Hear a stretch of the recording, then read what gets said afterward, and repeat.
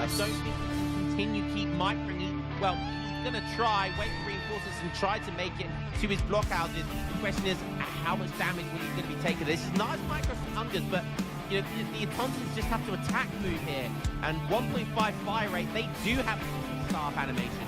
And the Tauntauns are absolutely insane. But he has drawn him into the double blockhouse. Now fighting under the double blockhouse. The question is Are a little behind here. The Cossacks are. All right. Good morning. Good morning, Manakiko. Sorry, we've had some crazy behind the scenes issues. My bad. It's my first time. Hey, you're doing great already, man. We are live. That's the most important thing. We are in 1080p. We listen to the people, and you people, man. We're gonna have a big show for you today. We are gonna start a series with Mr. JulianK versus Warsword.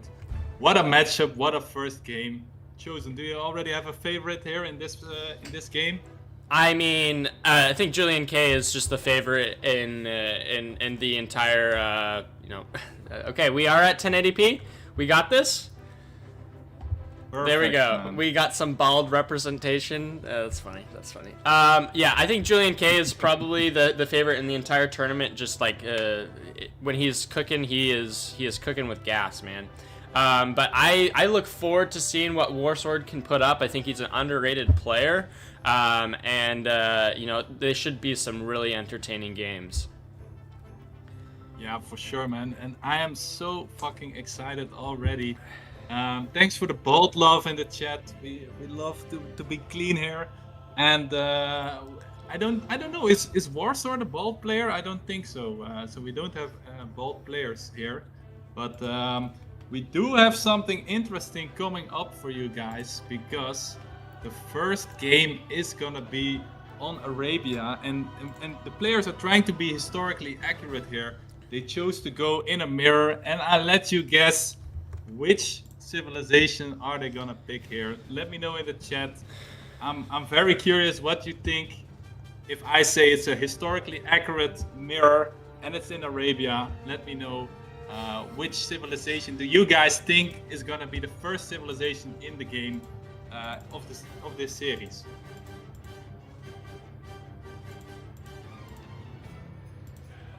Still waiting for your reaction, guys. Come on. Come on. Let me see some guesses. Let me see some entertainment here. We want to know which mirror is gonna be the first. And my man who's playing the second series, already guessing it. Ezad, you're right. It's gonna be an Ottoman mirror. Let's go. Otto. Love it, man. Okay. I love that we just finished with that civilization after the first game. You know, I don't wanna. Yeah, we don't have to worry about it I don't like them. Yeah. Yeah, it should. I mean, it's such a. Do you want to kind of talk about the map a little bit? Yeah, sure. Arabia. It's the Arabian Peninsula.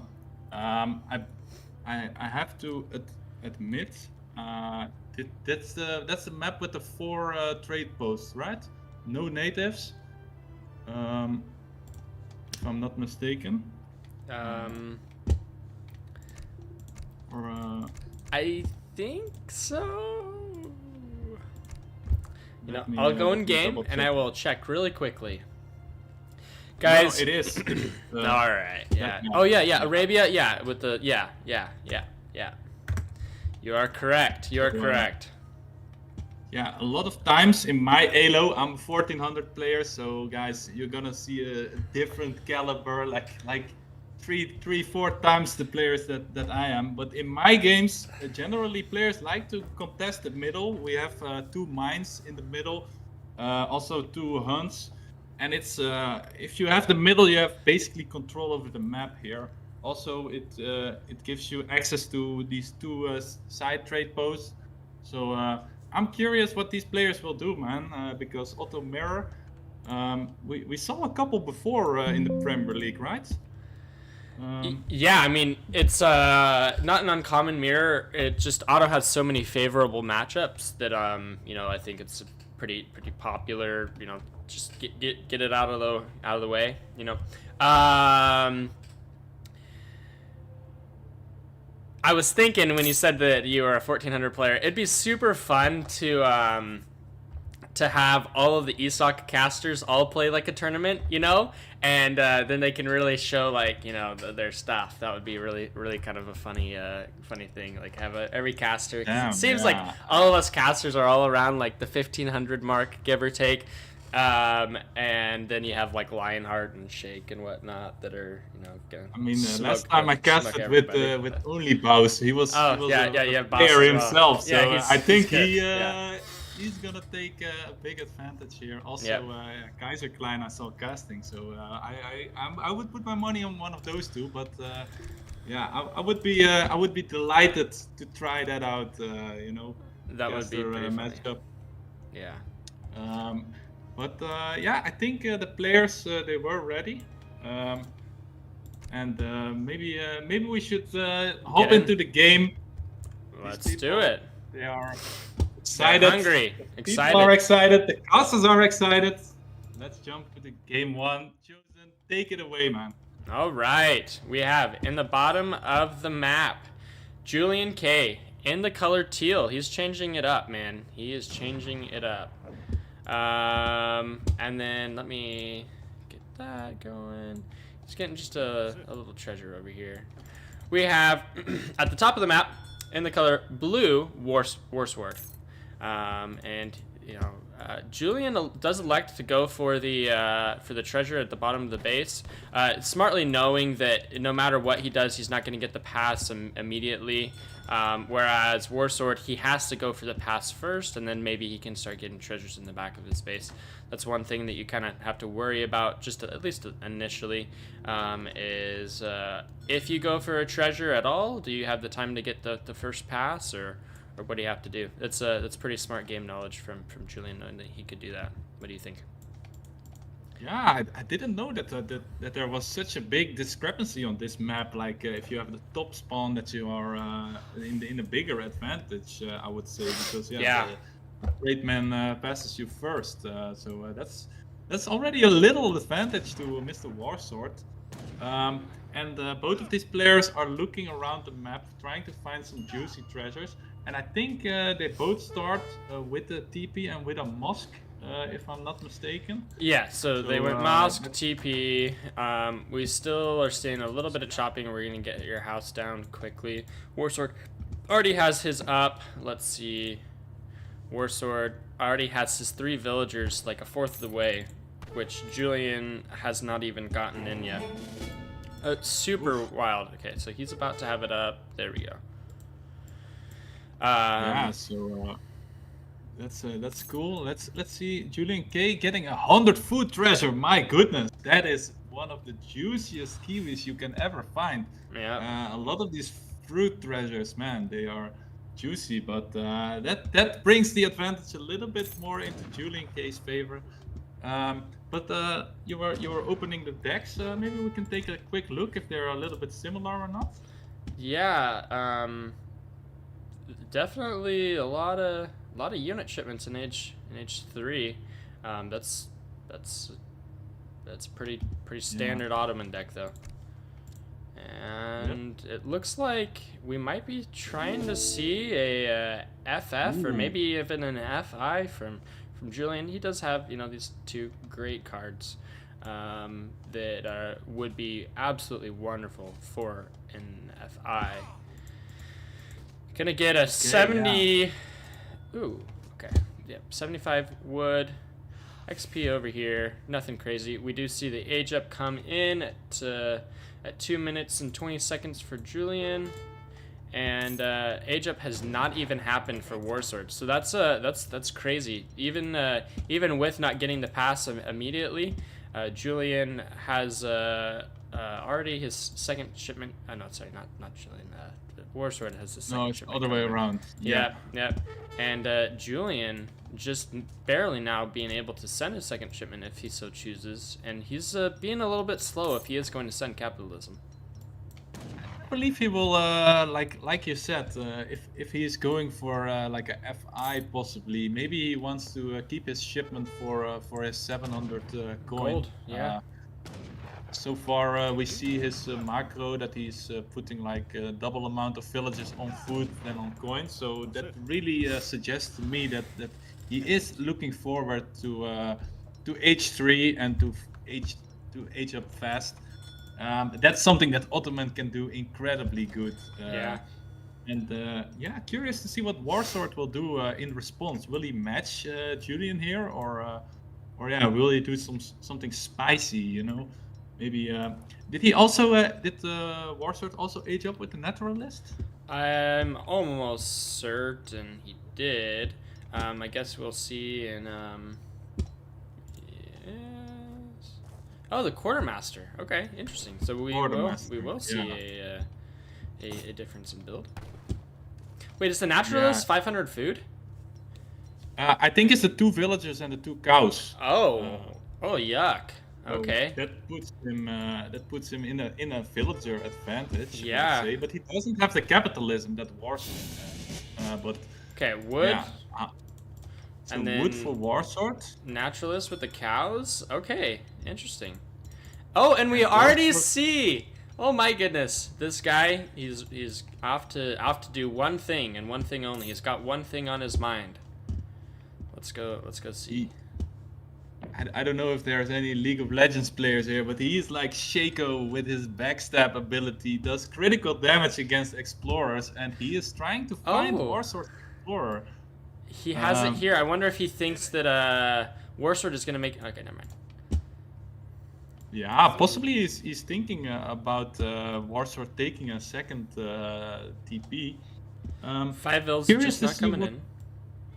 Yeah, so Warsword is shipping 5 villagers. That's really a greedy H2 build, I would say. Now making 5 gens. Now making some gens. Is he gonna put some pressure onto Julian this early already? Now 700 coin. I think 700 coin. I Okay. think his build with the 5 jans is just a byproduct of not having really scouted Julian's base yet, and seeing that Julian does not care. He is sending 700 wood right after a 700 coin. Super greedy. Although he could be maybe a little bit greedier and wait for 1,000 wood, but I think that's bad. Okay, we do have the Ottoman Explorer. He's about to get cooked, and poor Ottoman Explorer. Rest in peace. The Warsword is stabbed in his own back. Well, we see Julian age up to H3. Which age up is he using? Is he going for the delis, or what is he doing? The marksman. So I believe that's the abbess. Yeah, that's a perfect response to this early pressure from Warsword. And we do I have to say I like Julian's strategy here, man.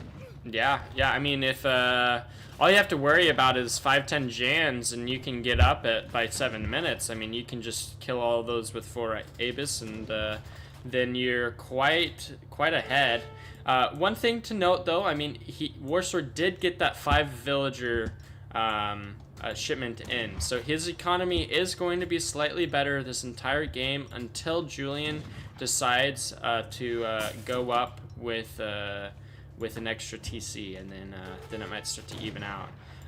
Really fun to see, like, just the Explorer be annoying. He does know that he has just ever so slightly faster Explorer, so he can just keep on taking shots, and Janissaries can't do anything about it. We do see the Abyss come in. If those were delis, then this TP would go down, but because they're not, we're gonna see maybe all of these Janissaries. I would have liked to have seen the Explorer go into melee. Even if he did lose his Explorer, all 3 of those would have gone down. And look at the shipment from Julian, man. Yeah, this is quite interesting. I wonder what Sfahi are going to do here. I mean, obviously they're super strong, but they're not necessarily great against Janissaries, and it's not like you can get a crazy raid with them. At least at this point in the game, you kind of need your opponent to go out on the map a little bit more to get resources to get a really big raid with these Sfahi, but maybe I'll be eating my words in a few seconds, and, you know, every vill will be deleted off the map. We'll have to see. We do see 1,000 coin coming in now for Julian, and Warsword is now going to be up. He's super close. He's still making Janissaries. Looks like we're probably going to see some Musk Falc action pretty soon. Let's see what Warsword is aging up with. Is he also taking the... He aged with Delhi, which I think is going to be... Oh boy. It's the right answer to the Abus, but it's... Yeah, these spies, they can just cover the Abus. So I also think that's why Julian went for the spy, because he knows he can keep his Abus alive, unless against Delhi's. But yeah, these and those Delhi's just go down. Inhaling the Delhi's. Yeah, that's absurd. And I mean, he's got 16 units to his name, and you've got an age up and a shipment, and that's going to be able to kill everything that's here. And the Explorer goes down again! Oh no! But he's gonna get No, he's not down yet. He's not down yet. He has to finish him off. Give him a little slap. Man, this Explorer! Okay, there you go. Finally, that was actually a really good use of the Explorer. But now so many more units going down. I mean, there's an Abus that is on really low HP, but no units have gone down. All of the Sfahi are about half health, but if you just send them in the corner to sit for about a minute, they'll be all full HP again. They are not a busted unit at all. Oh, the Abus! Oh, okay. So one Abus does go down now. Not a strong unit at all. They've been on the field for 2 minutes, and they've killed half of the Warsword army. But okay. And look at this shit, man. Julian didn't make a single unit yet he's still military dominating. Oh my goodness, he is going up. Dude, he has killed almost all of Warsword's army with one shipment and an age up. And he's able to go up to age 4. Oh man, this is the disgustingness that is Ottoman. How fucking good is this civilization? So curious to see. Julian still has to ship his mosque guards to actually do those great bombards from the mosque deck. Also for the Nizams, I think he needs that. Yeah, I mean the Grand Vizier age up. That's the spies, I believe, huh? I believe it is the Sfahi. And yeah, it's interesting. We do see some imams as well, so we'll get everything healed up. Don't you guys worry.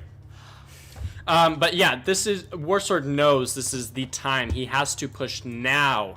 And do you think this is enough? I mean, surely are we gonna get a okay? We're not even gonna get veteran Janissary. No, exactly. That was what I was gonna say. Like, this is H2 Janissary, and Julian, he's just gonna hide his spies in the back until he's H4. Okay, and so until TC is gonna go down. Yeah, that feels good. TC is going down, but it's basically just a distraction because yeah, if he has 9 spies after the age up, one Falc is already half HP. I mean, he's just TC firing it. It's oh boy. Julian is gonna get a great pop here, man. And yeah, what is the timing? He's now moving his army in. He's shipping Minutemen from one. And the spies, they go to work here, man. And he's now sending another 5. Oh no, that's Warsword, sorry. Yeah, and Julian sending his factories, and that is game. That is game. Sending factories when someone's pushing into your base. That's yeah, okay. How to win an Ottoman mirror? Don't make units. That's step 1. And yeah, look at this. Yeah. Julian didn't make a single unit. Not a single one. He made TCs. He saved his trading post, and that's all she wrote. That's all she wrote. Wow. Oh man. Oh my Yeah, goodness. this Julian, man, he is a high caliber player, man. My goodness. Yeah, that is. Yeah, this looks like a game where I play a 2K Halo player, man. What the fuck? Yeah. Oh my goodness. What Oof. a. What a great first game. Okay. Yeah, man. Now, Mirror. how do I switch that they won? I think. Okay. But, yeah, man, hype in the chat. I see Grimes saying Spy he should be trainable from stables. My goodness, man. They Spy lock should you be up in an trainable. insane asylum. They should lock you up and actually sign you up Whoa, for wait, the balance team, because that sounds like something they would like. Oof, Oh my goodness. man. That was a beautiful showcase by JulianK. Man, what can you say about this game, man? How dominating is this guy? I'm very curious. Very curious. Very to impressive. see.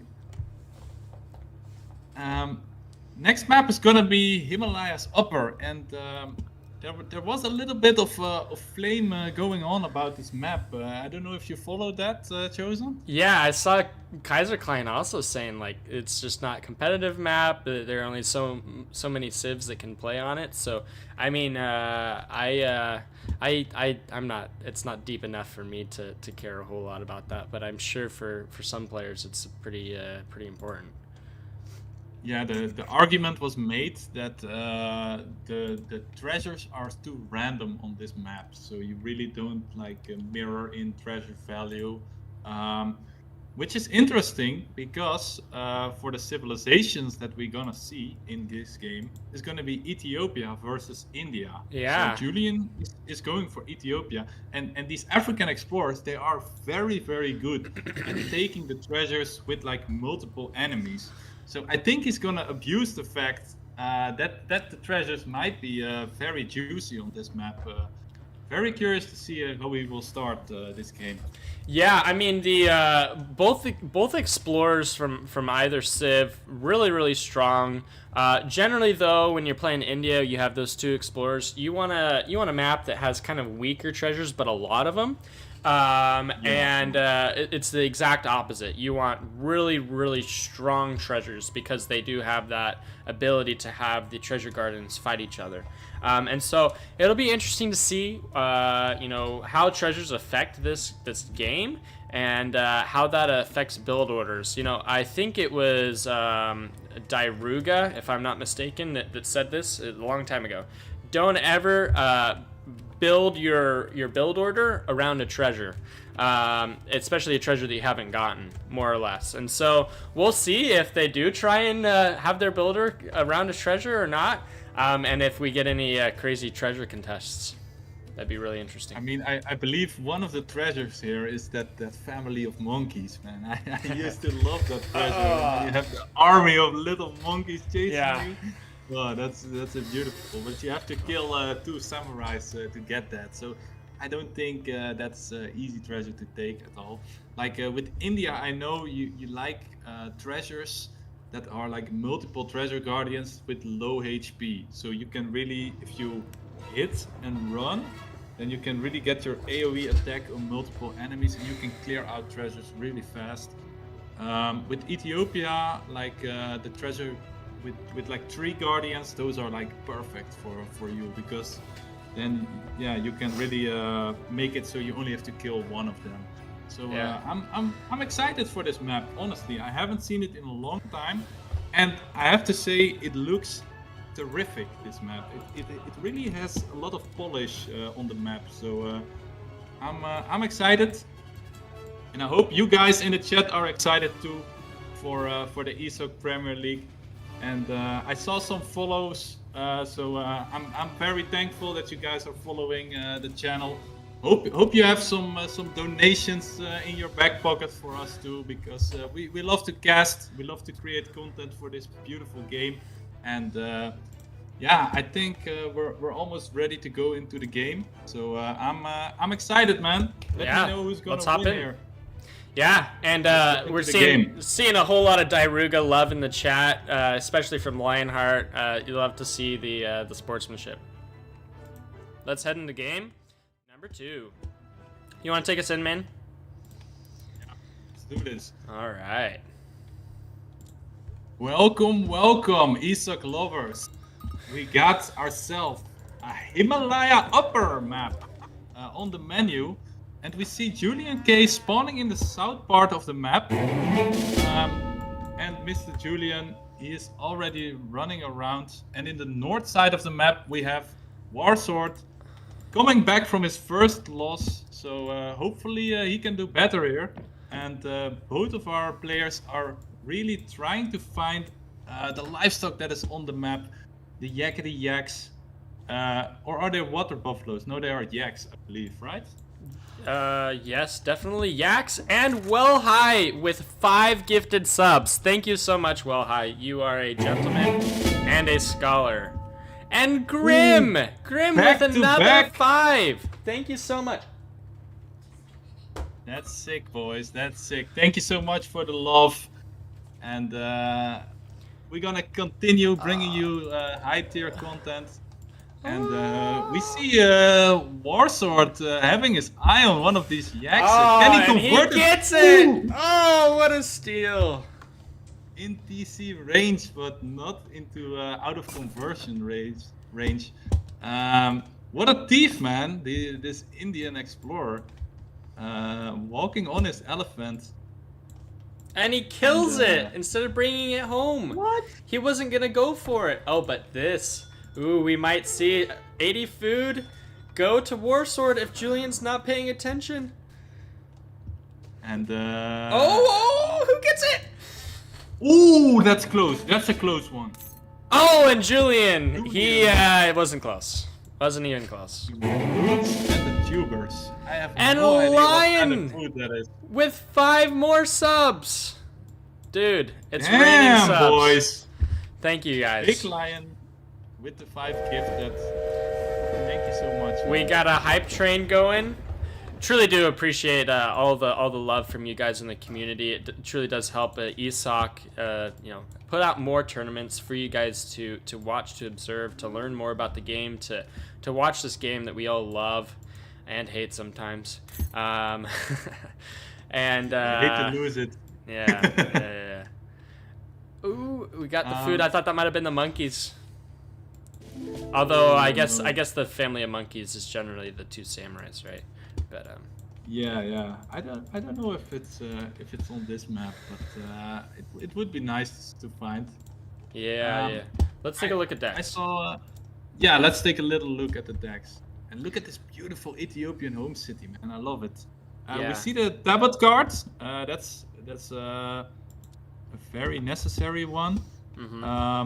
And for the rest, it looks like a pretty standard Ethiopian deck. Some Somali allies in H4. You see the big cannons, of course. Going up with Jesuits. Going up with the Jesuits. I like it. I like it. Okay.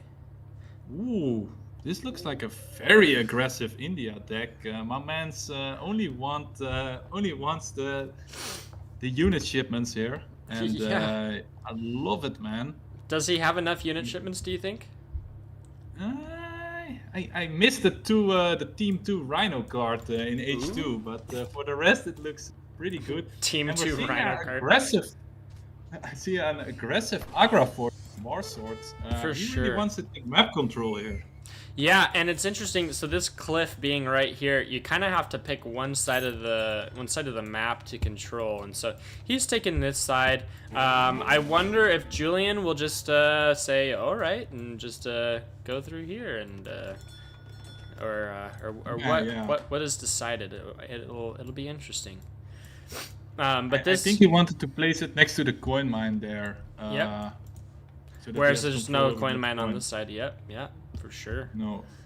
And also, it would be really easy to just wall this segment. Not sure if that's something that people want to do or not, but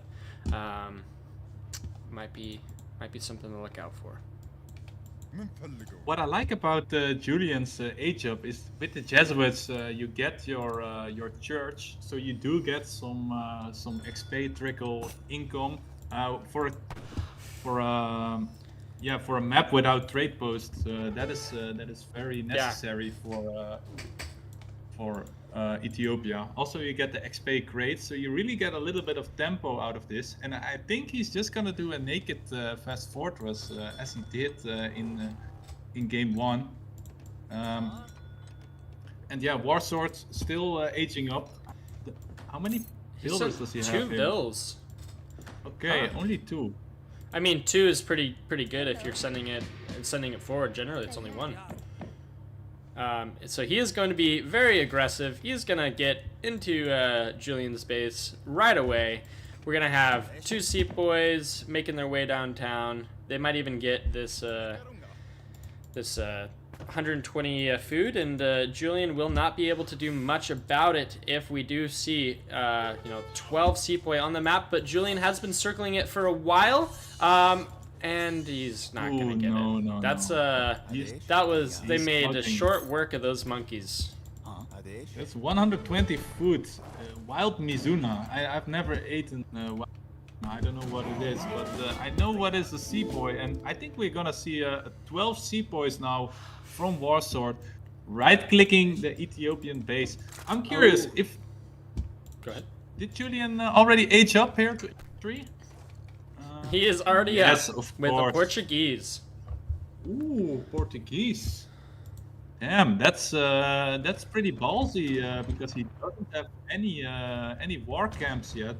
He's gonna rely on his Minutemen and on his TC fire to defend this rush. And yeah, frankly, I'm curious if that will be successful. He is shipping his Gascania now, so. Warsword doesn't have any type of siege here. Already So, 2 sepoys going down from an Explorer shot or 2 and TC fire. Very smart of... okay. Ooh, damn, did you see how far that Aben jumped in? Yeah, that's... he hopped over that berry bush, man. What a athlete. I mean, he is an Ethiopian, so he's gonna have hops. Alright, yeah, that's for sure, man. But the sepoys are going down. Okay, the Gascania come in, and I think Julian is more than fine here. There might be a house that goes down for Warsword's trouble, but the Explorer goes down. Really worth. Like losing like 6 musk for 1 house doesn't feel like a great trade for Warsword. I think we'll be very happy to just age up here. Mangpa just subscribed. Thank you, Mangpa. You are a gentleman and a scholar. We all love you. Mountain Monastery? Warsword doesn't know what to do. Is he chasing the Mountain Monastery builder or trying to take the fight? The Gascania are making quick work with these sepoys. There is, however, a reinforcing batch of sepoys coming in. What did Julian build on the left side there? Is that it's just a bill, and then those are houses. Oh! Wow. Like his fair remote enough. African house. Okay, now at minute almost 8, we do finally see a war camp go up. That's the first barracks or stable that Julian made this season, by the way. Yeah. Still has not made a unit yet. And yeah, from the looks of it, Warsword is trying to commit in H2. I don't know. He's doing the runaround with his sepoys, trying to catch this wagon, but.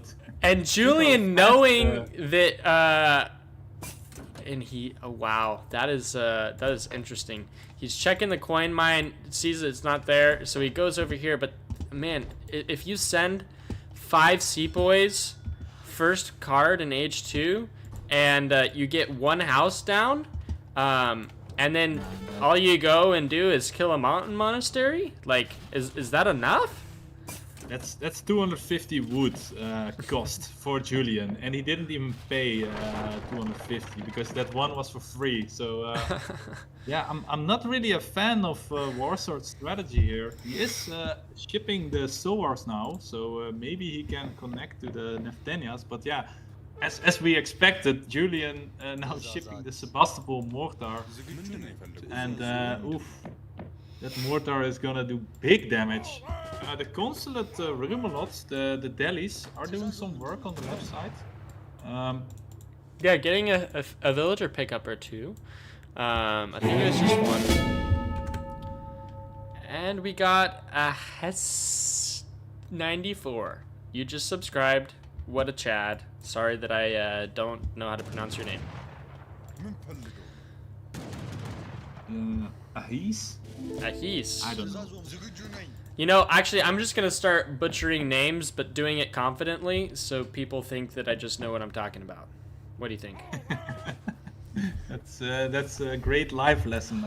Yeah. Yeah. Just act confident. Yep. If you're gonna do something poorly, at least do it confidently. Yeah.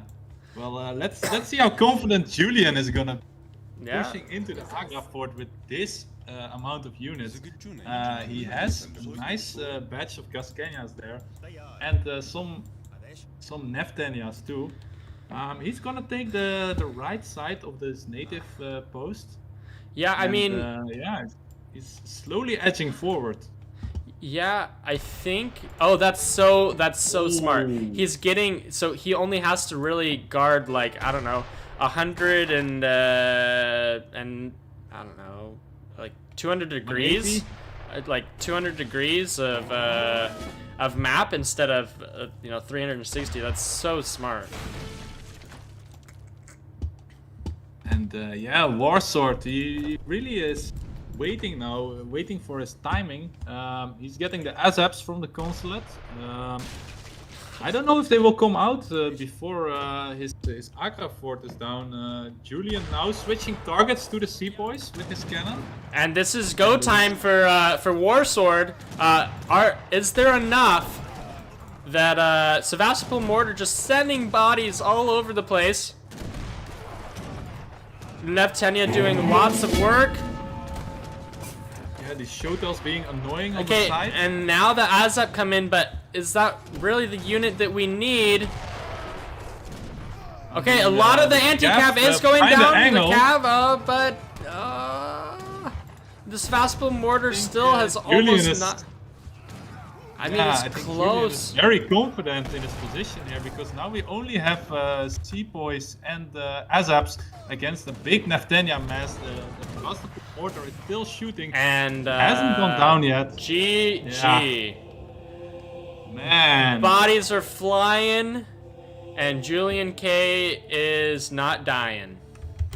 I don't know. I don't. Beautiful poetry there. I'm not a rapper, so. Man.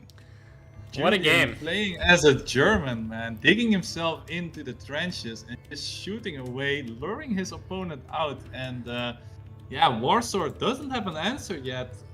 It seems his strategy is not working. He wants to finish the game quickly, but yeah, Julian just feels enough space to go to the next age. We see this 2 games in a row, and man, Julian looking dominant here. Yeah, Julian looking in top form. I think we did miss a subscription. Are you able to go and check and see? Oh yeah, Tabin subscribed. Oh, thank you, Tabin. What a stud. 15 months in a row. What a legend. guy. All right, and I think we have already game number 3. They are going Brit Julian versus Warsword Sweden. That should be an interesting matchup. What do you think about that? Yeah, I feel like Julian is taking Brits, right? Yeah, I Julian's don't know. Brit. Brit is like the Civ, where the higher your skill ceiling, the stronger the Civ is. Yeah, so it just scales I- infinitely. I really don't think that there is anything that counters Brits for Julian. And we're playing on the Finland map, so this is the first map with some water potential. I'm curious if we're gonna see like a different strategy from Warsword.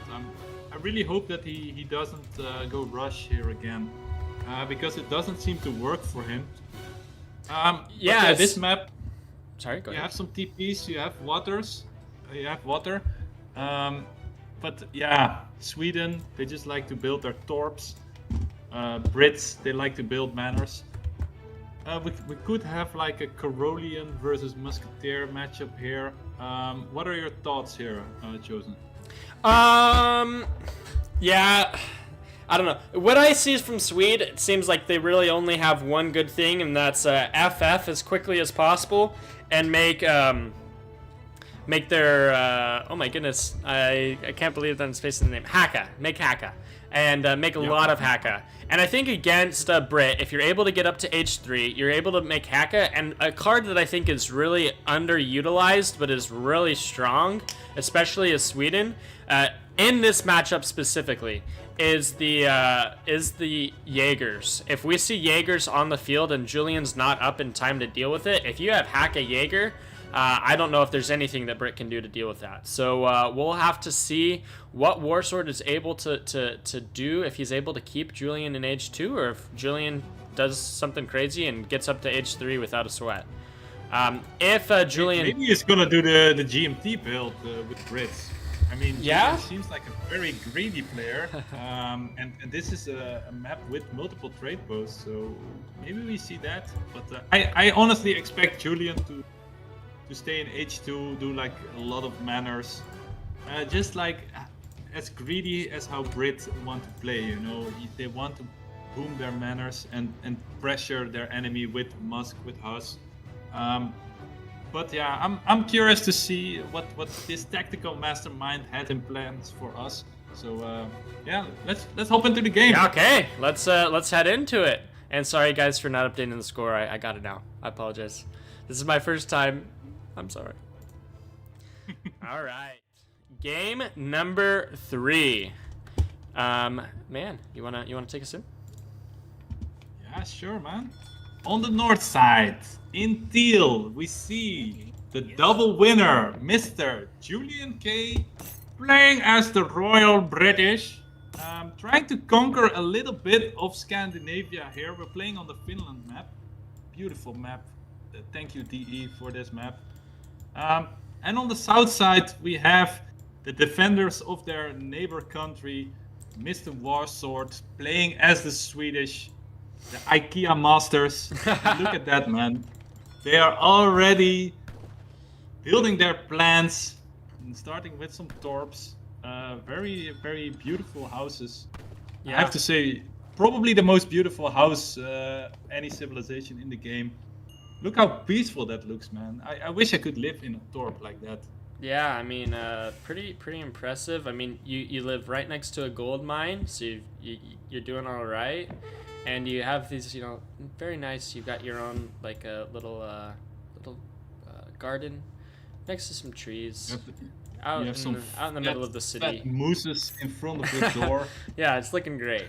Looking great. All right, and then you look like this. You know? Damn. That's, like, what a stud. Thor. What a guy. What a guy. Yeah. Okay. And he shoots with his hammer. That's so crazy. Julian does not elect to go for TP, so we're not going to see any GMT from him. He makes 2 houses, no more, no less. Sends his 3 villagers. Pretty standard. Let's take a look at decks.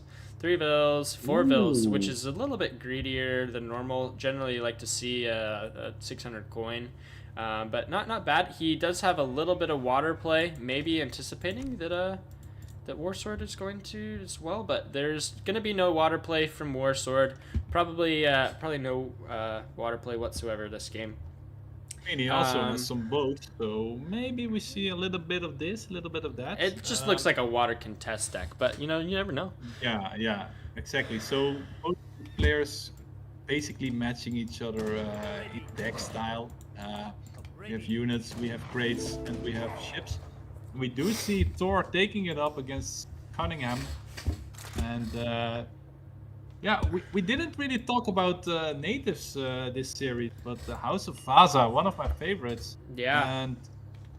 And yeah, pretty strong natives. It allows maybe Julian to get some torps, and with the greed he has been playing with, I wouldn't be surprised if we see House of Vaza from him. Yeah, I mean, with his deck, it looks like, especially with 4 villagers, all he wants to do is have eco. A little bit, I mean, you know, not all pros can get up on age age 2 without idling your TC at all, but you know, he's close. It's okay. You know, he could get a little bit better though. And is he taking the governor age up, or what's he? The dealing governor, with? yeah. And of course I'm joking. You know, Julian, he's great at the game. Just teasing. Warsword, he is up as well. Also going up with the governor. Nothing crazy. He is slapping a mad dog with his hammer. So call PETA because the dog just died. Yeah, I mean, it would be so cool if they switched the sword animation to a hammer. That would be actually epic. Yeah, with a little bit of thunder, you know. And Swede Mjolnir in full effect. actually super strong on this map, except for, I mean, there are a lack of mines, but the fact that they're all gold mines, you know, if this game does go late, I mean, the torps will just have so much value if they're able to stay on the field. Yeah, but we see a little bit more of teal dots around the map. I see. I think Julian is So many spreading some houses. villages around, and he is doing some. He's making a market there. What the fuck? That's like a Salazeber pretty far market. with the subscription. Thank you so much. Yeah, quite a far market, but you know, as Brit, if you get all of your upgrades pretty quickly, which you do, I mean, you're supposed to have hunting dogs, steel traps, and placer mines relatively quickly. If it does, for whatever reason, go down, I mean, it's nice to have the line of sight at the very bare minimum. It's such a big building as well. Okay, units going forward. We see Dominions. Let's see where he's gonna put his outpost because that's the curious thing. Probably somewhere in the middle of the map next to his barracks. And then yeah, which unit is he gonna start spamming? Is it gonna be Lord or is it gonna be Musketeer? My bet is on the Musketeer. Not making a Vil yet. Maybe a little. Okay, there we go. We got Musketeer. Yep. Okay, so Julian really taking the half of his map already. Sweden. Villagers are dancing around the TC to, I don't know what. And we see Warsword with a very defensive outpost next to that gold mine. And is he making some Carolians now, or is he making something else? Dominions not going too far. He did Dominions. 5 torps on that gold. That's. I mean, of course you can do 5 right on a gold mine. Like don't even break a sweat, you know. That's good game knowledge from him, knowing that there are limited torps on his side. So make the most of everything, you know. And how does he sneak 5 torps onto this gold mine? I am amazed. I am shocked. I don't know if even Sheikh himself could get 5 torps on that gold mine. And we do see one villager going down peer pressure from Julian. Yeah, So and in that regard, yeah, Julian putting the fire on his enemy this game. He's not going free. He's doing his greedy stuff and putting pressure. So I love to see the change up here.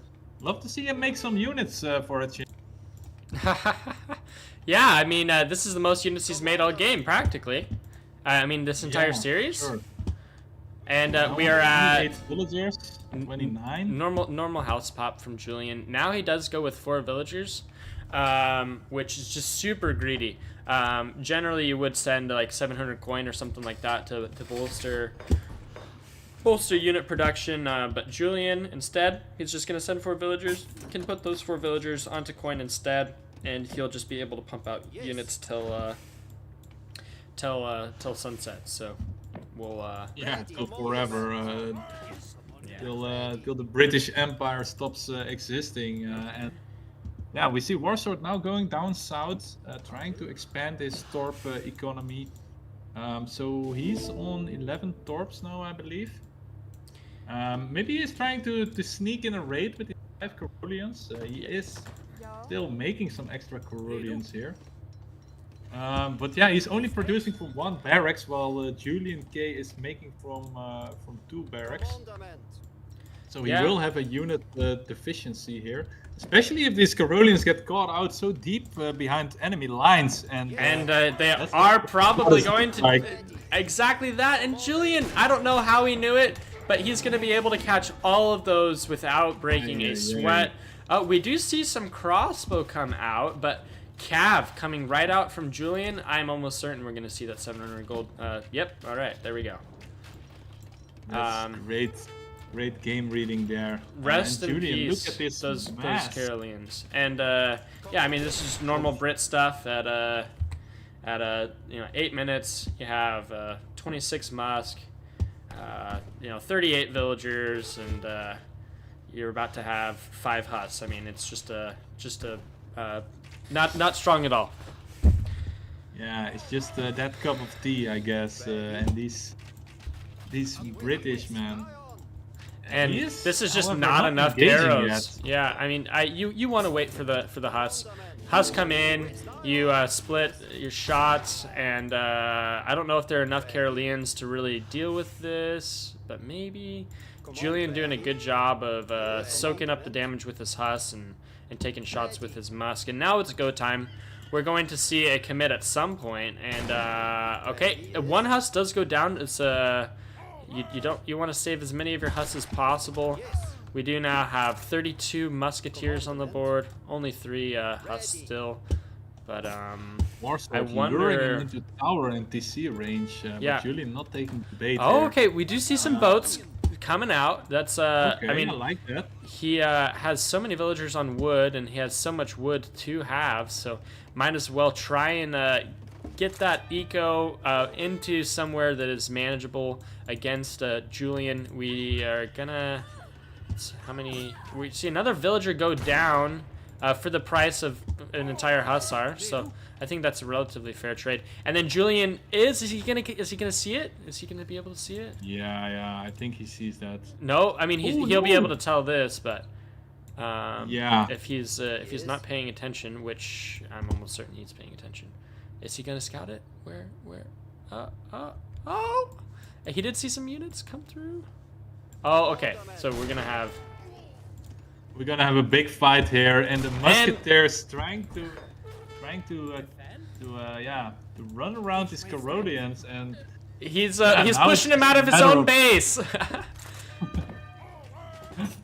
So these Carolians, they are just running for their life, running to their even torps. more boats. Wow. There's summer torps here in the south part of the map. Leather cannons.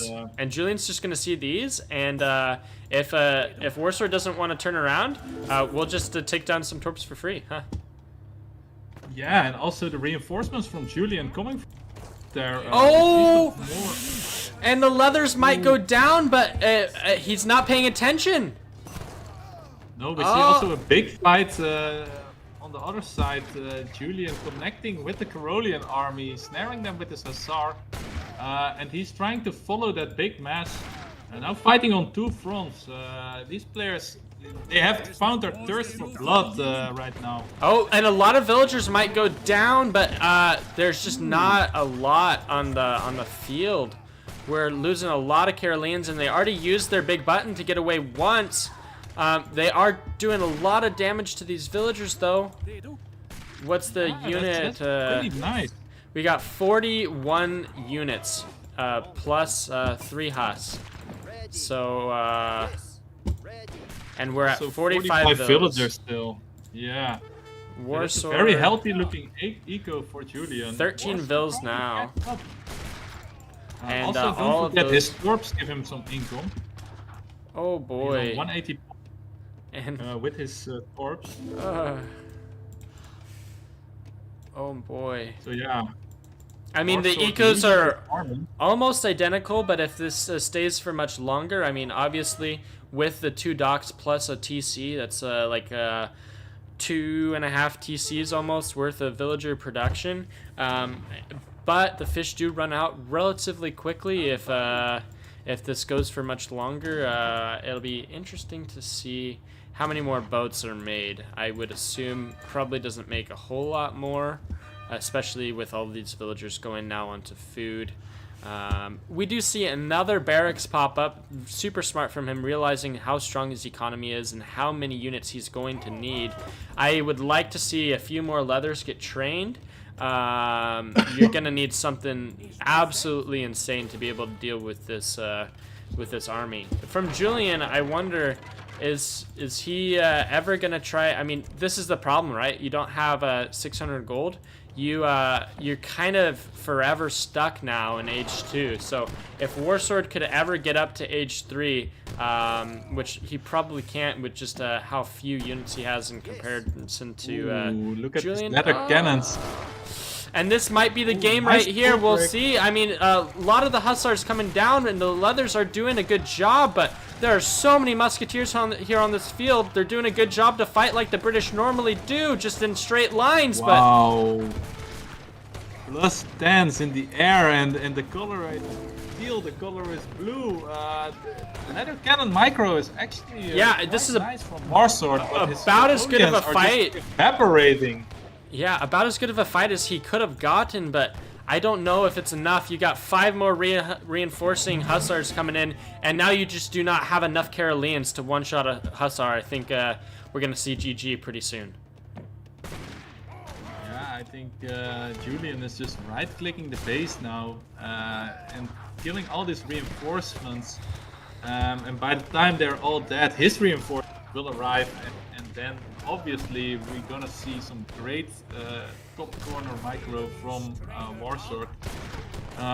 So we do see still a couple leather cannons, but as you said, yeah, there's not enough Koreans here to defend to kill these hussars.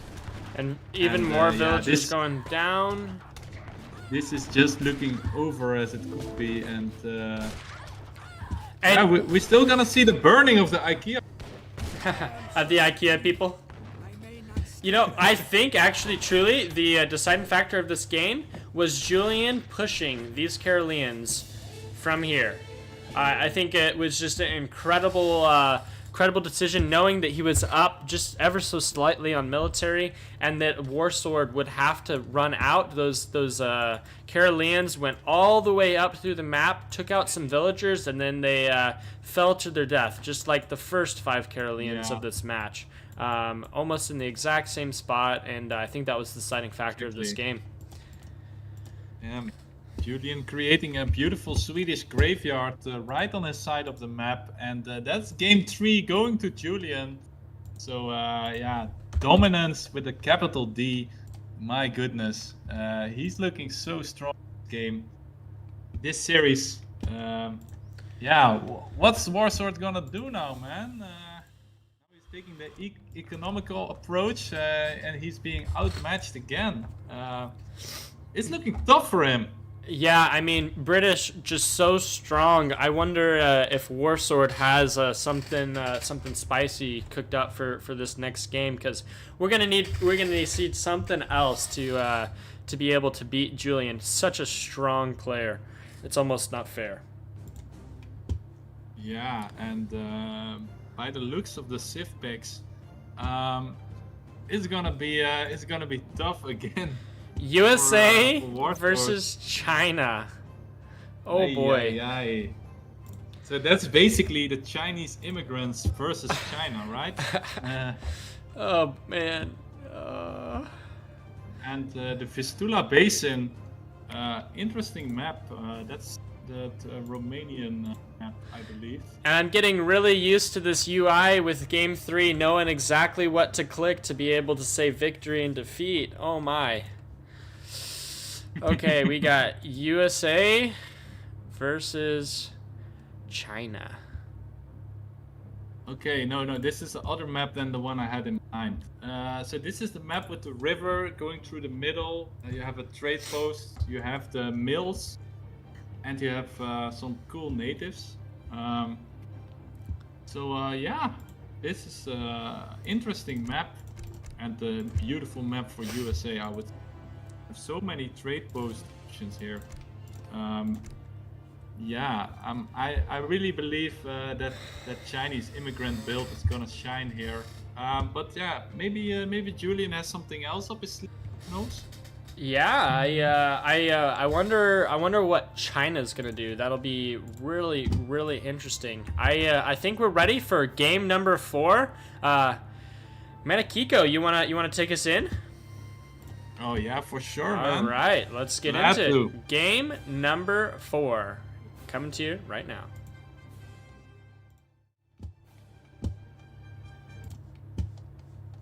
All right.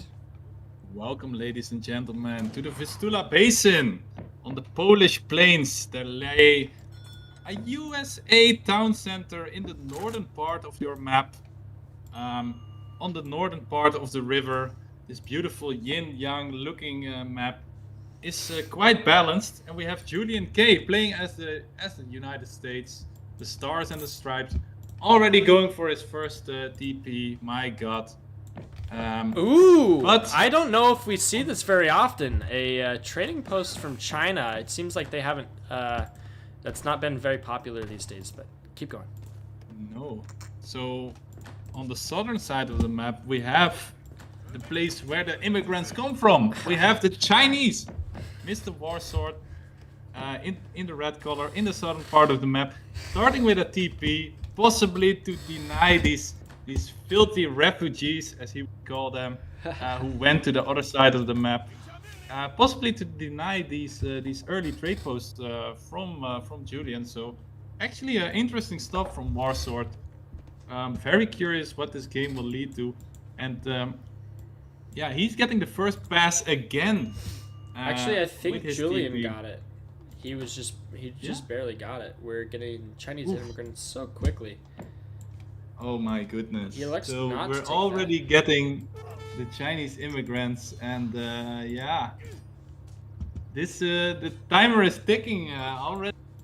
He's, however, going for the T export card, so he's gonna get a consulate of, and he's getting some European allies, while the USA going for the Chinese allies. So curious to see which consulate he will go for. Russian maybe, or maybe the French. Who will say it? We're gonna see 60 wood come in for China. That's good. Would have liked to have had that maybe on the way to the TP instead of over here. Would have made the chopping way less. But T-port comes in. That's great. Chinese immigrants already in. We're about to see two more TPs go up. So strong. Can we have a little look at the decks? I mean, Yes. I think I can already guess what this deck is looking like. Oh my goodness! I've never seen this deck before in my life. What?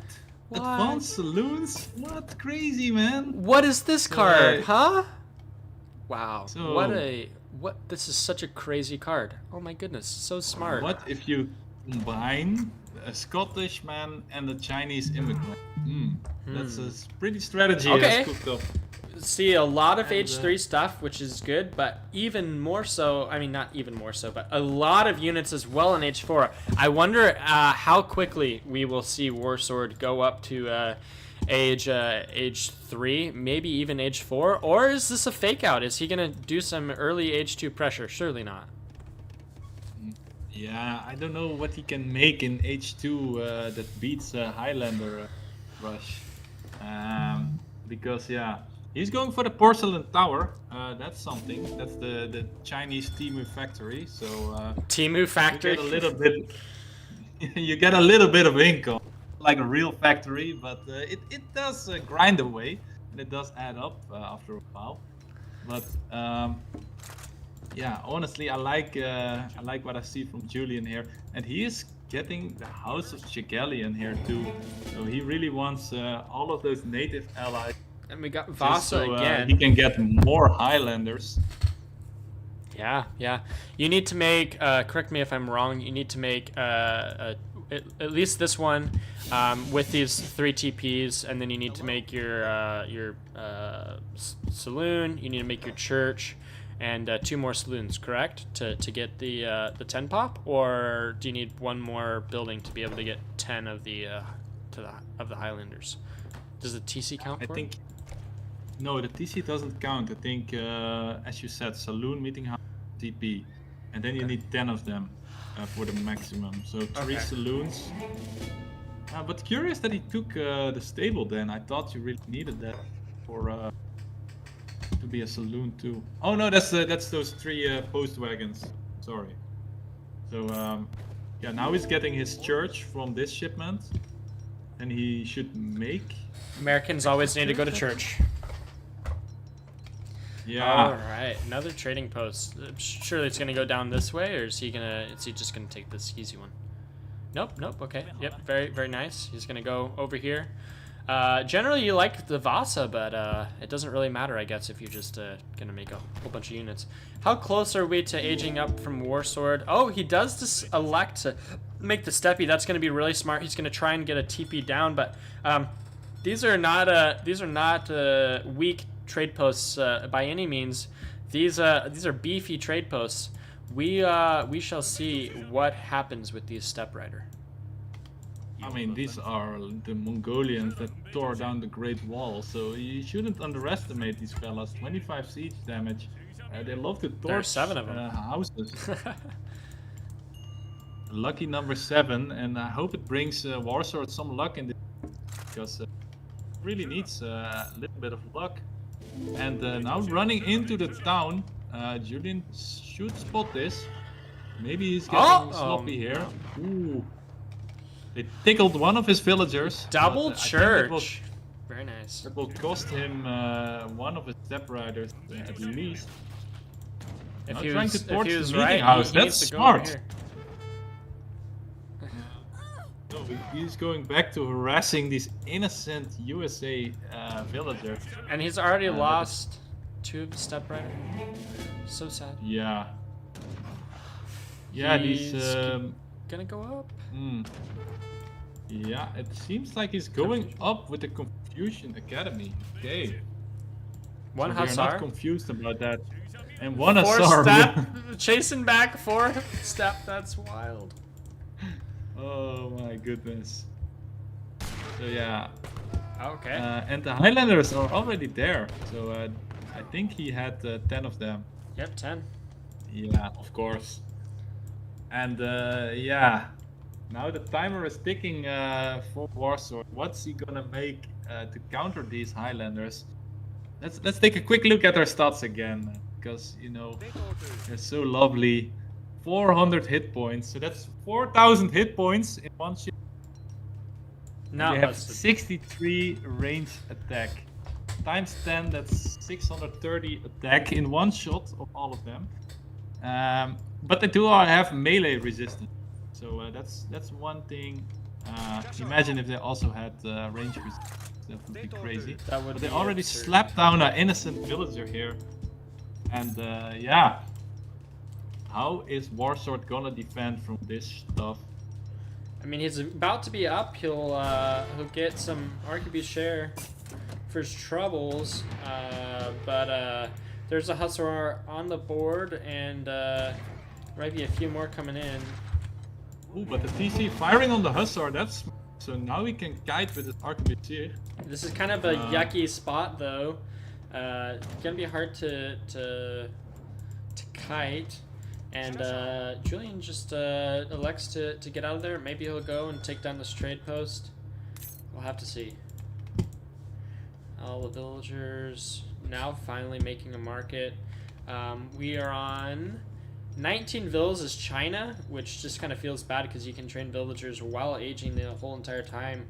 And Julian, he is also on 19 villagers, so the economies are almost exactly the same. But then don't forget, I mean, this is not something to be trifled with. I mean, you have almost 2 coin coming in a second from almost a bank with those 3 saloons.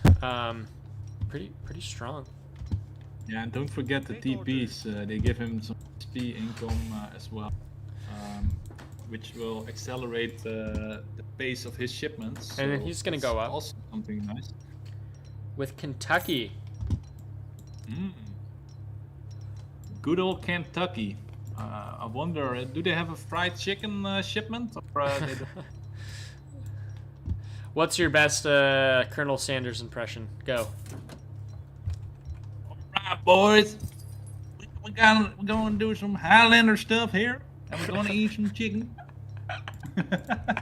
Oh my goodness. I don't know, man. That's funny. All right, we the Chinese death ball is forming quite nicely, but I mean, if Julian gets up to H3, I mean, we will see some Gatling guns and some Highlander action, and how do we deal with this? Yeah, Ulan's I mean, not busted at all. No, for sure. A blockhouse is first. Also, the Russian-American company. I also see this card a lot. I'm playing Russia these days, so love this card. It just gives you map control, and it improves your hunting ability. Yeah, quite a good card. Really great card. Julian getting a second town center up here, the state capital. So he doesn't have to build that either. But he is taking the mill, so another house that will generate him income. Oh, okay. He sends okay. Okay, yeah. Now getting his rolling artillery ready. So he's on the roll. He's ready to make it happen. TC is almost up. Oh my goodness, this is just quite the you can't really even push. I mean, if you try and push past this, then they can just catch you over here, and if you try and go this way, I mean, it's just so far back. I wonder how even does China push into something like this? Yeah, you really have to wait 50 minutes, and you need 10 flying crows probably, and then possibly you can push into that. But he's going for the baying army, if I'm not mistaken. Is that his shipment? Yeah. And that will upgrade his cav, so that's something. So he will have a nice cav there, and I actually don't know how good Keshi trade into those carbine cavalry, because those carbine, they can really guide better with their better fire animation. But we'll see it here. One shot takes almost half carbine, so that's not bad at all. And getting his first flying crow here, also getting the forbidden army, which is crazy. I thought it was forbidden. Okay, but I mean, like this, I mean, Warsword has kind of gotten out of the early game unscathed. If there was ever going to be a game that Warsword won, it seems like it's this one. We have a flying crow, which is just so good against these Gatling guns. We really don't want to see a contention until then. Those Gatlings are going to get a really good shot on, but that one Gatling does go down. Looking a little bit exposed. And those Gatlings, they might just go down. Boom! That's one of them. They go down. And this is quite a fight for Warsword. There are having 5 spies in there too, so these Highlanders are operating here. Man, what a big brain play from. That is brilliant. I've almost never seen spies pay off, but this is the game.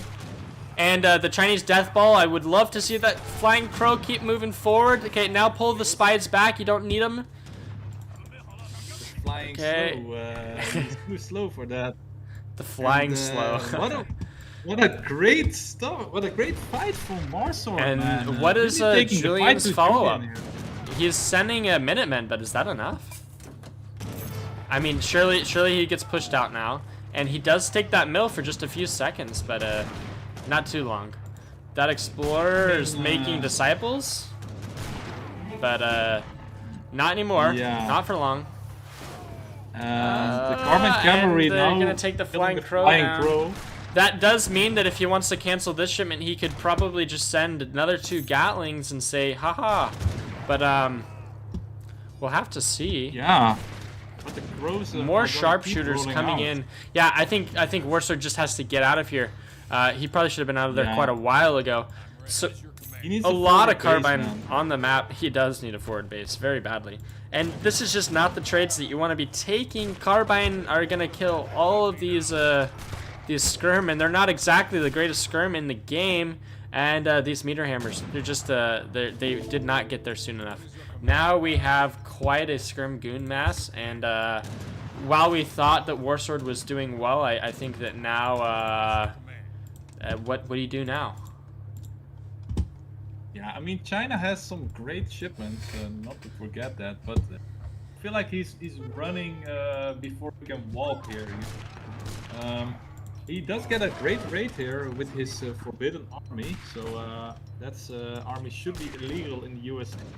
But he really needs to take his map control before he pushes into Julian's space, because Julian already set up a great base for himself.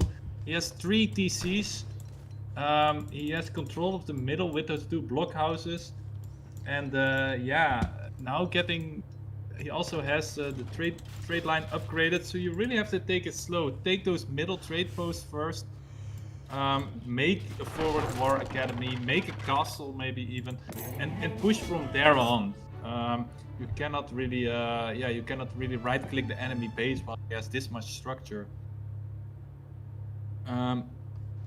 Yeah, Julian going for Buffalo Soldiers there, upgrading his carbine cav. I like that. Great.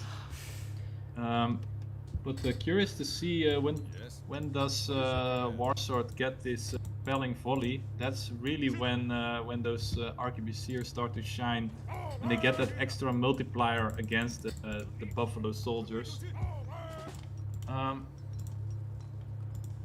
So yeah, it's a skirm matchup here. Yeah, and these sharpshooters, longer range than the arquebusier. They do have an interesting shooting animation, but what does Warsword do here except for maybe take down a TP or 2? And if this game goes much later, I mean, now we have 3 town centers to 1. JulianK popping out a whole bunch of villagers. We got 43 villagers, 35 vills for China, so the discrepancy isn't too crazy just yet. We do have another flying crow on the map, and this is go time for Warsword. Those carbine are getting caught. Bro. Yeah, the Chinese cav is now melting carbine cavalry. And if he's not careful, those villagers could just come into the fight, maybe. But a lot that would be beneficial for Julian, I think. Yeah. Just a few. But yeah, we already see some of these red coats distracted. The Chinese skirm still moving forward, though. Warsword having confidence in his units. And a lot of villagers going down. That is what you need as Warsword. Down to 40 villagers, almost equal villager pop. JulianK, he's got 16 and 14. He's still making a lot more, but he does not have a lot of gold. Snipe the crow. And yeah, snipes that crow with his Buffalo Soldiers. But yeah, I would like to see Warsword mix in a couple of typos here, and I think they don't get countered by the carbine cav. Being made now as you say that. Yeah, then he can possibly take down these sharpshooters a little bit easier. But Julian, yeah, he's just gonna kite forever.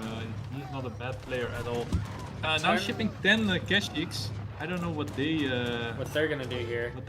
But Yeah, Warsword is exactly. actually ahead on the villager count now. He's killed so many villagers. But honestly you do have to impressive. remember the trading posts. It's about equal economy, but with again those multiple TCs, it's gonna be okay for Julian. Favorite. Yeah.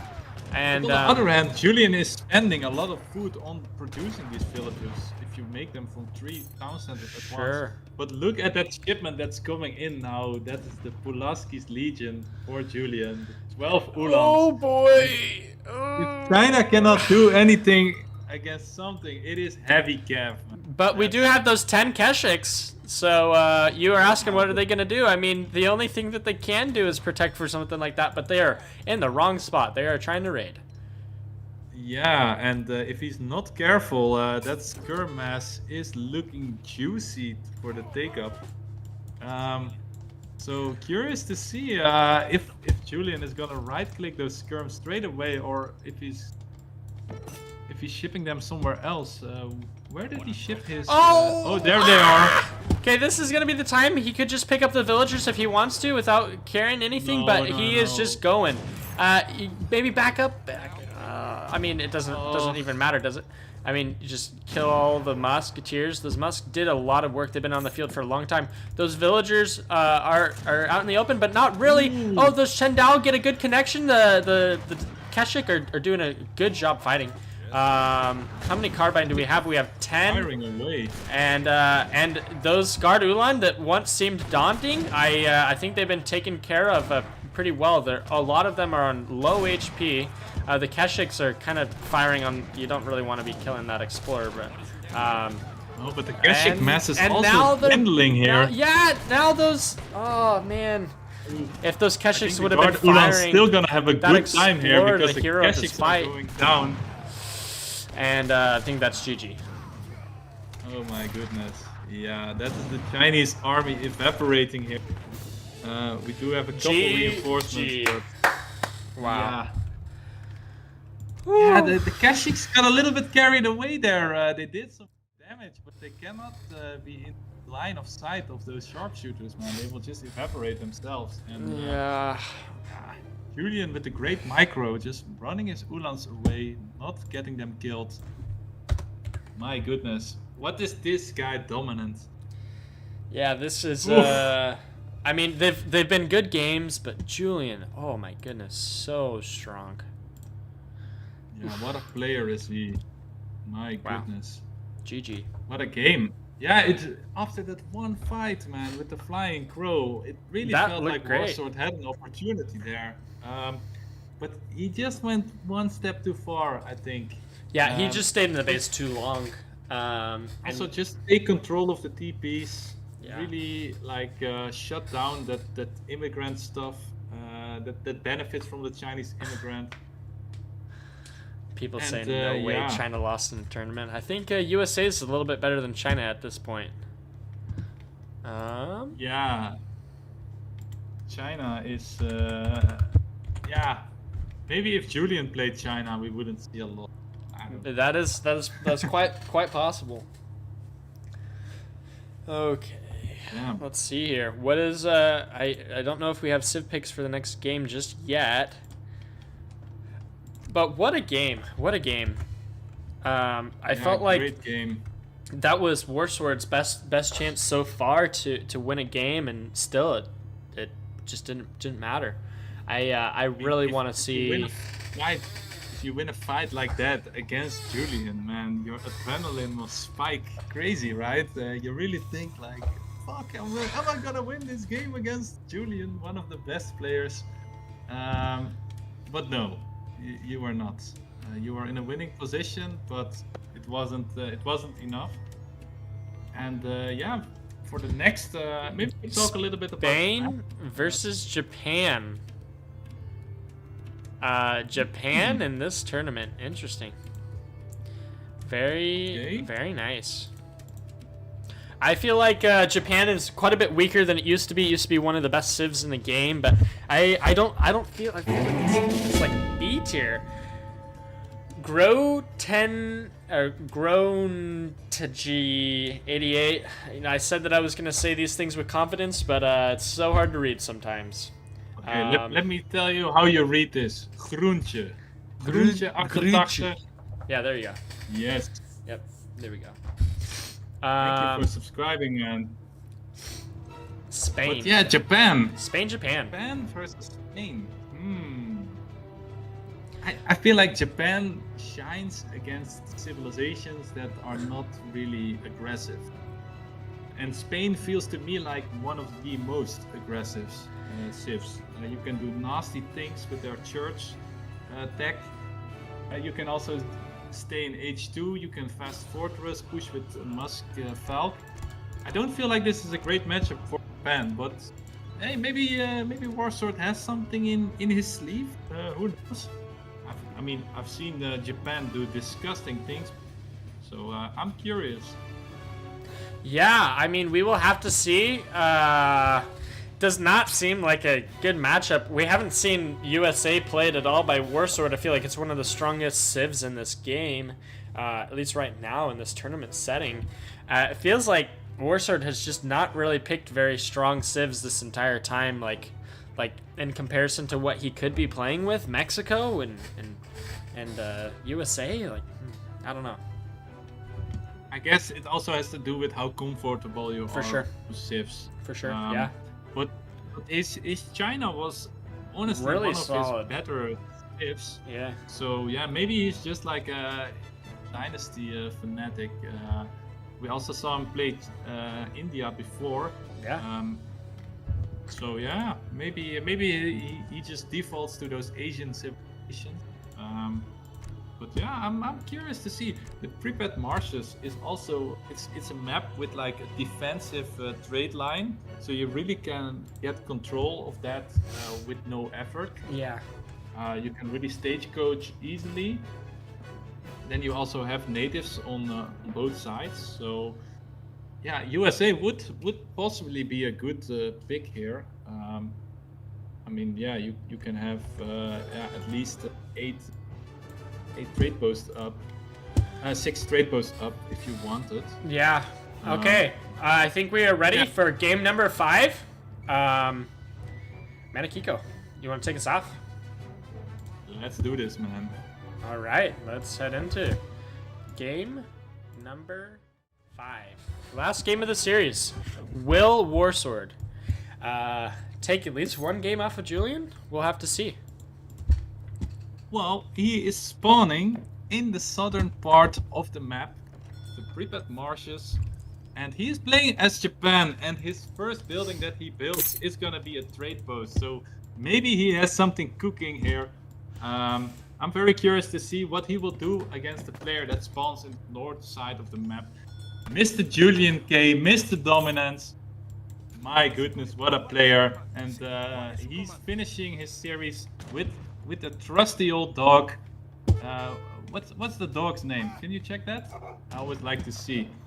Tio Julio. Very nice. Yeah. That's Tio is grandpa, if I'm not sure. Grandpa Julio is his dog. He has a very old dog here, and yeah, old. You cannot teach old dogs new tricks, but this dog, he knows how to win.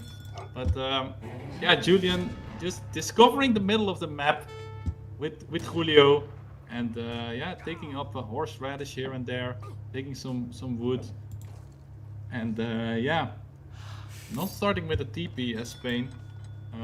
He does have the wood from the treasures. I think he'll probably go up now to pick it up. He's just taking his small food treasures on the way. It'll help his age up just ever so slightly. Interesting, Japan kind of going all over the place, not really committing to taking any one treasure. That is one of the problems with splitting up your Japan explorers, although there are small treasures that they can take on their own. But these big, XP treasures or this food treasure, can't really take it. You're gonna leave it to Spain to take something like that. And still, like if it was me, just a 1600 elo player, I would be taking this trade post without any hesitancy. But Julian taking just a little bit longer to get his trade post up, and that's not a problem at all. Warsword, let's check decks. We got Julian, same old. This looks like a H3 deck to me. Yeah. Looks like a fast fortress, and yeah, Warsword. Starting with that Japanese explorer card, it seems. So that's interesting. The Mountain Warrior. Mountain Warrior is getting more popular. He'll get 90. That's why he didn't take the treasures. That's why he didn't take the treasures. He was waiting for 80 Mountain coin, Warrior, probably. 90 wood. Yeah, and those explorers do get strong juicy. too. Yeah. We'll see, So, 80 food from this if he so desires, or we'll get 180 coin from that. It does definitely seem like strong, but yeah, we'll have to see. Honestly, that's an interesting strategy for him for this map. There are a lot of easy treasures here that he can take with his buffed explorer, and getting them double the reward. So I think that's better than another H1 card. Ooh, and he look oh, at and he that poops. treasure. Oh, just ever so slightly. Oh, if he would have waited just a few more seconds, he could have stolen this treasure. But you know, no problem. Yeah, We that see would be even 200 more XP XP. for him. Yeah, even more XP Um, coming from And Spain. what is Warsword aging up with? Is that the what's it called? The Tory Gates or Tory Gates? Yeah, probably. yeah, Yeah. Okay, that's pretty standard, right? I mean, you Yep. could also do the Shishogu, Shrine, but yeah. and lots of good treasures though on this side. He'll be able to get I mean, strong having Mountain Warrior. Yeah, it definitely pays off at some point. Especially, you just have to pay a lot of attention to treasuring instead of scouting. We'll see where does this outpost go.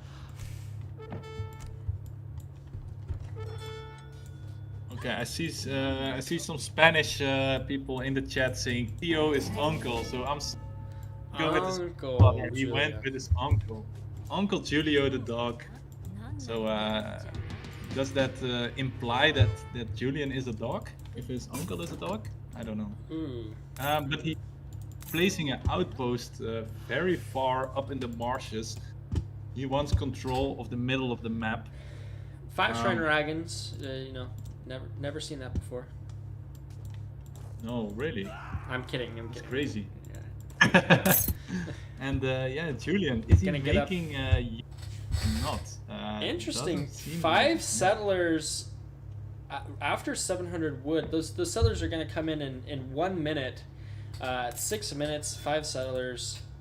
I don't know. I mean, you're going to be up. You might as well just save that shipment for, I don't know, like Spanish gold or something. But he is going to age slow, so we got the adventurer. I think that is is the scout the 5 hus or the 4 hus? Okay, so yeah, I what is the believe adventure? So. I think that's Is that the rods, TC? then. No, the TC's. TC is something else. Okay. I believe it's the rods. Rods against. Okay, interesting. Against Japan. Sorry, it's a crossbowman. Oh, My okay. apologies. Crossbow. Okay, Yeah, interesting. that makes more sense. I didn't realize that they had a rod, but that makes. Oh, the doggo might go down. Uncle Theo. No. All right. Well, it's time for Theo. JulianK to go all John Wick. I have not seen Spain lose when that dog goes down, and so I think you want me to just change the scoreboard now, or Revenge for Theo. yeah. My goodness. And these Japanese people, they claim they do not eat dog meat. But Oh the, my the goodness. merciless killing of a dog. Oh my. And it was even a pet. My man, that has that extra sentimental flavor. They Oh. just gobble him up. Can we say And, this on stream? Oh man. It's all in good fun, of course. And I Military like that the Warsword is making some of these shinobis. Dude, I was wondering good if he siege would attack. Yeah, We'll take man. out this outpost, and Julian, he's gonna be up ever so quickly. We see Musketeer getting trained, and we have so many dogs. Ooh, the revenge of the doggos. The dogs. And This is his the nephews. crossbows, the dogs come in. Getting on top Man. of strong dogs. Yeah. And I think there's more dogs coming out of this explorer, so he really knows how to breed dogs. Julian in H3, however. And he's in H3, and the military pop is exactly the same. And okay. Ooh, look at this reinforcing badge from Warsword, man. That's a lot of Ashigaru. And the dogs, man, they almost took revenge for the killing of their uncle. Now shipping in some lancers from Julian. Julian now focusing on the Ashigarus. A lancer pop on top of the Ashigarus, and my goodness, Uncle Theo would be proud in his grave. Look at this. No, it's Uncle. Answer. You just said Uncle. It's Uncle Uncle. Julio, or yeah. Uncle Julio, yeah. And we see a Japanese daimyo on the field, Daimyo Motodara. He was excellent fighter with his beautiful helmet. And now he has to run away from the gates. Look at that stuff, man. What a great warrior he is. And he is slapping these lancers for killing his soldiers. Yeah. And doing great damage.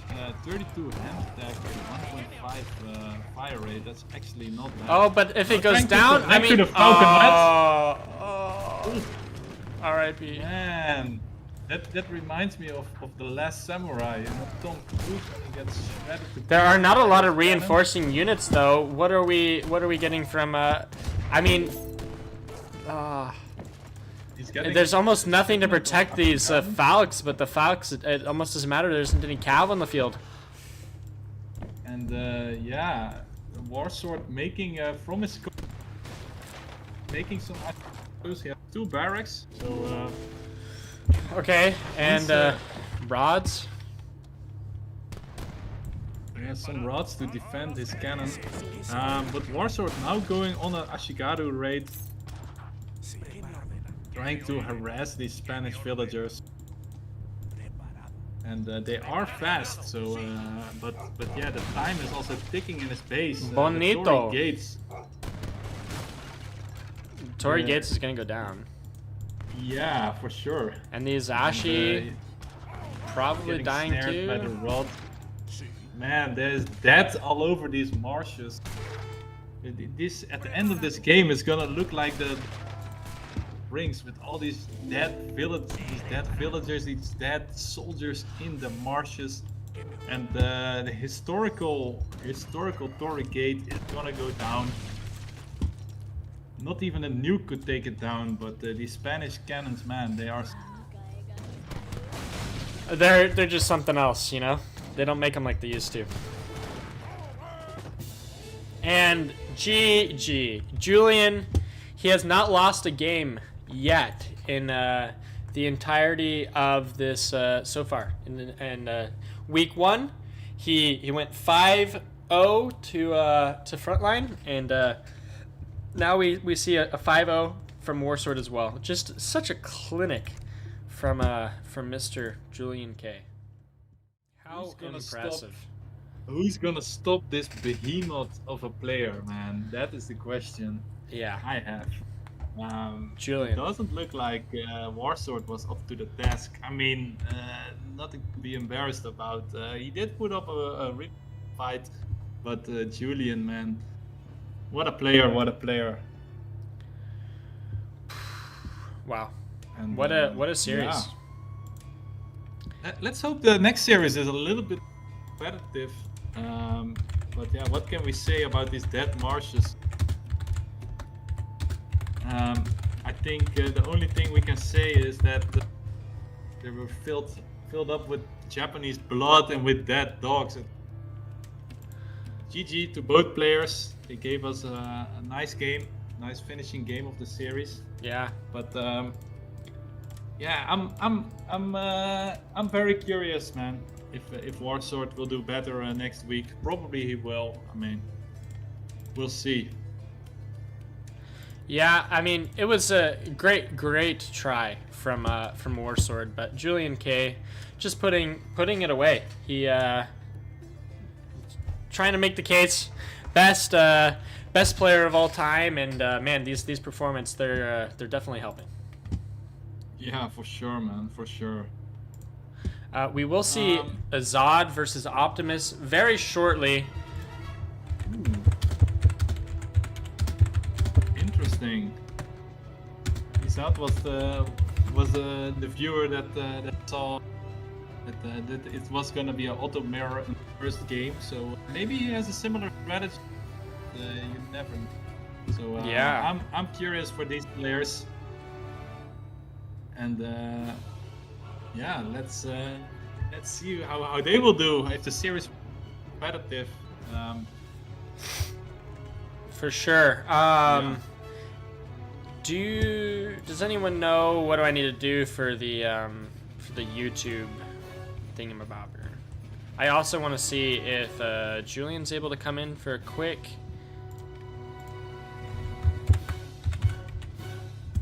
quick call or not? If not, no problem. We will get into the Ezad Optimus game very shortly, but we'll probably take a quick 5-minute break or so to use the bathroom. So Julian says he can join. I actually don't know if he has the rights. I can drag him in if he is not able to. Okay.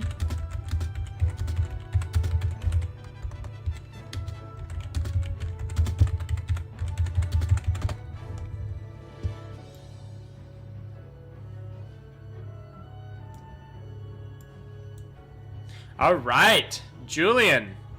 Thank you. That was quite the match. Yes. Short and tense. Yeah, that what would you say was your favorite game of the series? I think I like game 4. I think I like the USA China game just because it was the closest. Yeah. I just greeted a little too much, felt very comfortable, and then it was actually quite exciting to be in the spot where I have to micro a lot to win the game still. That's funny. What The fight where you lost your Gatlings. What? Fine. I thought it was really smart of him to have the spice, and the China ball is just it's impossible for me to micro in time. The skirms have the animation, so I kind of have to kite away and just accept that they're dead. It's just too ambitious to win that early. He was, I didn't see the spies. It was well played by him. And meanwhile, I had, I think, 1k wood on the floor, and I was like, oh well, you know. Also, did you see the flying crow that was like on the side? I saw it, yeah. I was like, oh, we can't really focus everything at once. So I think I tried to melee my Minutemen into that direction, but didn't quite cut it. Yeah, we also we saw the spies out. Yeah, that was quite a game. Really great move. So he has them from the consulate, right? The British one, surely. I think he can train them otherwise. Yeah. Went French into Brits. Yeah, what did you think about the Brit versus Sweden matchup? There were a few defining moments in that game. I think it was probably when you pushed his own units out of his own base with your Musk. Do you remember that at all, or? Yes, I was comfortable in that game from the start. I think it's just relatively easy to play for Brits. And then I saw I think my Explorer may have been dead in this base, but I did see the Foundry go up, and I was like, oh, so it's go time. Yeah. Like, if the Foundry isn't even up yet, there's definitely not a huge massive levers, and if I push now, he just loses, and he did. Yeah. It was a bit funny that he, like, ran away with the Musk, because I think I did end up losing some fills. I didn't think he'd get so far. Yeah. But I think it was still the game-losing moment. I saw he was on water, and I was like, nah. So can't be asked to contest sea. We'll just win on land. Yeah. I mean, he traded. I don't know. You probably lost like 6-7 vills for his entire army. I feel like that's a good enough trade to me. Yep, pretty good. Yeah. Would have been less if I had vill HP, but Brit has vills to throw away anyway. Yeah, for sure. Yeah, You went greedy with 4 villagers as well instead of having 600 coin in deck or something like that, and didn't really matter to a lot.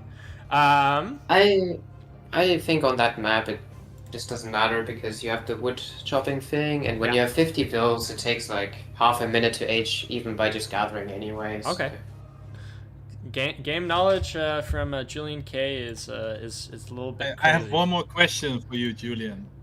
Yes. Who is the player that you look at that is gonna that you feel like that's gonna be a guy where the game's gonna be more close, the series is gonna be more close? Do you have like a rival head, or like a nemesis who you think you're not gonna 5-0 here? No, I think I'm wanting to play the games versus Keta, of course. I think they're going to be closer. But I think he's going to have to be careful to not get 5-0 as well. Only one who I think can actually take games from me is probably Haza. just because we know each other very well, and he's not in the league, so I'm feeling pretty comfortable. But I'd be happy if Ketterer was practicing really well and able to take games. I think they're going to be close at least, yes. Very, very nice. You heard it here first. Julian is confident. We didn't see it in his gameplay. Yeah. Thank you, man, for the interview. Thank you for the games also. Thank you for the nice passing, task. boys. Yeah. Keep it going. Yeah. Of course. Yeah, It was thanks. fun. And Yes. 3D Jacob, thank you for the sub. Yeah, thank you so much. All right. Well, we'll go back to the hype screen for about 5 minutes, give or take, and then we will be into the next series. See you guys in 5 minutes. Go get some water, get some snacks, and Stay hydrated, get boys. yourself ready for Ezad versus Optimus. These guys have known each other for so long. They've been playing for quite a while, and these should be some great games. Get hyped. We'll see you guys in 5 minutes. He's gonna need to take trades here, and he's taking really good trades. The Kanye are now pushing in, and is this the time? Ungers needs to get on the attack dance.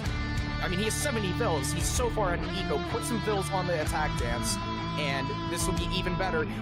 He's not switching. He's on XP. The cab is going down. It's getting melted by the buildings here. The longbows are still standing and doing damage.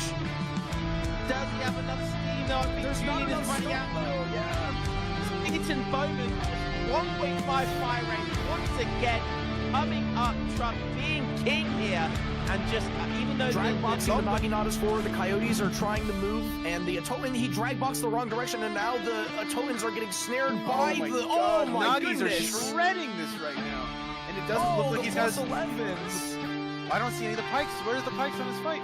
The Nagis are just cleaning this entire mass up. Coyotes are falling. You got the Ashes getting buffed by the Dynamo. They've got Ashy attacking. They're absolutely shredding everything here. Yumi don't even need to micro this at this point. He's going to have to sack off Rust. Yes, he has to stop the melee here. Yes. I don't think he can continue keep microing. Well, he's going to try, wait for reinforcements and try to make it to his blockhouses. The question is, how much damage will he going to be taking? This is nice micro from Ungers, but you know, the Autons just have to attack move here. And 1.5 fire rate, they do have a staff animation. And the Tontins are absolutely insane.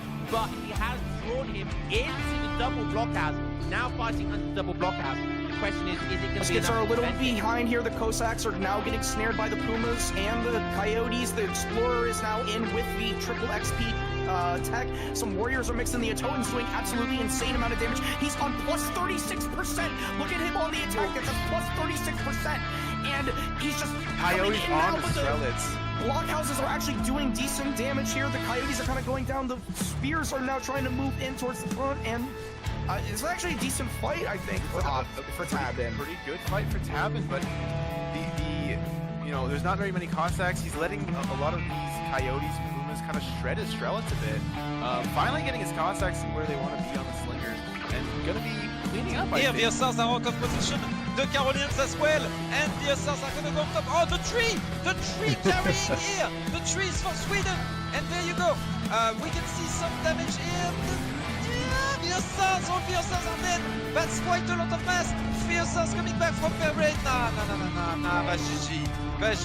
Optimus, his mass is getting completely clean with the ESOCs. That's gonna be a big snare right there, and there is no way those Carolinians are gonna come out alive. Maybe should be able to swing this water fight. It's so the micro here is so intense. Get in, get back in. Will the Yumi have the chance to snipe him? Look at the ship is at 62 HP. Oh! Frontline with the god. Oh no! Oh my god! Oh my gosh, Michael, it was insane, and that's GG. Wow, those galleys have such low HP.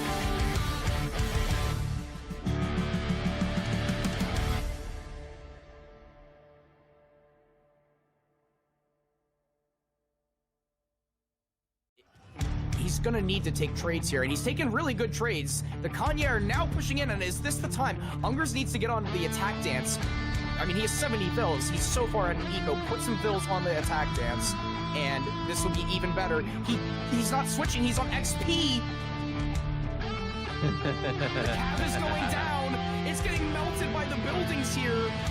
The longbows are still standing and doing damage. Does he have enough steam though? I think There's not Julian is enough running stuff out. though, yeah. Eaton Bowman, 1.5 fire rate once again, coming up, Trump being king here, and just even though Drag boxing the Naginatas forward, the Coyotes are trying to move, and the Atoman, he drag boxed the wrong direction, and now the Atomans are getting snared by the. Oh my Nuggies goodness! are shredding this right now, and it doesn't look like he's plus has. 11s. I don't see any of the pikes. Where's the pikes on this fight? The Nuggies are just cleaning this entire mass up. Coyotes are falling. You got the Ashes getting buffed by the Dino. They've got Ashy attacking. They're absolutely shredding everything here. Yumi's don't even need to micro this at this point. he's gonna have to sack off his Ruskets. He has to come to melee here. Yes. I don't think he can continue keep microing. Well, he's gonna try, wait for reinforcements and try to make it to his blockhouses. The question is, how much damage will he going to be taking? This is nice micro from Ungus, but you know, the Autons just have to attack move here. And 1.5 fire rate, they do have staff animation. And the Tontins are absolutely insane. But he has drawn him into the double blockhouse. Now fighting under the double blockhouse. The question is it going to be Skits are a enough little to defend him? behind here. The Cossacks are now getting snared by the Pumas and the Coyotes. The Explorer is now in with the triple XP tech. Some warriors are mixing. The Atoans doing absolutely insane amount of damage. He's on plus 36%. Look at him on the attack. That's a plus 36%. And he's just Coyotes coming in now on the with the Strelitz. blockhouses are actually doing decent damage here. The Coyotes are kind of going down. The Spears are now trying to move in towards the front, and it's actually a decent fight, I think, for Tabin. Pretty good fight for Tabin, but you know, there's not very many Cossacks. He's letting a lot of these Coyotes and Pumas kind of shred his Strelitz a bit. Finally getting his Cossacks to where they want to be on the slingers, and gonna be cleaning up. I Here, think. VSRs are out of position. The Carolinians as well. And VSRs are gonna go up top. Oh, the tree! The tree carrying here! The tree is for Sweden! And there you go.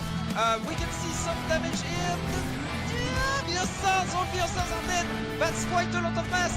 VSRs coming back from fair rate. Nah, va GG.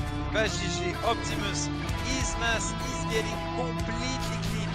VSRs, that's gonna be a big snare right there, and there is no way those Carolinians are gonna come out alive. Maybe should be able to swing this water fight. Yeah, it's so the micro here is so intense. Get in, get back in. Will the Yumi have the chance to snipe him? Look at the ship is at 6-inch HP. Oh! Frontline, what a god! Oh no! Oh my god! Oh my gosh! My God, it was insane. That's GG. Wow. All right, ladies and gentlemen, let me fix the scores really quickly. Don't need to fix player 2's score. The micro on Chosen, man. Oh, love it. And we're gonna have another juicy series on the menu for you guys. Mr. Ezad playing against Optimus.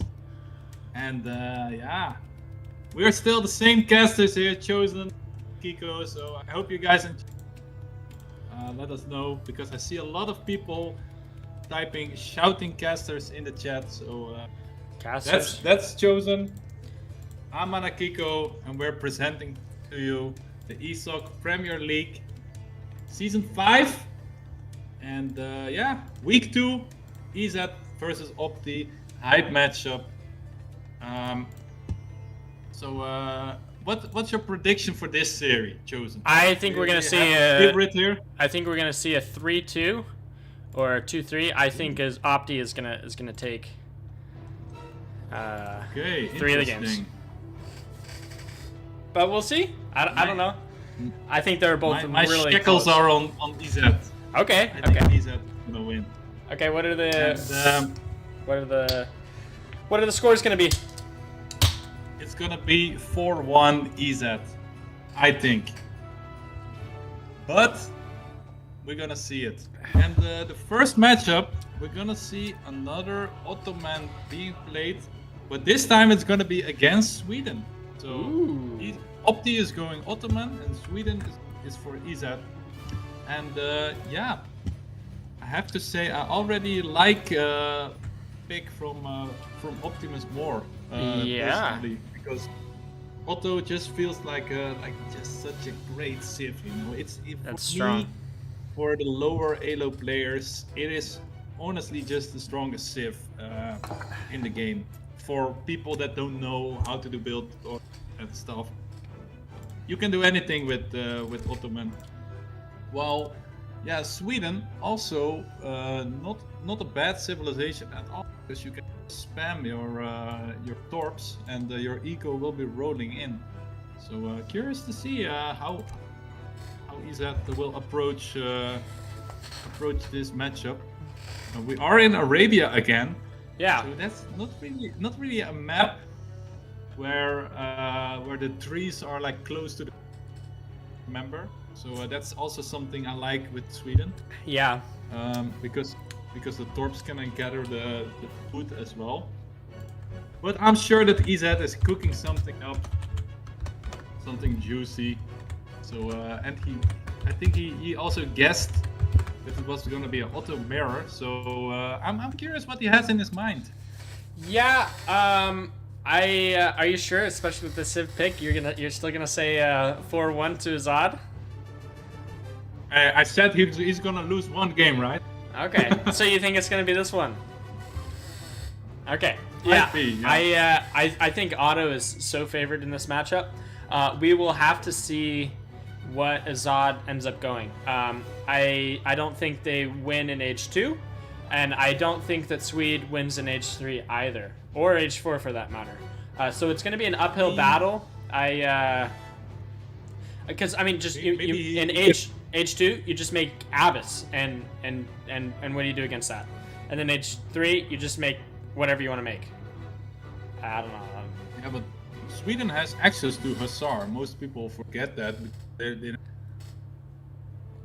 He can make Hus, and also he can spam Haka. But I don't know. Do ASAPs counter Haka, or is it only ASAPs are only good. the Abyss? Abyss, Azap, Bocav do just fine since they have so much HP. Yeah. Yeah. We'll have to see. I think we're close to being able to get into game number 1. It still hasn't loaded in yet, but we will we'll have it shortly. Well, we see in the chat that people are agreeing with me. Mr. Jackpot saying 5-0 to Ezad. Hey, That's also I'll take the odds on that any day. Mr. Colonel is also hyped for the Hakas, so love to see that. I think the only person in this tournament that can 5-0 Opti is Julian. But we'll have to see. Opti's a good player. I also don't believe in a 5-0 here. Yeah. But guys, let us know your predictions in chat. We're still waiting for the game to be ready, so we're gonna have to talk with you guys too, man.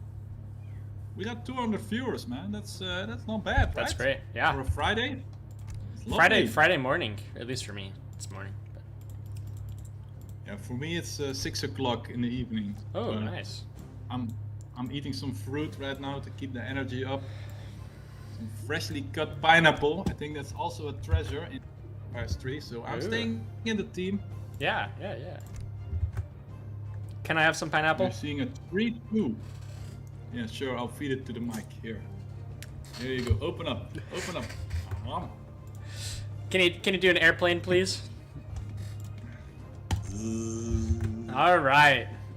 Okay. And we're gonna land in Arabia because yeah, boys, we're ready. All right, boys, ladies and gentlemen, boys and girls, let's get into game number 1: Ezad versus Optimus. Let's go. Sorry, I did that a little bit prematurely. We're getting in. It's happening now. Okay. Take us in.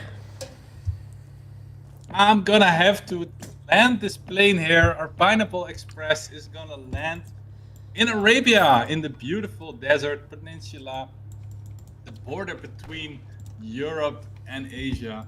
And in the northern part of the map, we see Mr.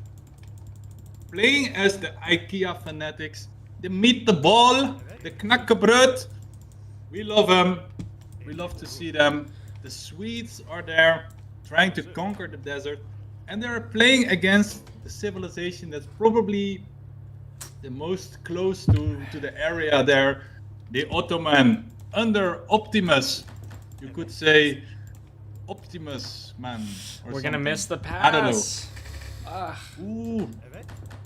And That yeah, would be a Sloppy, benefit of just taking this one if you're gonna miss the pass, because yeah, this is gonna be slow. Yeah, so Optimus taking the least optimal trade post there. Not good for his name. But yeah, trade post start, very normal. And now he's gonna discover if he can find something. The XP And, is going to help maybe get his first shipment in because that was a slow trade post. He's gonna steal my my exotic fruit here, the pineapple, or is that not exotic? Using his crack shot on one of these, that's crazy, man. Can't be bothered. I never like to do that. Yeah, it just feels bad. Although, another thing that feels bad, he hasn't used his crack shot at all yet so far, and so he's just been sitting on a crack shot that whole time. And so you kind of feel like, oh, I need to use my crack shot, but even still, I mean, okay, so he gets his 3 Yorks, and you know, nothing too crazy. 3 settlers just now coming in, so I mean the difference in shipment curve is hardly noticeable, even with the trade post and the mosque. So just not getting that pass, that feels bad. Let's take a look at decks. Great shipment. Church, Best shipment it's ever. called. Love this. Church, it's called, bro. So we're gonna probably see some Ooh. disgusting helps. They from turn Mr. into Ezad. pikemen turn into halberdiers. What is this? I don't know if I've ever seen that. Am I cooked? No, the church tech, it will give you like 10 helps, I think. So I think he's gonna do the church stuff with Sweden, which I like. I like that. You're just gonna use the disgusting church stuff against Ottoman, which is pretty smart. Ooh, we'll But we see. the first treasure confession here. For 30 wood, this is game changing right here. Damn, Let's he's see. slapping that lizard. Okay. Oi, oi, oi. Who's gonna take it? Who's gonna take it? Place your bets now. Ooh, Mr. Ezad. Ooh, I would resign. GG. I would resign. 1-0. All right. Jokes aside, we're aging up with the quartermaster as Optimus, and then Ezad is gonna be up with the governor. Nothing too crazy. course, the pretty governor. standard. We're crack shooting monkeys again. Oh my goodness, what did those monkeys ever do to you? Yeah. Yeah, man. He's not a monkey fan. I mean, crack shotting a lizard, I agree with, but those baboons, man, you can just 2-shot them anyway. And now you find a treasure there with 2 lions. Actually, Actually needed. Actually, baboons are not. That's not the correct monkey. The baboons are actually pretty big and they're tanky. Really? Yeah. That's not a. Those are. What are they? I can't even remember what those monkeys are. Macaque. No, the cocks are gray. I mean black. There aren't any more on this map. Oh, so sad. Hey, broodje kaas soufflé pinda, thank you for the sub. 2 months in a row. Big legends from the Netherlands. Love you, man. You guys are all studs. Yeah, for sure. Mr. Bernal in chat. I'm in Netherlands, not in Ireland. And no, amigos, I don't like pizza. It is a disgusting thing. I ate it when I was younger, but Pineapple not anymore. is on pizza just to it's actually created by the CIA to figure out who's a sociopath and who isn't. So if you like pineapple on pizza, you're probably on some 3-letter agency's list. So it's actually invented in Australia. Did you know that? oh well, I mean they're just reason all a whole why bunch it's- of a The reason why it's Hawaiian prisoners. pizza is because the brand of pineapple was the pineapple cans that were called Hawaiian pineapple. So that's why it's Hawaiian pizza. Hey, the more you know, the more you know. But actually, Optimus is going to get some desert dates. Also a pretty nice fruit. 95 food. That's lovely. And is his first shipment the 5 Yokes? Do I see that correctly? Yeah, I believe so. And we're going to see a little bit of aggression, which is pretty common if we have such a age 2 heavy deck. If we're going to be aggressive, though, why don't just put your FB in the front, you know? Yeah, but I fear for Optimus here, man. That 5 Yoruk's first shipment is not gonna be fast if Ezad is really doing the church stuff, and it seems like he is. However, I expect him. It's I coming in. expected him to go 700 coin, so maybe he's going a little bit slower as well. Well, I mean, doesn't it cost wood? Explorer's Yeah, gonna but go I down. thought you have to be H3 for that. Oh, do you have to be HD for it? Believe so. The more you know. For the helps, huh? Yeah. Or don't you? Now I'm doubting. I thought at least Spain could do it in H2, but I could be wrong. I think you can do it in H2, but they're like a mix between H3 and H2 pike. I mean H3. I think they have the HP, but not the damage of a H3 halb until you hit H3, and then they shadow tech if I'm not mistaken.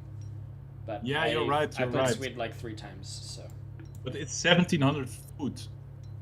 1500 foot. Oh, okay. It doesn't cost wood. It costs food. So Very nice. And we are almost there. Push of pike. that is the free tech for Yep. faster heavy infantry.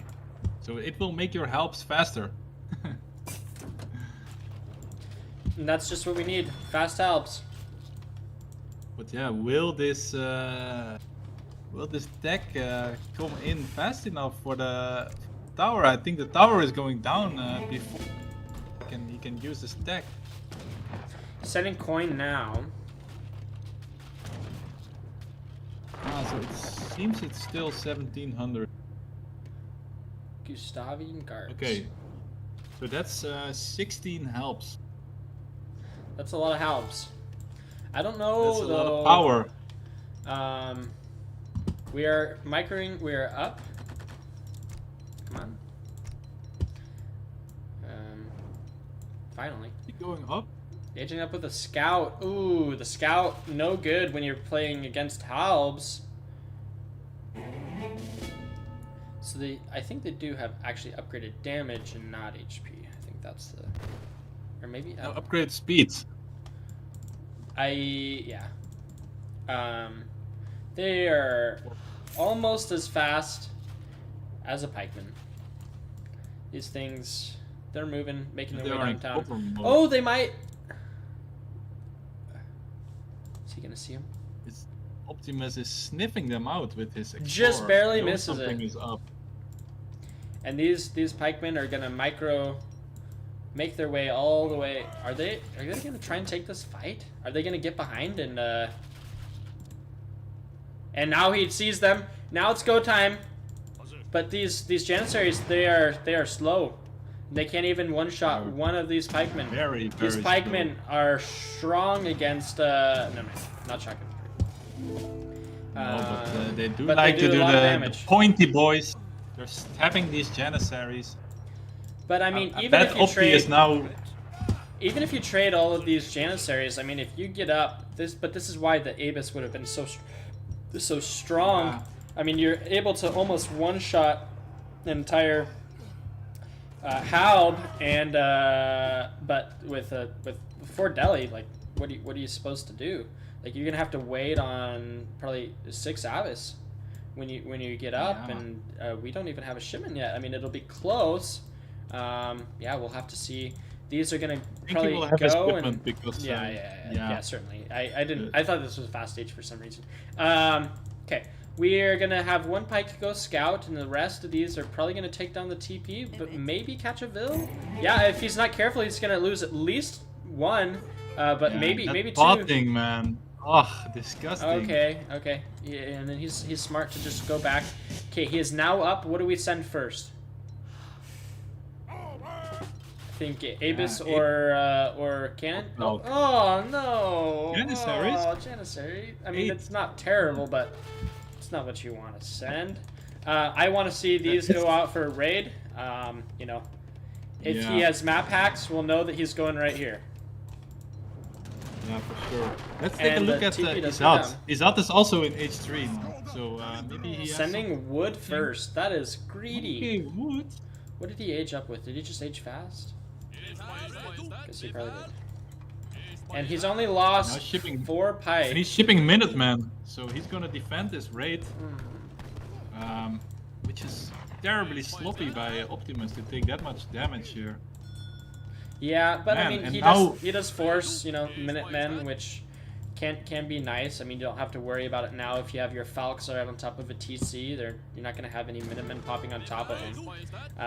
And really doesn't lose all that much HP. I mean, loses HP from TC fire and a few shots from the Minutemen, but nothing too crazy just yet. And now, I mean, these Gustavian guards, like, they got a TP down, they killed a Vil, and they killed a couple Janissary, but I mean, I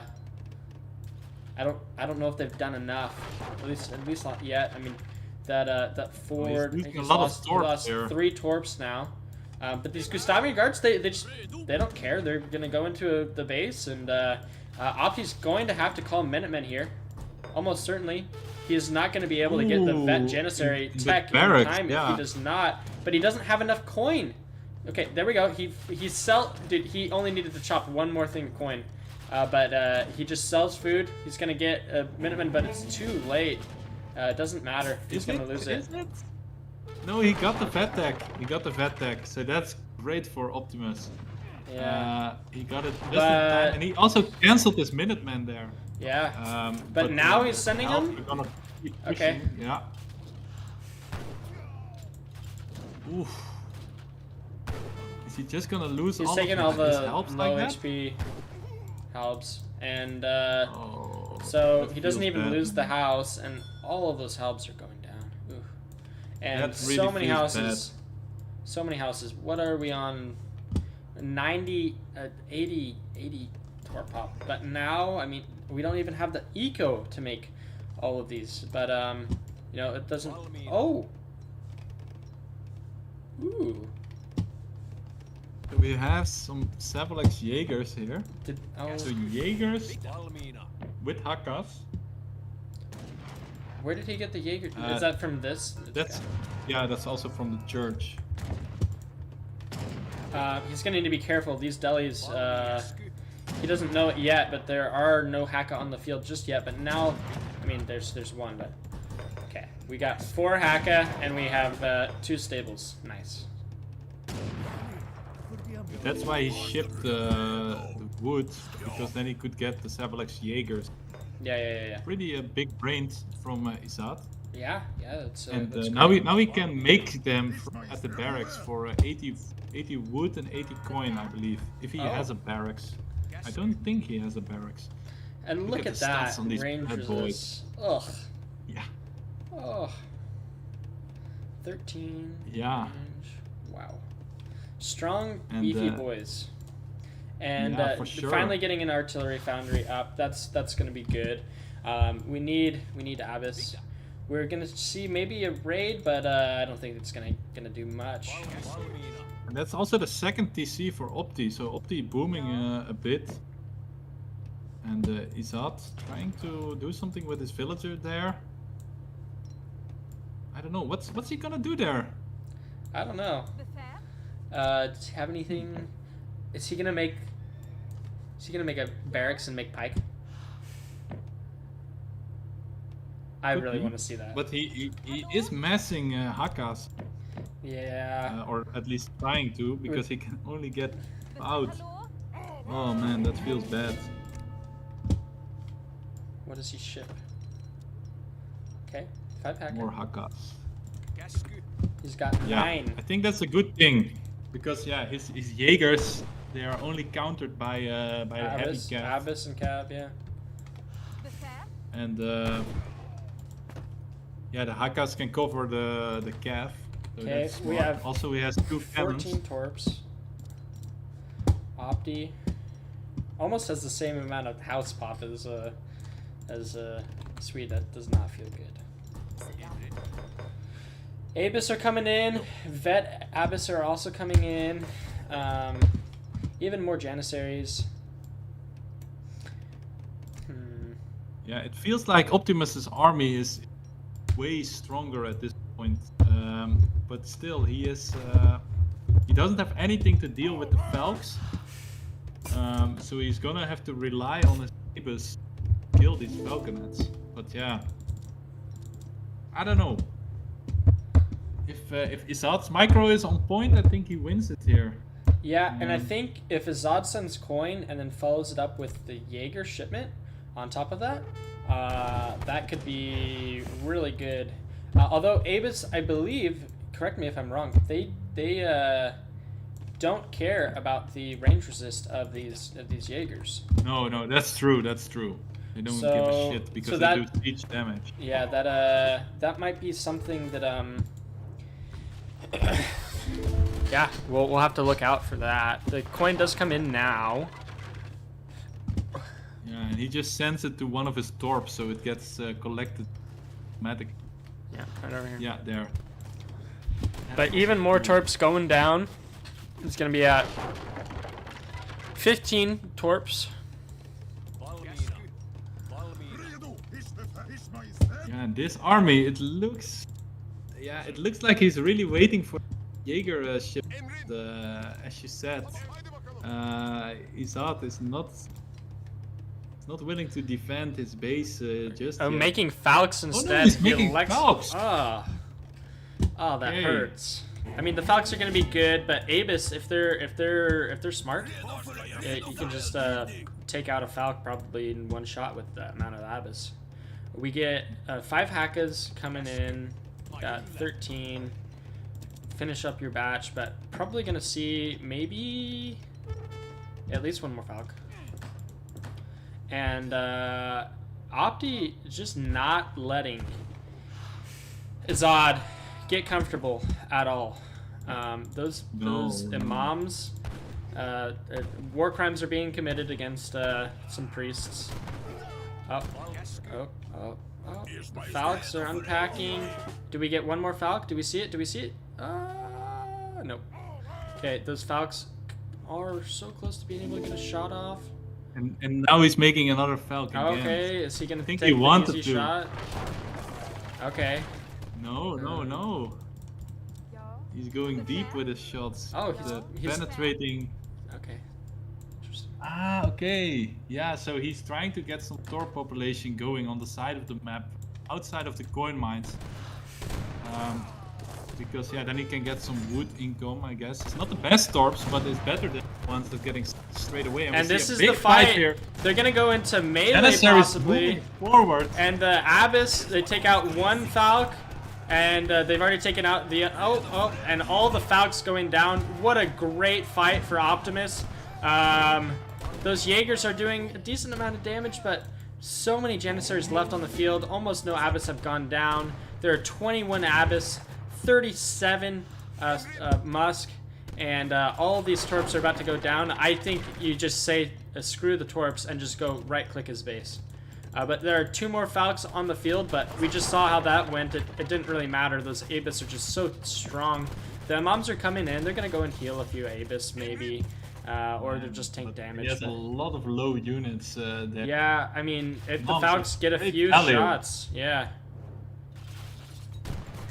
And now sending that's his Janissary upgrade code, right? Or what Optimus is sending now? This is an upgrade for the Abyss. For the Abyss, okay, yeah. So even getting his Abyss more strong than they already are. So yeah, beautiful stuff. They go up more Plus HP 20. and look at their attack. Almost 50 damage a shot. Fuck is that shit. And Optimus they looking strong here. Yeah, very, very strong. Strong unit. And yeah, let's look at Ezad's point of view again. What's his response to all of this? 5 Hus. 5 Hus. And yeah, those poor torps on the side of the map, man. They really are the poor man's house. No gold, no money, only wood and berries. That's really bad. And Also, the this hacker villagers spam. are looking good for Opti. Yeah. Oh! Didn't do DCs. He's not careful. I mean, he's already lost. Oh my goodness. And Oh, but it's he time has- to right click. All those villagers Yep. could go down.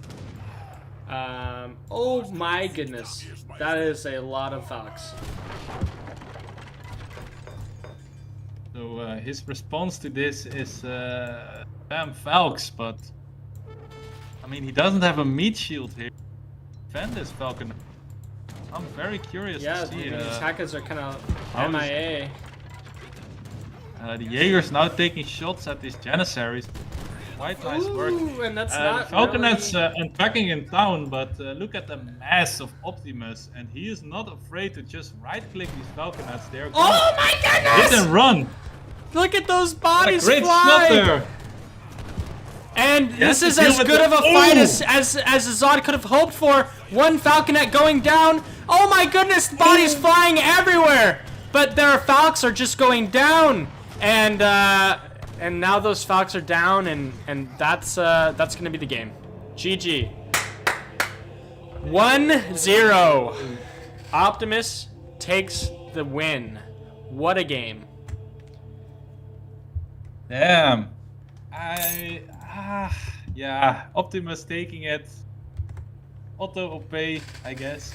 Yeah, yeah, that was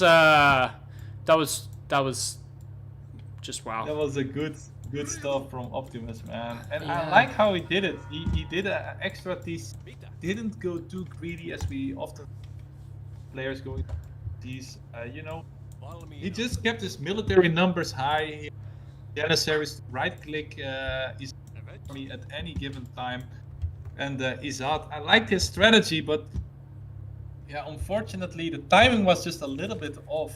Imagine if he could have shipped those help from outpost. That would Yeah. have a much greater effect. But it just didn't feel right this time around. So yeah, Optimus, he deserved to win this game, definitely. Yeah. And yeah, unfortunate for Ezad, 1-0 down. But I like the creativity, you know. I like it. Yeah, I mean, you play a Civ that's not exactly strong in Sweden against one of the strongest Civs in this tournament as Otto. And so now you have Otto to play maybe in a different game. That might be, you know, just a game theory it up. I don't know. We'll have to see. I believe game 2. Let's let me change the score really quickly. We're gonna have a repeat of civilizations because it's gonna be India versus Ethiopia again. So that seems to be the meta on this map. And Optimus is gonna play India this time around, and Ezad is gonna play Ethiopia. Interesting. Okay, very very interesting. Ethiopia, and then India. There we go. Okay, let's see it as soon as it comes in. We'll get into the game, and yeah, let's get into it. Let's dive deep into this upper Himalayan map again. Sorry, still a little bit quick with it. My bad. It's okay. Okay. The viewers know how the menu looks. And, They've seen it before. Welcome. Game 2, Series 2, Optimus is 1-0 up, and he's playing against Ezad, who is playing Ethiopia in the southern side of the map, in the blue. Yeah, we already seen this matchup, because Optimus himself is playing in the yellow as India, and look at these explorers run to the hills, man. They are trying to find these yaks because these yaks are so important for both of these civilizations. So yeah, let's see who can convert the most bovines to his land. And it seems like Optimus already found an optimal route because he already has 4 yaks under his. Although he and, missed Ezad. somebody too. Yeah, but I think it's smart if you go for the middle ones first. Sure. Because and now keeping his yaks with his first, I really like this play. No risk of getting back to Ethiopia, and yeah, Ezad is now running for the hills, trying to find some cows of his own. And let's see who takes this this treasure here. Nice treasure contestation. Ooh. That looks like Optimus, I thought. Yeah, Yeah. Opti gets it. And he's just gonna escort all these cows back. Ooh, the villager grabs the Oh, cows. Oh. Wow. That is disgusting. Very smart. How did he know that? How did he know that? I don't know. He must have decided he needs some yaks because right now Damn. there are just The Ethiopian map hacks are just too strong here, man. What? the yeah. fuck? That's And crazy. Opti still has at least 2 more in base that he can get, and these if he scouts it well. He hasn't seen them yet, but he might see it now. And yeah, we still see some 6 unclaimed yaks. cows here on the map. Yeah. So Wood treasure over Optimus here. on 6. 6 and versus I 2. think Ezad only on 2. Yeah. Right? But there are still those 2 on the left side. So Yeah, I mean, they don't see this yet, and they don't see this yet, but it's possible Opti could have 8, and Ezad could only have 4. yeah, Let's so, take a look at that. definitely Opti favorite. And yeah, this deck reminds me of the deck of last game. No real surprises here. Let's look at India deck. This is a little bit less infantry. This looks like yeah, you could deal in H2 or H3 with your game. 700 700 food? food. Okay. Hmm. Interesting. That's surprising. So are we gonna see another? I don't think we'll see a forward Agra. That is- They didn't send a Vil. They're Hello. Nope. Carney. Karni Mata, the Red Temple. You know, I think depending on if Zod is like, aggressive or not. Generally, if you go Carney, you might not actually have as good of a defensive capability, and you might get belled more than if you just had a Agrafort up, and you might actually have a better eco if you go Agra than if you go Carney. What are your thoughts on that? Just being able to have more defensive, you don't get belled as much. Yeah, I personally like when I was playing a lot of India starting start or even the Taj Mahal start Fast Fortress. Yeah. But the Carney is really flexible. For sure. Agra Fort, I feel like you always are inclined to push, to go forward. Optimus making a sacred field there, that's don't see very often, but I like it. So he's up his experience gain here a little bit with the sacred field, and possibly make some cows himself. So a very greedy from Optimus here. Here with that sacred field, you have a tech that improves the rate of cows. So I'd love to see that. But now healing his explorers a little bit. And let's look at the Ezad. With what is he aging up? Jesuits. Yeah, okay. So it seems that Jesuit is now becoming standard Ethiopia on this map, at least. Yeah. Which is, I like it. It's not bad.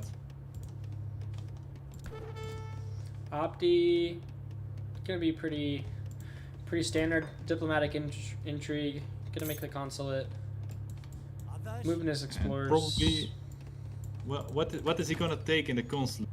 The Ottoman for villagers or? Yeah, it looks like he's going eco heavy, so French. probably auto. So a very greedy stuff from Optimus. I like it. Yeah. It's a little bit different than we saw last game from Sword, or last series, I should say. And yeah, let's look at Ezad. Going for the 700 coin immediately. So it looks like he just want to go for a fast forward. Naked FF. And, Not even picking up the not- XP No, he's only gonna pick up the XP once he needs shipment to. there, I Yeah. think. Yeah. Ooh, And, treasure contest. oh. Look at this. That's hilarious. He's just gonna waste the time of the villager. That's actually brilliant. This That is it's actually not big even brain. it's not even worth the time of the villager now. That's hilarious. Well, I think it still is, but it's worth your attention, I guess. And now Ezad going for the fort here. So he's shipping the fort himself. Is he taking the treasure now or not? Yes, he got it. That is hilarious. Oh my goodness! Wasted the time of Opti and still gets the treasure. That is too funny. Oh my goodness. I've never seen that before, but that was brilliant. This guy is living in the future, man, because he saw what he could. And Ezad now microing for an age up here. Yeah, and with the fort he can also get influence, make him able to age up fast, even age 3 if he wants. And I probably think he wants that because he's not shipping anything else from H2. And it seems like he's gonna do a mid-map fort here, if I'm not mistaken. Portuguese. So next to it's the his same exact explorer? thing. We saw Jesuit, Portuguese. It's gonna be the same. We're going up. Where are we putting it? Right here. Pretty standard. Is that the family of monkeys? Dude. Yes! Are we going Family to of see a family in- Manakikos, there to be claimed. So hopefully we see that treasure being taken this game. And we see Optimus going forward with, That's what quite is the this? army. Is that the Indian pike bow? The Rajputs with some Gurkhas. And he's now shipping in 700 coin himself. Also macroing for an age up. A little bit He's gonna get slower the monkeys. than Ethiopia. Oi, oi, oi. And he's even using dirty tactics on this master prize. Attack them, their friends. So the chaos ability in full effect. And Ezad is now H3, pretty fast. I think he used his mountain monastery tech to age up faster. And curious to see what Ezad is now shipping, because he needs to defend his base here. 9 Shotel warriors. That's pretty juicy. And look at the family of monkeys there. Ah, glorious. Freitag. Freitag! All of them, not very creative. The mom did not know how to name her kids. She just named them all Freitag. That's probably because they were born on a Friday and were playing on a Friday, so that's actually big brain by the developers. They planned it for us. We see a macaque Shotel army, and is it gonna be able to stop Optimus's his army? We do see some Shotels in the enemy base there, I think. Raid here. Will Ezad beat Optimus with Macaque? Ooh. That's the question. Shotels not focusing a single villager. Actually, not so good. Yeah. Each villager's about a third of its HP is gone, so he can maybe come back for them later. And now we're just gonna go treasure. Oh man. He's gonna know where He is- all of the ore veins are. I know where all the Orvins are. As if he didn't know that already. Yeah. Yeah, he's just trying to make us all think that he doesn't have map hacks. Okay, we are going up. Charming our gate. Ooh, so that gives him the that. I can't remember what it gives you in H3. I know it gives you the Mahout in H4, I believe. Is it the Mahout in H3 as well? Is it 2 Mahouts in I H3? think he gets one Mahout. Yeah, it's 2 Mahouts in H4. Yep. Okay. And it gives you the access to those juicy Mansaber units. But now we're gonna see a little bit of a skirm war. Neftenias against Gurkhas. I think Neftenias in H3 are Lots a bit of shuttle. stronger than the Gurkhas.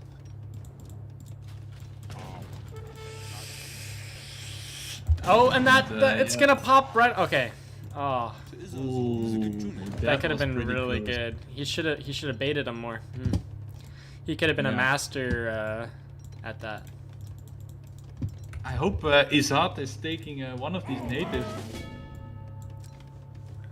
Yeah. See some elephant fight. Yeah, that's one. They can Yeah. make the elephants as a unit. And these are like the hoops. That's also a very good native. So these disciplined war elephants, they are pretty good. But yeah, as Africa, you have to manage your influence very well. And especially with Ethiopia, it's pretty hard to get that influence rolling. We or you have to see make a Howda are gonna like one-shot a Shodel. Yeah. Yeah, they But do. Ezad is actually bunkering himself up here a little bit. Making a little wall. He really wants... He's on berries. Oh, sorry, Optimus is bunkering himself in. Yeah. And We see Mahout now as well.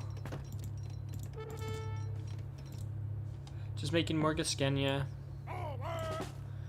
Just he did get his units veterans. and now it's go time. Sevastopol Mortar comes in. He has not a whole lot to deal with the Cav. If he gets those Mahout in, maybe even a Mansabdar. How much is that? He has a Mansabdar Gurkha, it seems. Yeah. That Mansabdar oh, Mahout, it's so man. expensive. It's so expensive. Yeah, but he is fucking good, you know that? Yeah. He's one of the best units in the game, I believe. But I think his go time, he's even calling in his Minuteman. And now he's on the chase with his Mahouts after this Sebastopol Mortar. He's out doing the drag box. The Shodels just lose half their HP already, but that Mahout, one goes down. You're gonna need to be careful. The Sebastopol Mortar HP losing still. a little bit of HP. The Howda could be sniping this down right now, but they're not doing as much. Sebastopol is escaping, and yeah, the Howdas are. These need to be in hand attack. I don't know why they're just shooting. The but Mahout still, though one is doing a Mahout good is job. alive. And it's going to be hard to kill those. We need to get these into hand attack, and we're just going to need to snipe that down. But yeah, these Neftenias, they can never kill that Mahout, and I think Optimus is taking the win here. My goodness. Yeah, I mean, how do you come back from this? You're making a lot of Shotel, but you haven't done almost any damage to any of these Howda. We're going to have a hard time pushing into this fort maybe, but Mahout now backing up. We are going to see Jesuits, so that's going to be good, but there are a decent amount of Gurkha on the map. We're getting some more. We are getting... ooh. Okay. Some delis from Ottoman. Not terrible, not great. And then we can maybe see a few more. he will get some more delis. That's actually, yeah. Ottoman allies is pretty good for India. Heavy Cav is either gonna be too big or too small, so these ones are perfectly sized, I would say. And then after that, you can make Howda with Gurkha. So then you have your Skirm Goon. He is making another Mansabdar. Yeah, I would have liked to possibly have seen Yurumi. I think they are really strong, but I guess against a whole lot of Shotel, they might not be the best. No, they are very good against heavy. Yeah, they're good against heavy I like infantry and the skirm. mix of. I like the mix of Opti's army here a lot. Actually, getting just the heavy cav from the. And then skirm goon basically. And Ezad, yeah, making a lot of showtells, but I don't know if showtell is an answer here. They are good against the Gurkhas, but can they ever get into a position to kill these Gurkhas? That is the question here. 20 Gurkhas against, what is that, 13 Neftenias?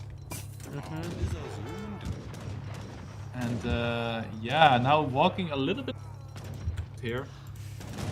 But maybe he wants to bait him out of his base there. A lot of Shotel on the map, but Yeah. you have That's five Howdas. 5 Howda Ooh, and making that's more. gonna be a very close fight if he connects onto the Gurkhas. Otherwise, yeah.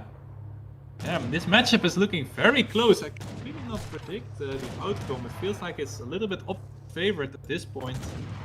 Yeah, and I mean, if he's able to send this siege elephants, I think he's just able to take down everything, whether or not there's anything else on the board to kill with the siege elites. I think that's a great shipment. So we'll have to see. Maybe he sends. Let's see what Ezad is thinking of. Does he have something up his sleeve? 4 extra Howdas. My goodness. Oh. He's not gonna be able to get No, the that's last not- one. No, that would be disgusting. If he could- 9. 9 of Oh, these he Howdas. tried! He tried. Are we gonna see this? Yeah, it must be. This army looking Maybe juicy, this. man. Now he just needs some. Oh, quite okay. Then he's ready to go, I guess. But yeah, as you say, he needs some. So the siege Siege. elephants wouldn't be bad. But I mean, how to have crazy siege, so. But now there are a lot Yeah, of but they- Netanya. 26 versus, I don't know. These villagers need to get out of there.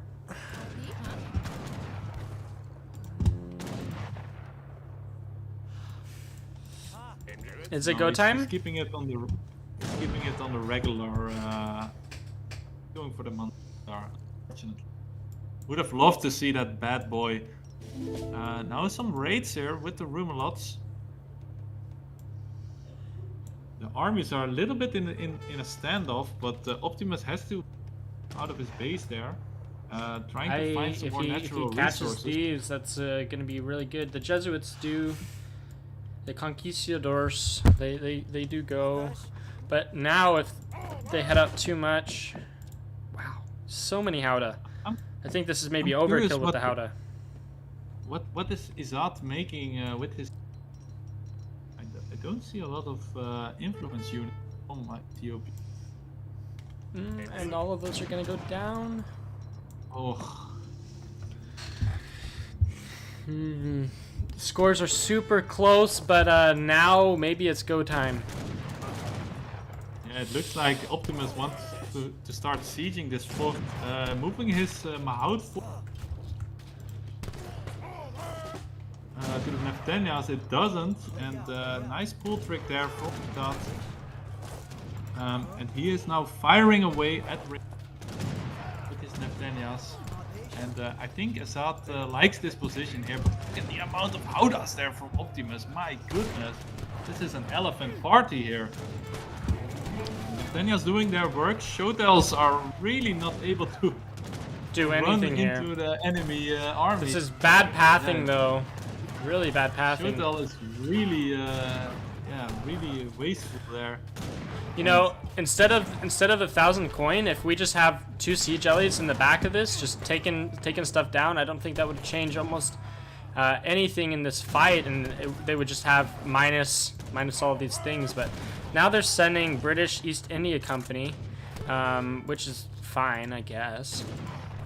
Yeah, it's good for your Gurkhas, but for the rest, he doesn't have Sowars. He doesn't have... I would have loved to see elephant combat here, especially if you go so hard on the Howdahs. But I think he's now changing it up with Mahouts and with another batch of... That means he must want to do a calf switch into heavy calf. And yeah, possibly baiting Ezad out again. Yeah, Optimus now on 49 villagers. Let's look at Ezad for a moment. 35. Oh, so that's a big discrepancy. Also, he's stacking 800. He's aging. Influence. Opti's gonna age. So that's what he was planning then. Yep, he's aging up with the Tower of Victory. That will give him a shitload of wood.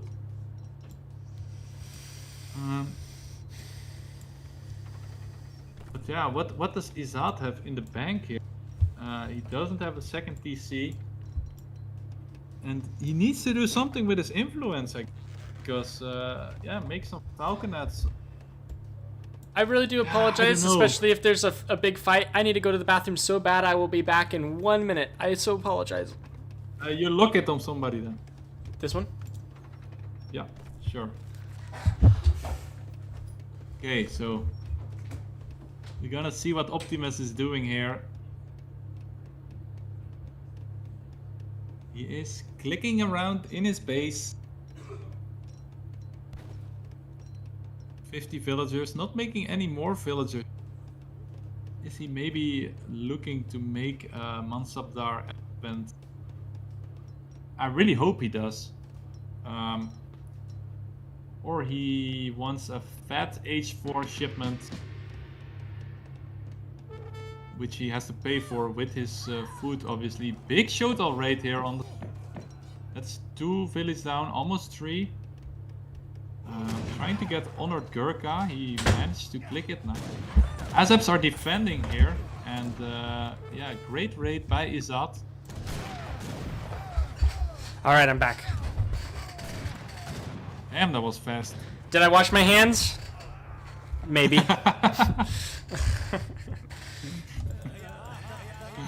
I think you multitask, man. You just speed over your hands.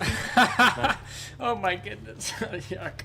Alright, we lost a couple villagers. What was that, like 4 or 5? Yeah. So and Ezad now pushing forward. So he's making conquistadors. Okay, that's what he was doing. But Opti is up. Could possibly send this or send that. Man, now I would love to see some rockets. With almost no Shotel on the board now, rockets or Yurumi are going to be so strong. We need to get these villagers out of there. You're going to lose even more vills. Cav trying to go for a raid if he just sees those. Or he goes just the coin mines. But now the Shotels are going to kill the raids. The Conquistadors are going to make short work of them. And Ezad, he's going to need to pull maybe... We're seeing a few more Mahout. Which I don't know necessarily now with the amount of anti-cav that's on the board, especially with Kuskenia being trained, if that's the play, but we'll have to see. Oh man, these Yurumi so strong. I think Optimus wants to take another aim at this fourth because he knows. And it's going to go down so quickly. The rockets are moving forward. Elephants. Yeah, if he can get those great bombards, that would be great. But yeah, not pushing through the fourth just yet. Taking another break from it, and now the Mysaurian rockets are coming into the fight. And yeah, once these bad boys start firing, the must surely go down. And look at the fireworks, guys. Beautiful stuff. The first time we see rockets today. And yeah, just 2 shots. And they are gone. But the Mahouts are going to have to catch a raid. Oi, oi, oi, Shuttles are oi. gonna... Okay, that was good scouting from the house. He's Yeah, been that's on the great same stuff. number of villas almost the entire time. Ezad doing a good job trying to keep the amount of villagers pretty similar. Oh, this is gonna be a big raid. Why he does see Ezad it? have 1.6k gold in his bank, man? That's a lot of He needs gold. to do something. He's now getting the cannon tax, I believe. What are we Yeah, doing? he wants to make There's cannons. so many vills. Oh, but if those vills go forward even just ever so slightly, he's paying attention to this. Yeah, Ezad is really working on multiple fronts here. But yeah, he has to More start villagers making his. down. Sure. Needs something. Oh, 3 more vills. They're gonna die. Yeah, Optimus is bleeding left and right, but the brunt of his force is forcing through the middle. I would And, love yeah, to it's see not- a TC or something go down from Optimus. Maybe over here is enough wood for it. Yeah, what is he stacking so much wood for? Maybe for some ice patties? I don't know. The Mahout can fight that. Yeah, probably. Is that Shoto He is stuck going in rice between the patties. houses? Oh, that feels gross. Okay, the Oh, Rumulot. man. Pressure from these Shotels is just too much. And yeah, while I'm saying that, Optimus' army has arrived at the main base for Ezad, and look This at is this, man. Gonna be the fight. Oh, we finally see the forward. Yurumi come in. See two Colts. Culverin! Oh, one Colv goes down, but now without taking a big shot. Does that... Oh, he does not. Those rockets are going to stay alive. I don't know if those Culverin are going to be able to do enough.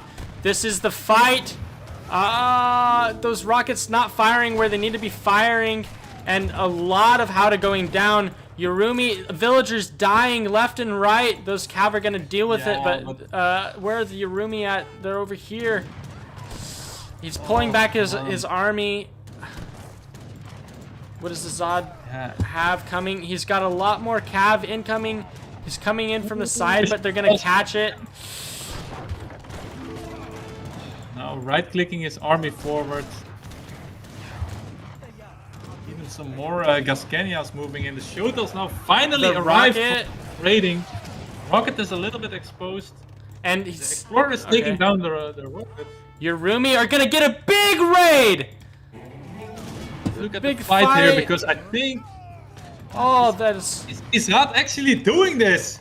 Is he cleaning up the whole army from Optimus there? My goodness. Yeah. We'll see some All those conquistadors vills are gonna of die.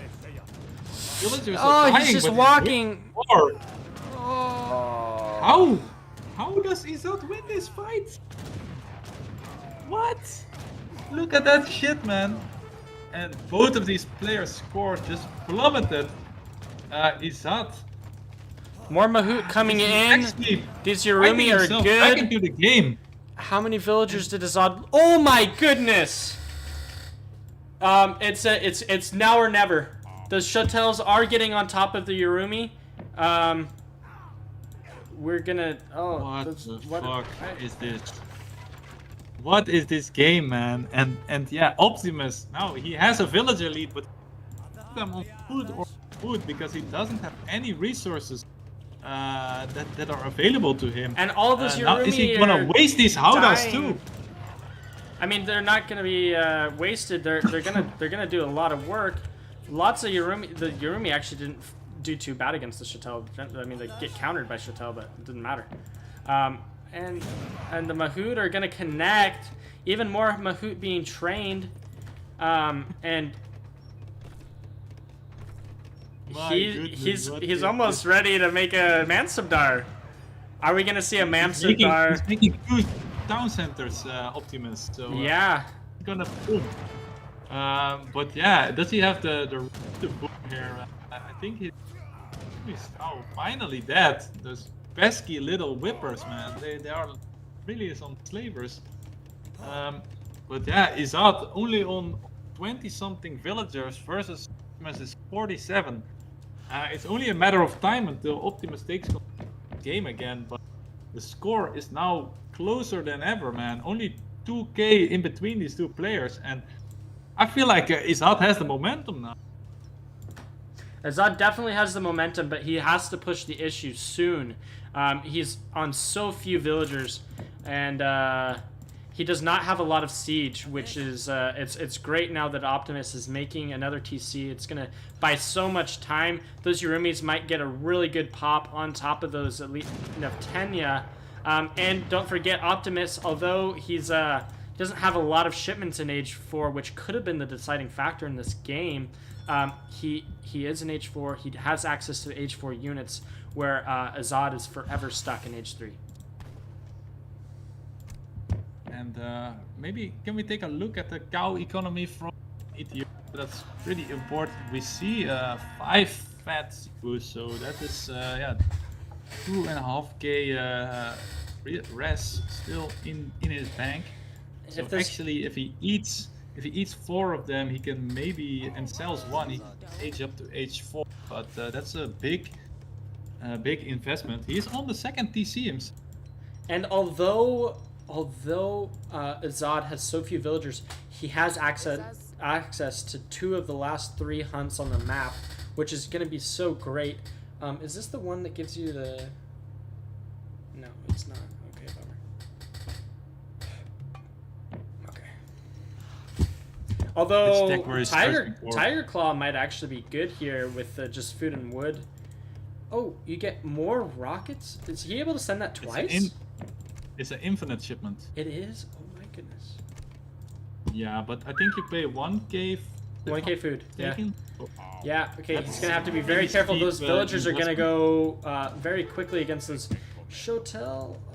You need to be careful. Those rockets might get caught out. If they get spotted, he's making even more Howdah. Age 4 Howdahs. And what a fucking Where did the game this Yurumi has go? been. Yeah, that's a good question. Did he cancel them? The room is and the rockets are now unpacking, trying to shoot. He's killing some of his own tree line there. And wow, what range on that rocket, man! Yeah, that Crazy. lock on, wild. And he has so little gold left in his base. He's gonna have to push out soon. This TC might have been poorly placed. If he would be on this other side of the map, that might be really, really good. He is gonna go up, what is it, British consulate maybe?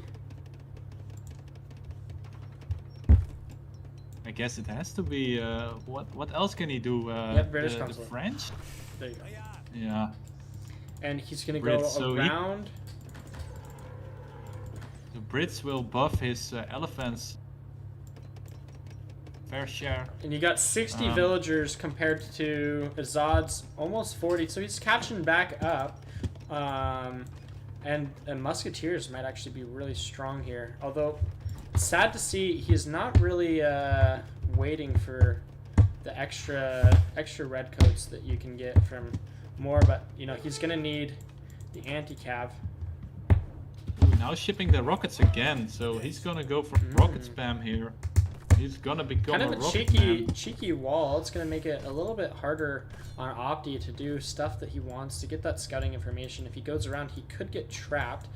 Now we are going to see Blue push in, and is Optimus ready for it? He's sending rockets one more time. How many rockets does he have? Where are the other rockets? Okay, 2. He's gonna have 4 rockets with so many. Yeah, like you said, I would love to have seen Elephant attack, but it's not on the board. We're seeing rice paddy upgrades. This is a 30-minute game, folks. Man, these players are really matching each other in skill and also tempo here, because yeah, while Ezad is stuck in H3 for there, I'm really yeah, I don't know why is he not using so much, man. Cannons, some coves, he can really shoot down the rockets. He can make 2 coves at least. But yeah, Optimus in the superior age, getting the market upgrades, getting the right paddy upgrades. Now, yeah, he's on 3 right paddies now, I believe. That's 30 Yeah. villagers already on it. Yeah, and he can make another one. Unfortunately for him, his Carnimata is a little bit the side. So effect of the whole. Might need to I don't delete know a if he can house. fit one there. Yeah, he really has to delete that house. And Maybe maybe he can those fit other it. houses too later. Yeah. But yeah, now making this Wall. That's price smart. maybe is honestly not bad. Yeah. We're going late, folks. Yeah, the score gap is growing again. Now, we see 1200 influence. And this is Ezad, and he's finally golfs again, so that's good. Oh my goodness. He's got 6.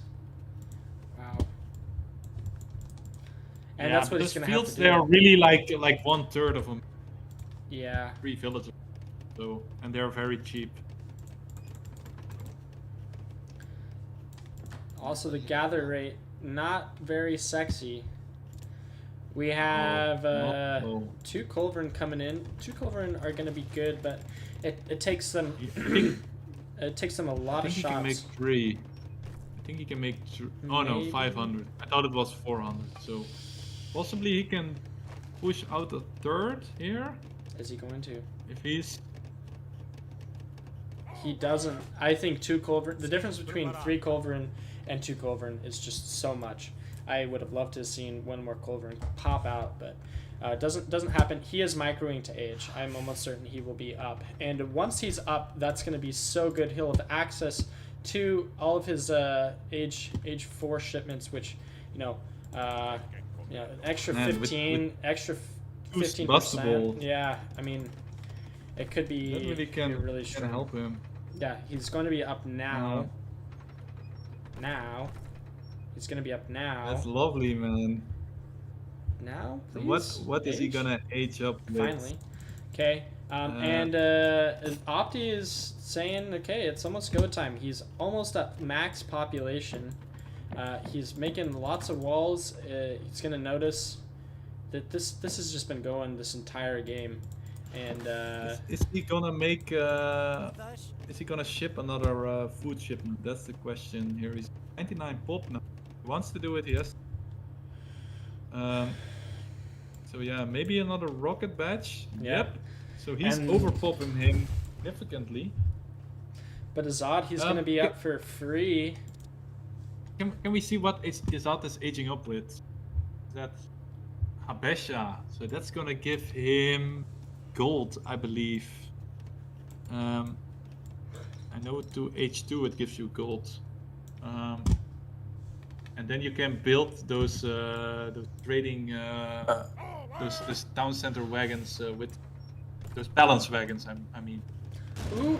Are they going to get a shot? Yep. Boom! Oof. Bang bang. That's the Niftania's going down. Poor guys. And Rest in peace. these lads, they can actually get siege if Ezad has that card in his deck. But yeah, Optimus is smelling blood. He's moving his army out of his base now, and he smells that it's go time here. Upgrading his Mahouts, I believe. Okay, he does see the age up. That gives him coin. You were right, and it also gives him an arsenal wagon. Arsenal wagon?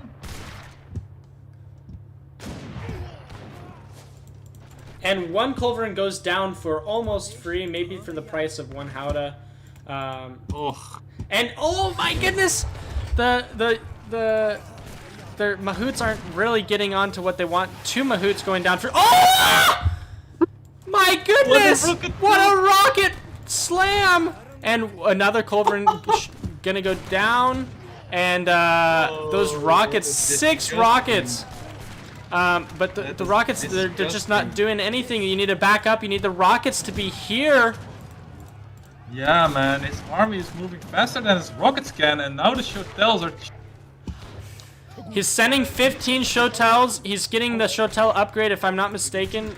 Where's that happening? That's the infantry upgrade for all infantry, I believe. So that will give him guard tech to all his. Oh, and the Now the Shotel Shotels get are right popping. on top.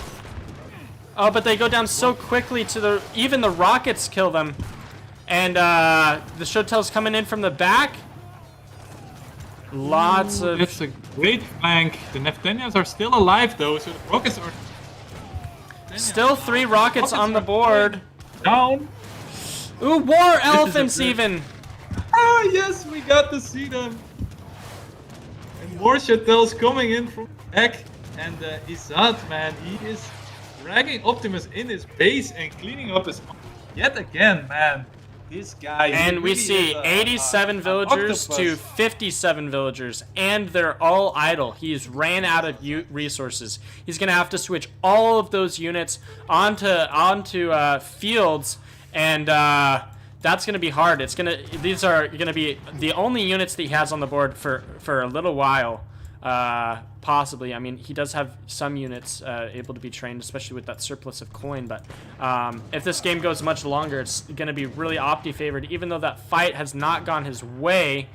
You got 2 more rockets. You got a few more redcoats.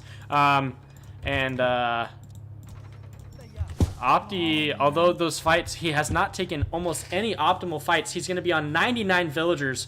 And the economy that he has now with those rice paddies is he's got 12 redcoats. He should probably take down that trading post, but oh my goodness. And having an infinite rocket shipment is just so good here. Yeah, that's so valuable, man. Damn. Those And aboons yeah, getting taken down. He's winning the fights, but yeah, as you say, the economical war is still in India's favor. He's still only on 2 TCs. He's at 8k score behind, even though his opponent almost has army on the...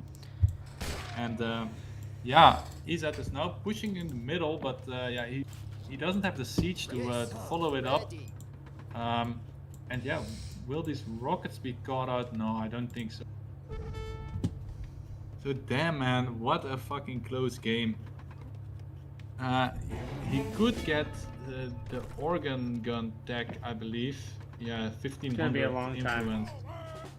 It can be like 2 minutes. He is getting 2 Sebastable mortars here, so that's Okay. great. That will be good.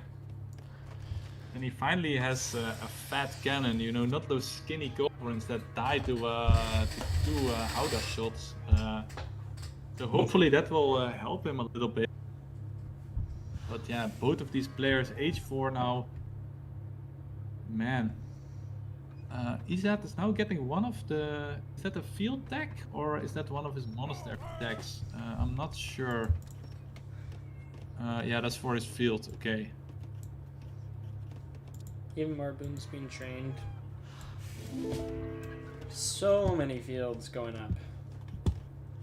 Unfortunately for Ezad, man, if he had taken that Jesuit tech, that his villagers would spawn faster, then he matching Optimus here. But yeah, for now it seems like Ezad is still It's behind. go time again. We're at full and max pop. Yes. The thing is with India, you don't wanna like make too many elephants because then you're... is he finally getting a monster? That would be great. Also getting another rocket.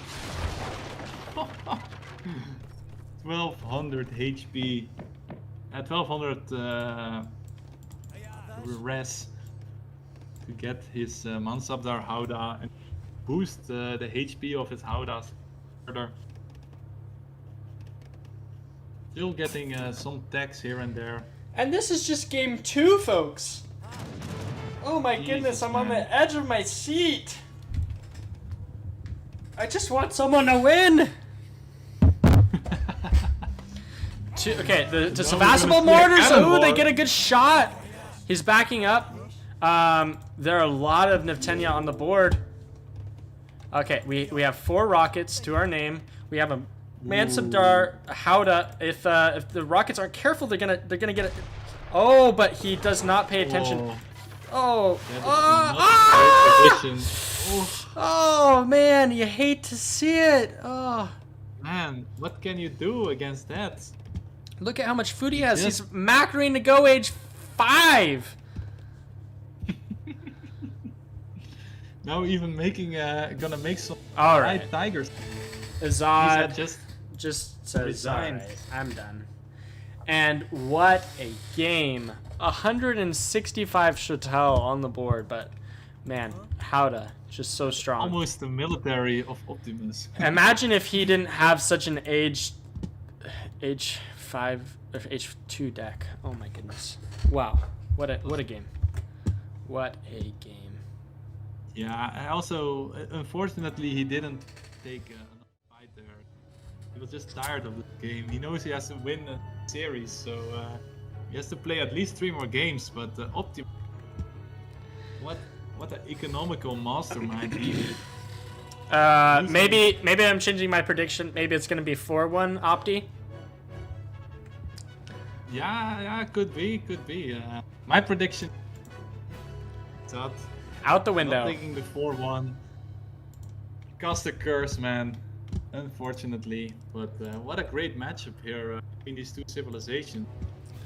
This was a lot more enjoyable than the first series we saw between these ships. And then Opti is now going Brit, and Ezad is gonna try his hand at a India. Ooh, interesting. So Ezad now tired of watching his opponent dominate on India. He's gonna try to do it himself, try to win some fights, and man, we're now playing on Finland, I believe. So Ezad should be able to do something juicy with India there. No livestock Yeah. on that map. I think he will play it more aggressively. Optimus did. I Yeah, think he will do some aggro stuff. He has to, man.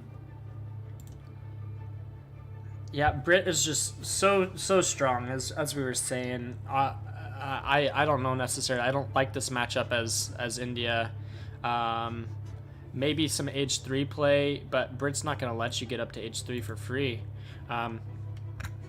We will have to see. Yeah, I mean, if you go with the Taj Mahal, you can really get to H3 free, but then your opponent has so many that it's actually really hard to H3. So yeah, I'm curious to see what his strategy. Yeah, we'll see very soon. I'm waiting We're for gonna them to play get on into. Finland. Yeah, Garja. waiting for So them. Finland, we have some water on the map. We have some trade posts, big gold mines. So curious to see what Ezad's strategy is in this game.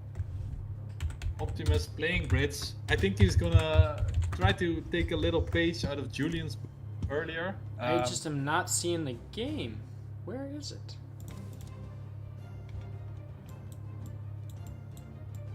Yeah, maybe something went wrong or something. I don't know.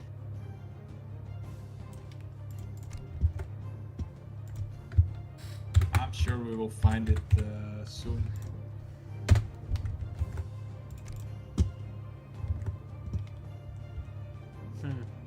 Sorry, guys. Anyway, Yeah, anyway, guys, let's not forget to keep subscribing, keep donating, keep supporting the channel, keep watching the channel. We're excited to cast for you. And I saw some comments that I was getting a little bit too hyped at times. So I will try to keep my my O's myself next game. pull it in. I'm just happy to These are great in games. the games. Great games.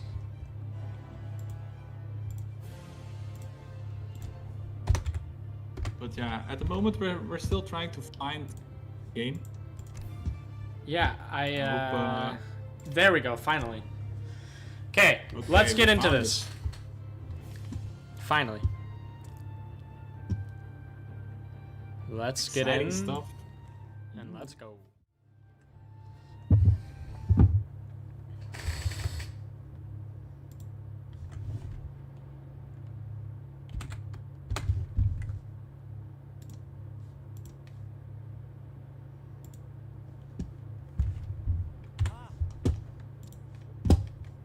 Okay.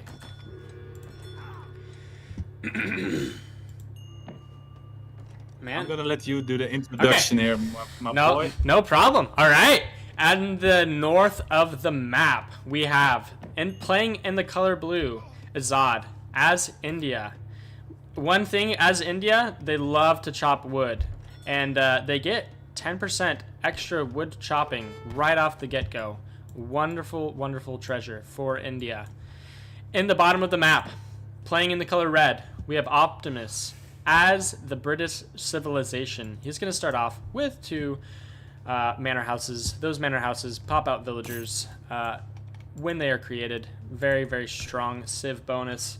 I am going to assume that we're going to get some aggressive play from both civilizations, but we will just have to see.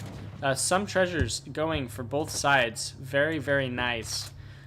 You could get a dog, and that would ultimately put you in the driver's seat, especially if the other side does kill your dog. You just get infinite aura to be able to win the game. We're gonna see Exactly, man. The dog killers, they tend to win the game. the dog losers. You mean the dog killers? Yeah, they do not do well. Oh yeah, you're right. You're right. Nobody cares about the vengeance wolf, of- but if you Yeah, kill my The dog, vengeance of Tio Julio. That's gonna be great. yeah. Um, And we're gonna see a treasure contestation. Does Optimus know? ooh. We're gonna need a micro close to it, and Oh. Ezad, he's gonna now see. We're gonna see treasure contest. Optimus has gotten every treasure contest so far. Does micro his yeah. shipment in? Look at the art. elephant. Oh, and Opti gets it. Wow. Oh. What a Surprise, surprise. yeah, Opti playing well, and he also has his villagers in. He already has a market if he wants to, but he's just gonna elect to get up to age.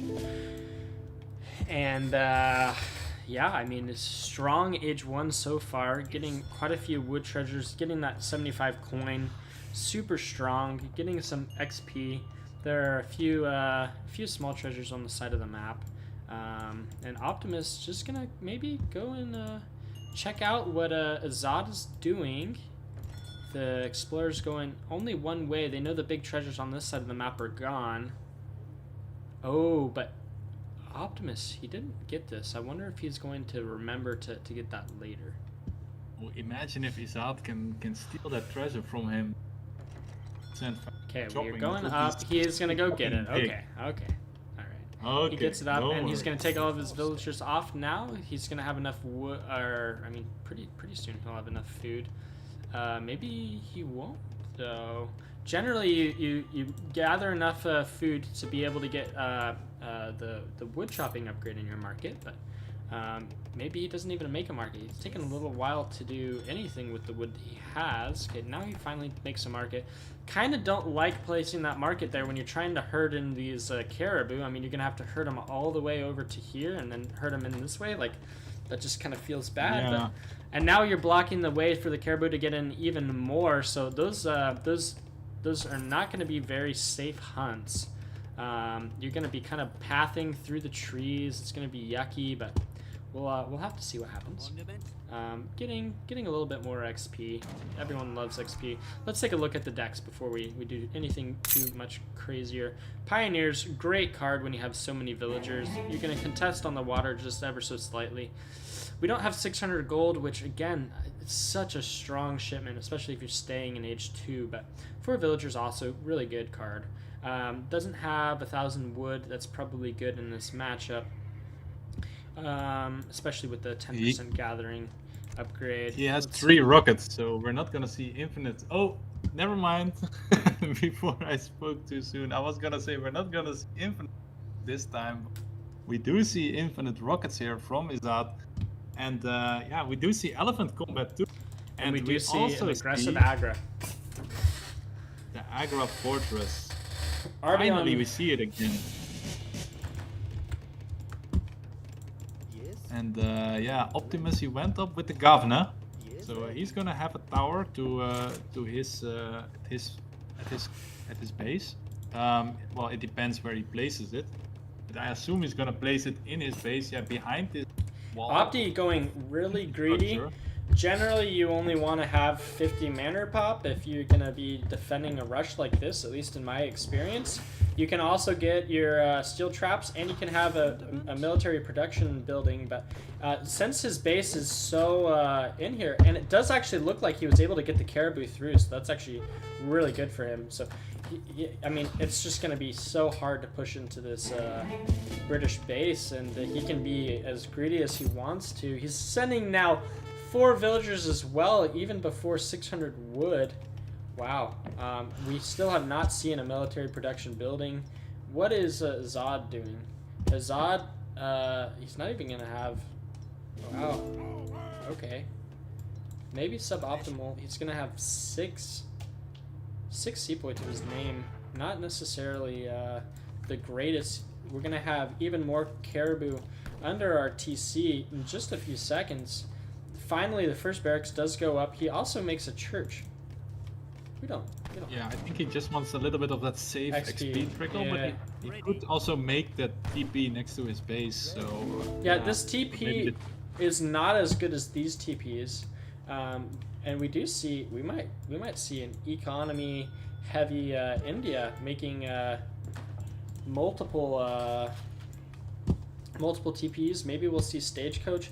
And it's possible we'll get some House of Vasa as well. Okay, interesting. Ezad not able to kill the Explorer just yet. John Davis lives another day. Oh, when we do back herd. Optimus is microing the seaboys there. But yeah, interesting play from Ezad, taking the trade posts And the there, house and going Optimus down. is now finally gonna respond with some longbowmen. Has some units on the field, and yeah, I think for India it's gonna be tough to with a defensive Brits. You know, you can't really catch these longbowmen once they are in their base again. And I Under that 1v1 with the sub. Thank you so much. Under the tower and under the TC fire, they 3 also musketeers. mixing in some musks. Misbatch, but it's okay. Curious to see if Ezad has a consulate of his own yet.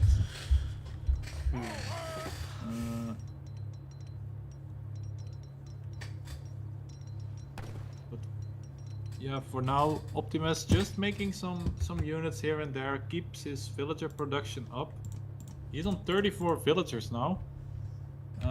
Maybe we take a look over at India's base, what Ezad is doing. He has the Ottoman. Okay, now shipping foreign logging. Interesting stuff.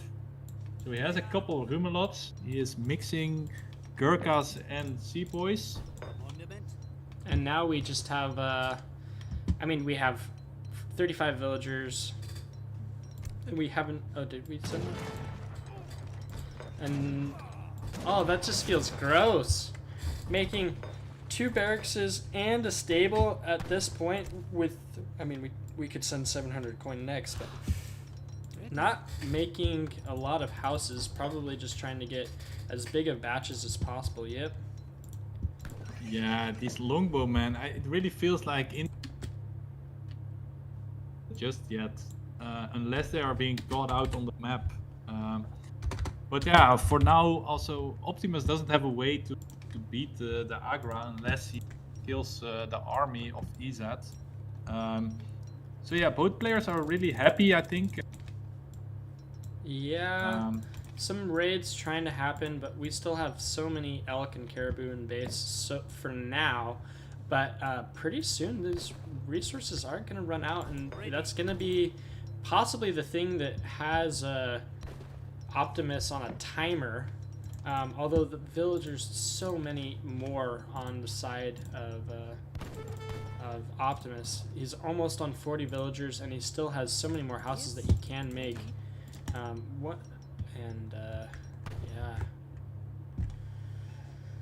Yeah, but he did ship both of his wood shipments, right? So he will have to chop for those manor houses.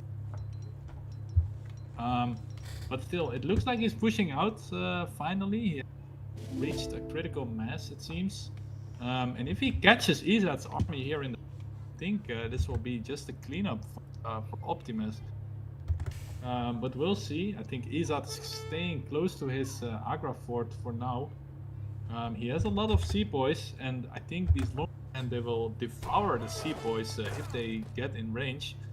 Agra fort is now starting to fire, and Ezad is wisely pulling back. Not want to stay in range of this unit, but he has to protect his Agra, or else he's gonna lose his forward position here. Now we see the Gurkhas firing away. So many longbowmen. Agra. And the Huts are dealing with the Delhi. I mean, just the military difference is staggering.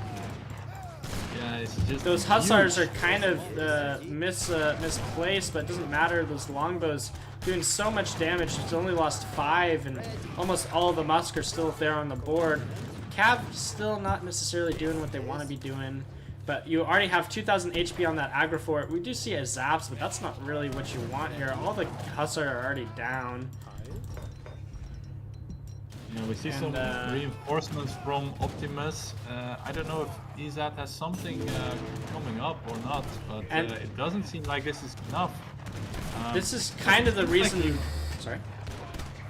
It seems like he wants to pull the trigger here anyway, because he doesn't Agra, and now fighting each other. He is still in Agra range. The fort now did a significant amount of damage, and yeah, even though the Brit mass was huge, seems like it's dwindling a little bit. Yeah, but surely the remass is just so much better for Optimus, and you know he is gonna have to move out maybe sooner than later to get those hunts as well. But the Agra fort is gonna go down, and that's gonna be a huge win. Now those Soars are not gonna be able to pop where they want to, yeah, I mean, Optimus still has a decent longbow mass. They're going to deal well with those Gurkha. And surely has considerably more musketeers. Kind of missing. He still has not sent 700 coin. He needs to have 700 coin soon. Is it lagging? Hello? Can you hear me? Yeah, it seems like Is the it game lagging? froze here. Weird. Can you hear me? Maybe they paused. Yeah, I can hear you. Maybe they paused. I don't know. Maybe something else happened. I don't know. Yeah, it looks like they paused.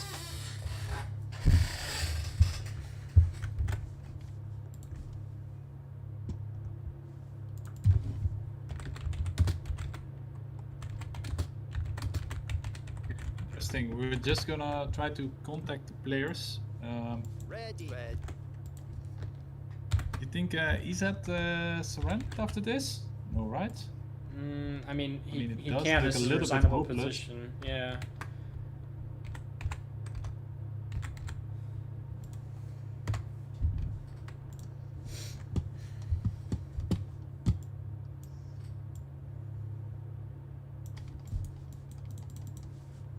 Yeah, this is a little bit weird. Didn't seem like, yeah, I mean, he lost his Agra, but it wasn't he game 100% yet. Okay, yeah, it seems like Ezad resigned anyway. So Okay. Well, that was that was game. Yeah. Well played to Opti.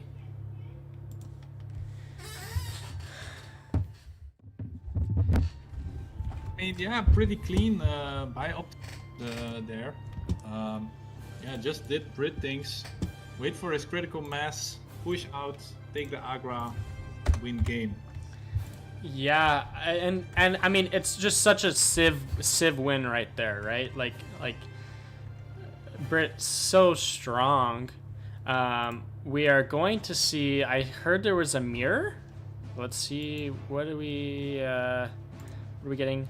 China mirror on game 4. Let's see. China. That's nice. Love to see myself some mirrors. Yeah, I And, mean, yeah, we're gonna go to the Vistula Basin again.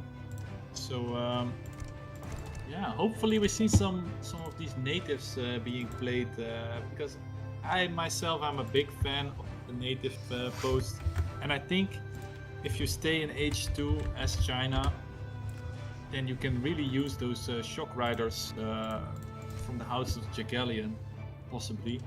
But yeah, these are the players' decisions. So hopefully we see some of that. But yeah, your prediction is starting to take shape here. yeah. I mean, we've seen a lot of wins reverse for Ezad. sweeps. We'll Yeah, we'll but have to now see. it's already 3 up, so you can only win 2. Yeah.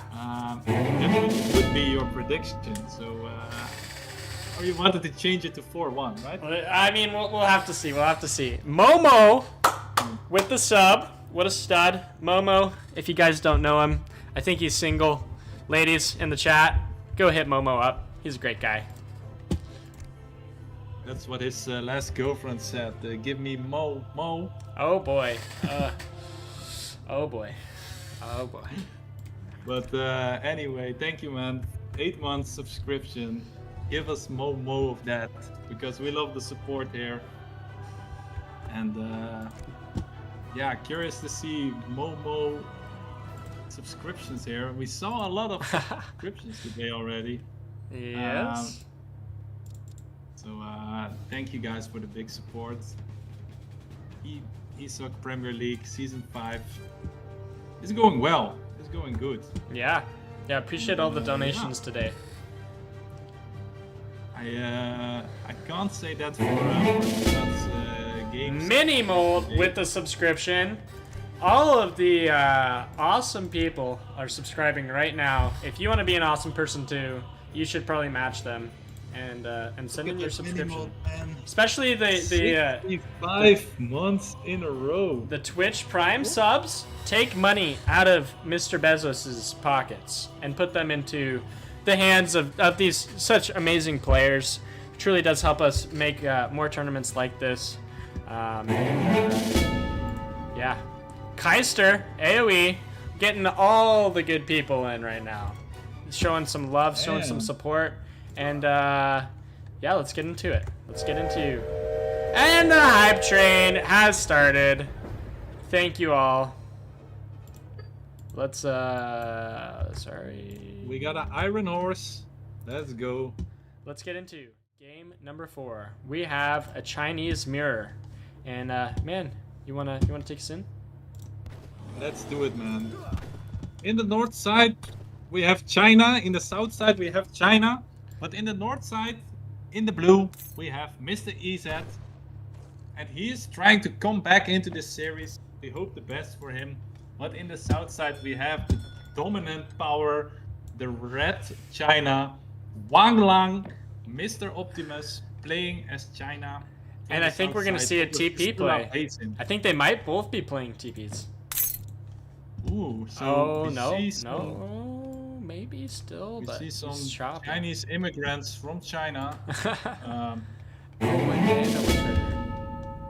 Thank you, Jesus, for the follow. And We love you, Rizzy got gifted a sub from Flow Matching. Thank you so much, Flow Matching. Rizzy, make sure to say thank you in the chat. And Ezad, he's got his house up. He's got his TP up, and he's not gonna miss the pass, even though he did get a wood treasure. But I do believe he's gonna get that goat, nice and fat. And the goat has just been scouting. That's a really high level play from Opti. That's goat scouting, exactly, man. And he's going to. You remember when I said don't base your build off of a treasure?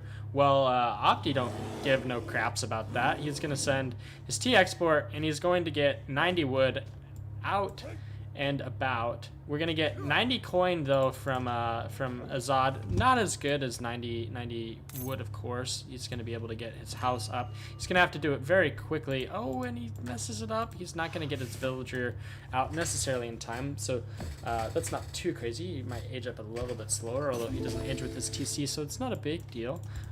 He does get his shipment out way quicker than Way quicker. yeah. And it's the tea starts flowing in the south. That's a little bit faster. I don't think we'll see teas on the any. menu in the south. Yeah, I don't think we'll see any treasure contentions this game. They're all kind of far away from each other. Let's see if we can pick up some Gouda cheese. That would be very Gouda for Optimus. Yeah, that would be optimal. Indeed. And the Gouda is looking pretty red down south. Yeah, I don't know if that's the correct color. Looks more like apples to me. Yeah, I'm not sure. Apple cheese. Let's take a look at some decks. Let's see some discrepancies. All right. Right. Age. I mean, you're possibly able to do age 2 if you really want to, but really the bulk is going to be in age age 3 and 4 for Ezad. Ezad, but let's see. Ooh, so a little bit. I mean, nothing too crazy. Actually, more unit shipments for Ezad in age 2, but more crates in age 2 for Opti, and really it's going to be pretty similar. Nothing too crazy. I wonder, Ezad is going to be up, but Optimus is already clicking up. Porcelain Tower. Yeah. The both Timu use the factory, tower? and Ooh. This is the Summer Palace, if I'm not Yeah. mistaken. Yeah, Summer Ooh. Palace. So he's preparing for summer already. While Optimus is going, going into the shade, into his factories, making some porcelain. What do you prefer here? Well, I mean, if you're going up to age 3 or even age 4 later, I really like the Porcelain Tower in age 4 as a age up, whereas Summer Palace seems to be a little bit more indicative of just an age 3 play. You get that. Is it food or is it? Yeah, it's food, right? That you. Yeah, you get get when age food. up. So he's gonna have possibly a little bit faster age 3, but Opti's gonna have an ever so slightly better eco. It's just gonna depend. It's so minimal. It almost doesn't matter. But stacking a lot of shipments.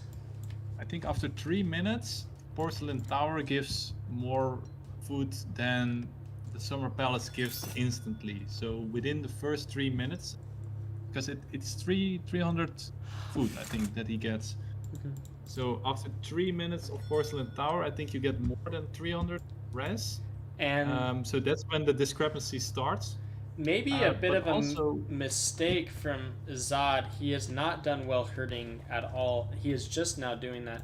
So many villager seconds are probably going to be lost once these deer are eaten, and not necessarily the same mistake from Optimus. He is herding, although really these herds aren't great for either of them. But I guess they're not too worried about Step Rider, but maybe they should be. Ezad is sending Step Rider, and he's going to age on top of it, but Optimus may be opting to... He went for diplomatic intrigue. So he's yeah. going to get the crate.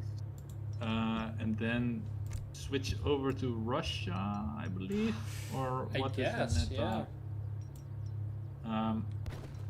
So So maybe he's gonna do a little bit of that risotto stuff that we saw in the latest Lionheart video, like putting down a blockhouse, putting down some, and boom with 3 TCs. But I don't know. Ezad seems to be more aggressive, trying to take down the trading, which is pretty good. I would also like to see him take the mill, just for some extra income. But for now, it seems like both of these players are aiming to go H3 this.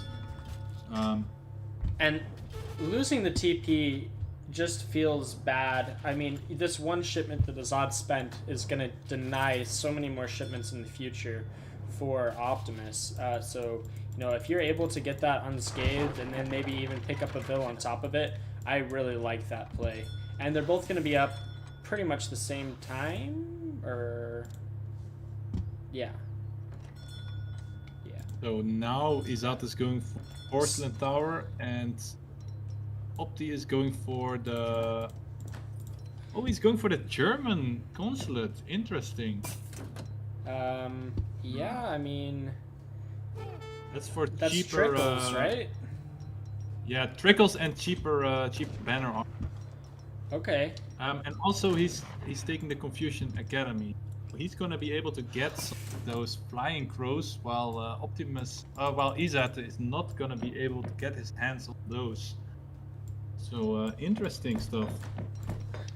Yeah. Did Ezad also change his consulate? Okay. So very interesting stuff from these players. They both have a different on China. Optimus now getting the food trickle, I just spotted, so that's good. And now trying to raid Optimus's base, Ezad is. But look at the position of those villages. And that Jump in, explorer's jump out. yeah. Oh, that's terrible, man. If for a step rider, that's the worst thing you see. Like the enemy Chinese just jumping in his villages. Doesn't give a shit. Now making another village there. Optimus is playing this really, really safe. Yeah, The Step are trying to do stuff, but they really haven't done anything after getting that TP down, which, you know, the XP curve is pretty much not noticeable yet, but pretty soon it will be. Probably after this next pass, to be honest. But I think both of these players are going 1k gold. Yeah. Which is also surprising for me. They might want to go Manchu next, but that is definitely interesting. Optimus is close to getting his next shipment, so maybe he will go Manchu next, but that seems like maybe a card you would want to send later. But we'll have to see. Yeah, Ezad is actually up in score at this moment. And yeah, of course, Ezad is also getting banner armies from his summer palace, so that is some. You will get access to free armies every then. And it's about equivalent to about 4 villagers, so it's about the same as the Porcelain Tower anyways. Yeah. And yeah, Optimus going for the... Which one is this? Territorial army? The Changdao and the... And the Arquebusiers. While Ezad is also doing that. And you're right, we do he's see going Manchu. for Manchus. Yeah. So great call by you. And is that what Ezad wants to do? No. Oh my. We're gonna see. That's quite different. Manchu are not gonna be good necessarily if we see an H4 play from Ezad, just because they don't do a lot of siege, and you know, he can send so many good shipments that aren't cav, and really those Manchus, they're supposed to just really kill cav, and I mean, what, kill 6 step rider for 1,000 gold into a different shipment? I don't know, man. If Opti doesn't realize that we're gonna see, ooh, and instead of, okay, no, he actually, sorry, no, now he's gonna have Well, What how does many he get arquebusiers from the- do you get? It's like what? You get 12? You get 10, I believe, if you go to H3. So to H4, I'm not sure. But you can actually see it if you hover the picture where Ezad is building the. If you click there on the left side on that picture of the Confusion Academy itself. No, in the menu, like next to the timing. Wait, let's see. It's only 12. Yeah, it's 12. Okay. Okay, 12. So that's only 2 more then. I think it's only 9 that you get when you age up to, or 8 or 9. I don't think it's 10. Okay, yeah. We might get a Yeah, bill. 8 would make sense, I think. And then 12 for the next age. Yeah, because if it's 6 skirm for just like a normal age up as like port or any other civ, then it's probably 8 for China, not 10. 10 would seem maybe a little bit too much. Okay, now it's go time, and it's hard to have go time when you have just the Manchu, and yeah, such a strong shipment. You get, how many is that? It's 17. 17 Plus the 12 arquebusiers. that you get from aging up. And does Ezad, is he gonna get the upgrade? How hard is that?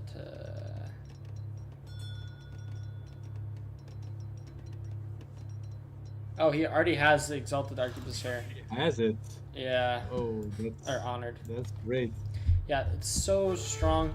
And, you know, one thing, it's there's not a lot of cav that Optimus has. He is going to elect to go up to H4 as well. And the XP is going to be equal after this goes down, probably? Or is he not going to... Okay, he's not going to do it.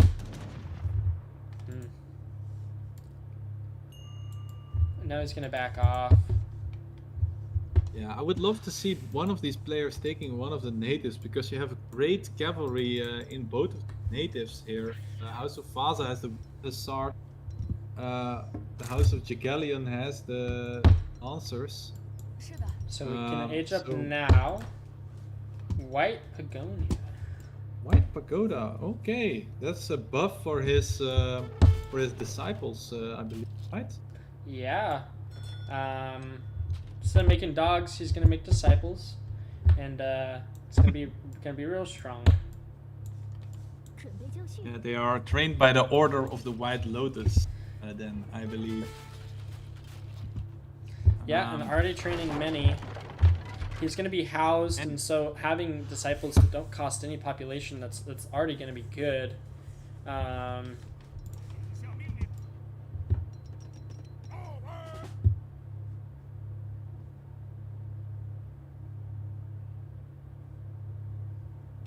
Ezad's now looking towards that mill. Ooh, gets taking it. over 1 foot per second. That's great. It's a third of this.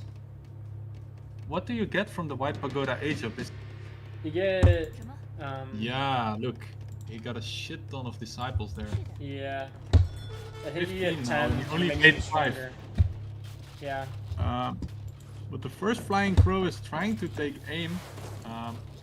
Kind of misses. Not a, And he's not a lot of and damage. and oh my goodness, Ezad has just been so annoying, taking down so many houses. He's just not able to send in these really good shipments. Yeah, and yeah, taking almost a 5k score lead, great from both of these players making territorial armies. So we're really seeing a skirm war soon. And that just is not good for these repentant Manchu. Like they were sent first card practically. I mean, you send 1,000 coin, but then right afterwards you send the Manchu. It's just kind of feels bad. You might want to raid with them or something. There have just been no cav trained whatsoever. Ooh, and free volleys on that flying crow for the cost of one disciple. Ooh, and I mean those could have, maybe one could have gone down. now the honored arquebusier do come in, and we're gonna see 8 meteor hammers. That is not the card that he needs to be sending, I don't think. There's so many anti-cav on the map. Optimus now getting 7 arquebusiers himself. Gonna have a lot of food stacked as well. So scores are gonna be pretty even after this shipment Like comes this in, is and the lots of flying big fight there. crows. One flying crow to the 3 of Opti, and scores are not looking good again. And they're Damn. going to be careful. 17. Okay.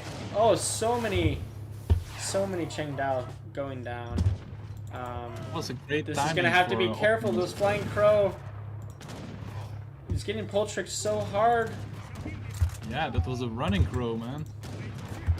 Jeez.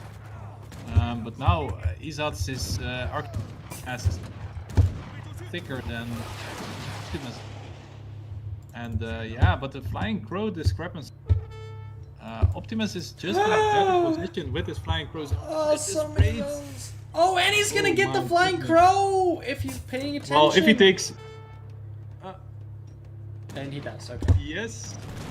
But the big fight is happening. Maybe you should have been paying more attention to that. And so many red plus 10s, but it's hard to tell who's winning. We need some cav on the side of crow red. goes down or not. Those disciples are doing so much work, and even more Wow. being trained. That explorer is Oh, soaking honestly. so much damage. That is not And how those I Manchus- thought that fight would go.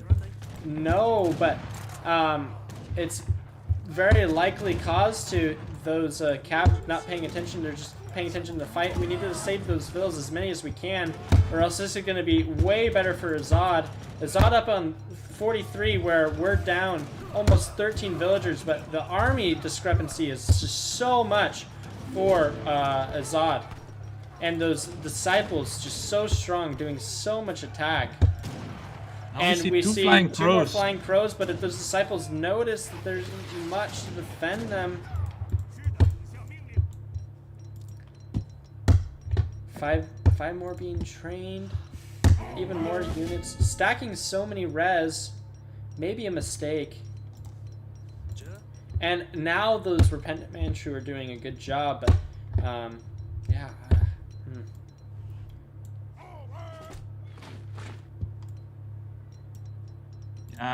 It's not really clear. Optimus did a great trade there. His disciples scores are are really super edging him close. out. Yeah, Ezad doesn't really have an answer to the disciples just yet. Also, the Manchus are still alive, but he Steppy did are some gonna great go in raiding. for a decent raid. Oh, but if he Let's, finds these villagers, Let's look at the villager discrepancy. 32, Ezad on 45. up 13. Yeah. And now the Manchu That's- goes down because they see that that raid is about to happen. He does not want to have to be pulling his villagers. He does not want to have them die. And probably one will go down, but for the price of maybe all of those Steppy. And they should... No, okay. Those Steppy react Yeah, the quickly. step can just run But away. we got to be also, careful. Those if there's not a lot of anti-cav, which there's enough, especially with the disciples in there, can do a decent job. This Manchu might need to get back sooner than later, though. Ooh, we might see a castle kill. If I was Ezad here, I would probably be pushing this castle, and I think Optimus is gonna notice that, and we're probably gonna see a 4 big flying contention crows. right That's here. not a laughing matter at all. I think No. Ezad has only 2. He does have a forward village, so possibly he can send some more flying crows. I did notice Optimus was now taking some disciple upgrades, now getting the Dobbs as well. That's a great shipment, great consulate shipment. And Ezad is going for the Rattan shields. I think that it's 24 Rattans. That's gonna be a great shipment. 26 even. And he's got 3 flying Ooh. crows, so pretty much the same. This is being really annoying. Sending one arquebusier to deal with it. That's hilarious. And yeah, the Raton's Castle goes down, but all the... if he's not paying attention... Okay, he does. And look at the blue mass on the right side of the Look flank. at all those. And if they connect, man, they disgusting amounts of damage to this arquebusiers. But for now, he doesn't pull the trigger yet, and he's slowly moving his flying crow. That explorer's gonna go down, but not without taking down one Manchu. That's And he even escapes. And are the disciples now hurting other disciples? Are they gonna take down the flying crow? What? Half HP. No. Oh my god. And Hiya, indeed. Hiya. ooh, these Ratans, they also don't cost military pop, so we're truly at almost 200 military pop. Not 200 military pop, but 200 pop just with all of these units. They're gonna get a good flank, but if they're not careful, they might. But now he's shown them, so Opti knows to be careful. We see a bit of a raid, but two Manchu, nothing crazy or dealing with it. We do maybe want to get our mill back, and these two villagers are sadly gonna meet their maker, and the Ratans are gonna start causing some havoc. Taking me back to game number 2 with all of these. What are they called? All the Shotels. Now we have Ratans. Yeah. They're just going to be going all over the place. But Opti, maybe having learned, he's not going to let that happen without doing a decent amount of damage first. And oh my goodness, so annoying. These Dops are just going to start taking down houses. But if they would just know that there are 10 villagers there that they could just start swinging at, and so many of those already going down for free. Ezad has such a big military population, but same exact thing with Optimus. Not many fights having been taken, and if he's not careful, he's going to lose all these villagers. Ooh, yeah, and he's not finally taking some natives here, and yeah, I'm hoping that that he will make some of those cavalry, those winged hussars. I think they could really match his army here. Look at this flying crow shooting a little bit out of position there. We see. Oh, and they lock in, and they get quite a volley. Yeah, one villager. Micro. 2 villagers. Zweihander micro on point, but I think Ezad is almost ready. Flying crows need to unpack. And yeah, is this the fight? This looks to be. They're both at almost 220 population apiece. We do see disciples being trained, and those flying crows, they need to. Yeah, they need to start shooting their counterparts. One goes Opti. We still have 4 against. No, 5 against 4. And these disciples, they're gonna. Oh! The disciples! What? They are going crazy. We need our anti-cav to come back. Oh, the anti-cav is gonna be. It's gonna be a little late. I mean, they're just trading blow for blow. So many flying crows on the map. These chained out need to get into the fight. Yeah, exactly. And it's not really what you want your Manchu to be doing. You want them kind of on this cav. The cav are doing so well. And the flying crows are going down. And it's so close. We need some cav from Optimus, but there's nothing coming. We've got 2 more coming in, but this fight's just going to be over before that happens. He's training so many disciples, and the disciples are doing well against the cavalry, but is it enough? The flying crows are trading blows. Oh my. I mean, it seems to be enough for now. Not really losing his ground. But the villager count dangerously forward with his. They're down 20 villagers. Yeah, that's true. But if you don't lose the fights, then nice snipe from that flying. Gonna take one One's back. Okay, 2 flying crows comes in. We Two need more Cav. flying crows. And these oh, they've been so annoying. They've been killing so many villagers. And we see another two flying crows come in from Opti. I mean from Ezad. And the military population is just equal, but the villager population is about 20 different.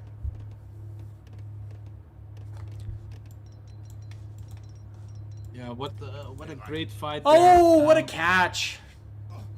Also, don't forget, Opti has the triggers that have access Yeah, to those. I don't And think it's he gonna gets matter a whole lot, discount. especially with this being an upgraded version of the other Timu factory. This is probably the last fight. There's almost no anti-cav on the board. The flying crows are going down. You have 3 on the board. You've got more cav coming in. This is really the last fight, it seems, because And those Ezad RPGs, is going to take game number 4. What a game. Wow. Good Yeah. game. Damn. Hey, still have a chance. Actually, quite interesting China mirror here. Bit of an approach on both sides, but love to see it. Great game.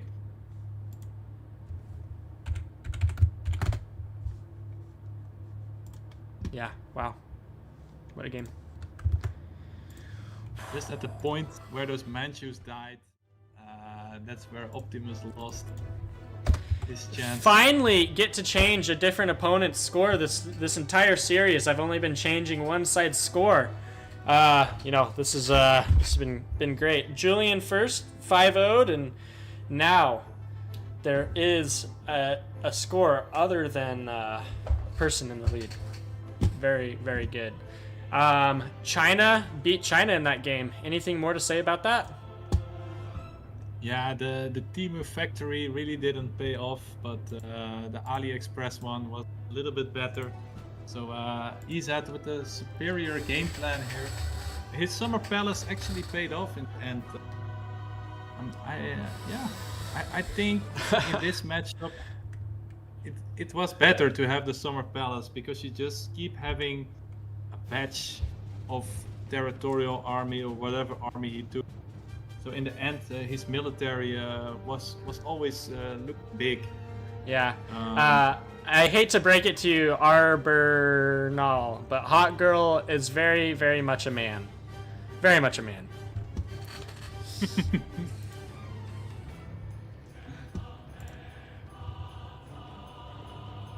Yeah, but let's talk a little bit more about the game. So we have one more game coming up. The marshes, the Pripyat marshes, and the Civ picks is gonna be Spain for Optimus versus Malta for Ezad. First time of the day we see Malta, and pretty excited. Love to see a little bit of the Mediterranean civilizations. We got Spain as Opti and Malta versus Ezad. Okay, Malta. Spain. So curious There we to go. see what Ezad's mindset will be with Malta. Will he do some of the German tongue, or maybe some of the British tongue? Are you a Malta player chosen? Not. I mean, so I have experience playing against all of these and seeing them played and whatnot, but I've also played Malta probably like 5 times in my life. Okay. So they have these cards. They are called tongue. German, yeah. And yeah. you pay, and then you get access. Access to the settler wagons and the longbows and whatnot. Yeah, so British is longbows, Spanish is Portuguese is cazador, Russian you get oprich. So interesting. I really find it that interesting. Played them a bit, but I have to say I wasn't really super successful with them. Always around a 50% win rate, so didn't really continue with them. But I like to see them play. Everyone is just so enamored about Hot Girl's name. Stanley can confirm that Hawk is really attractive. Never truly seen Hawk in what he looks like, but I probably also can confirm that Hawk is very, very, very sexy. I am going to use the bathroom one more time because we still haven't gotten a game. You take over for me for just a sec. Yeah, that's good, man. So we're going back to Pripyat marshes, marshlands. So actually interesting map. We have another House of Jagalian, possibly House of Oldenburg, possibly House of Vaza, possibly. Also, I don't think we will see that, but for the outlaws, we see the Cossack daredevils or the Hajduks. So interesting stuff there. And yeah, just very curious to see which tongues we will see in this game. Want to be a gamer says, why the fuck he picks Malta versus Spain? Well, Malta is very versatile, I think. So you can do a lot of stuff with them. But yeah, I'm curious to see what he will do. If he does a little bit of standard stuff like Wigna chord, like German tongue, or he or he spices on this map. Yeah, you can get some good map control in the middle with commanderies. There are not many goals in the middle, but yeah, at least you have some map control. And especially with those commanderies, you can do that ability where they go in the one, go out in the other. If you can do some successful raids there, like you do some hussar raids, you jump in your commandery, you jump out on the other side, stuff like that. I haven't really seen it, but Malta gives it the possibility to do that. Also, the depots are cool. On the other side, Spain, very classic civilization. You can do some very safe TPs. So yeah, curious to see what these players will do, and I'm actually hyped to see whether Spain will do a FF into their falconets. Maybe do something different like that H2 Spain that we with the House of Trasamagra, that they get a cheap age up. That's also interesting. Okay, I am back. Boys and girls, ladies and gentlemen, this is the last game of today's stream. Are you guys buckled up and prepared for what is sure to be a tugging on your heartstrings, maybe? I don't know. Let's get into it right now. Let's get into the game. Let us go. Man, would you take us forward? We see on the northern east side of the marshes, in the color blue, the Maltese player Ezad trying to defend his previous victory and take another one, take back the honor of not being swept. He's playing as Malta. Interesting civilization. I talked to you a little bit about it, but his opponent on the other side is in the color red, Mr. Optimus, playing as Los Españoles, and he's already going for a cheeky TP right at the back of his base. So Spain has, they have access on this map to very safety. So probably we're gonna see some stage code play. Very curious to see what these players will be doing. And we also see Ezad starting to build TP on the north. Yeah, pretty So I think both normal, of these right? players, yeah. So both of them wanting to have that XP trickle stages of the game. And yeah, let's try to find our Spanish dog. We have to name. Yes. Where's we got the doggy over here? Oh, and he's fighting the wolf. Don't want to lose any HP on Margarita. Margarita. So it's a female dog. So it's a Margarita. I barely know her. Okay, German tongue. Pretty normal stuff. Wignicor. Yeah. So probably we're gonna No see Spanish pretty standard gold. stuff. House of You say Trasamara in church deck. card. Probably just gonna go up to Probably age just 3. gonna do age 3. Yeah, exactly. Optimus Prime 1-1, and it's Ezad. So you know. Is that Juan- mind games? I don't know. Maybe the better Optimus might win because it's Optimus Prime. Which Optimus is in his prime? Optimus Prime is considered one of the best Transformers. You know, we'll have to see if the Autobots can assemble, Yeah, for sure, man. or if Who's the gonna be, Decepticons. Do the Decepticons win? Who's gonna use the tuk tuk tuk to get their auto game? Yeah. Drive over the enemy TC. Like Optimus would truly really would. That would be hilarious. Just start cheating. That would be pretty funny. But yeah, we see Optimus taking treasure. Ezad taking a treasure. Ezad is taking a fat wood treasure, I imagine. What A is that? fat one. 75 wood or something? You had to kill 2 grizzly bears for that. 90. 90 wood. And over here, we're just getting some food. Getting a Oy, mad oy, oy, dog. and he... I was gonna say he lost Margarita. Blended in with the deer there. Oh dear. Those mad dogs, they do really, they're very fragile.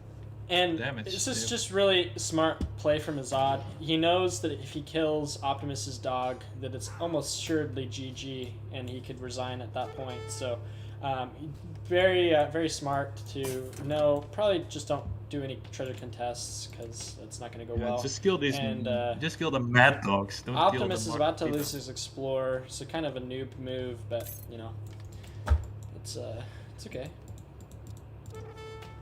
Obviously, Oy, oy, it's oy. easy. And He yeah, takes the we shot, and we get the food, so that's good. We age up with the governor. Nothing crazy. Oi, The Oi, quartermaster. do we see the German tongue? That is the question. It is 400 wood, I believe, or more. 450. 400 wood. German tongue is 450, coming I in. think. It is a good shipment. It costs a lot of wood. It will come in after he ages, so he'll have a shipment right on top of that afterwards. Optimus gets up ever so slightly quicker. Gonna probably place that somewhere around here, although maybe with all those trees it's in a good spot. Maybe you want it like right here.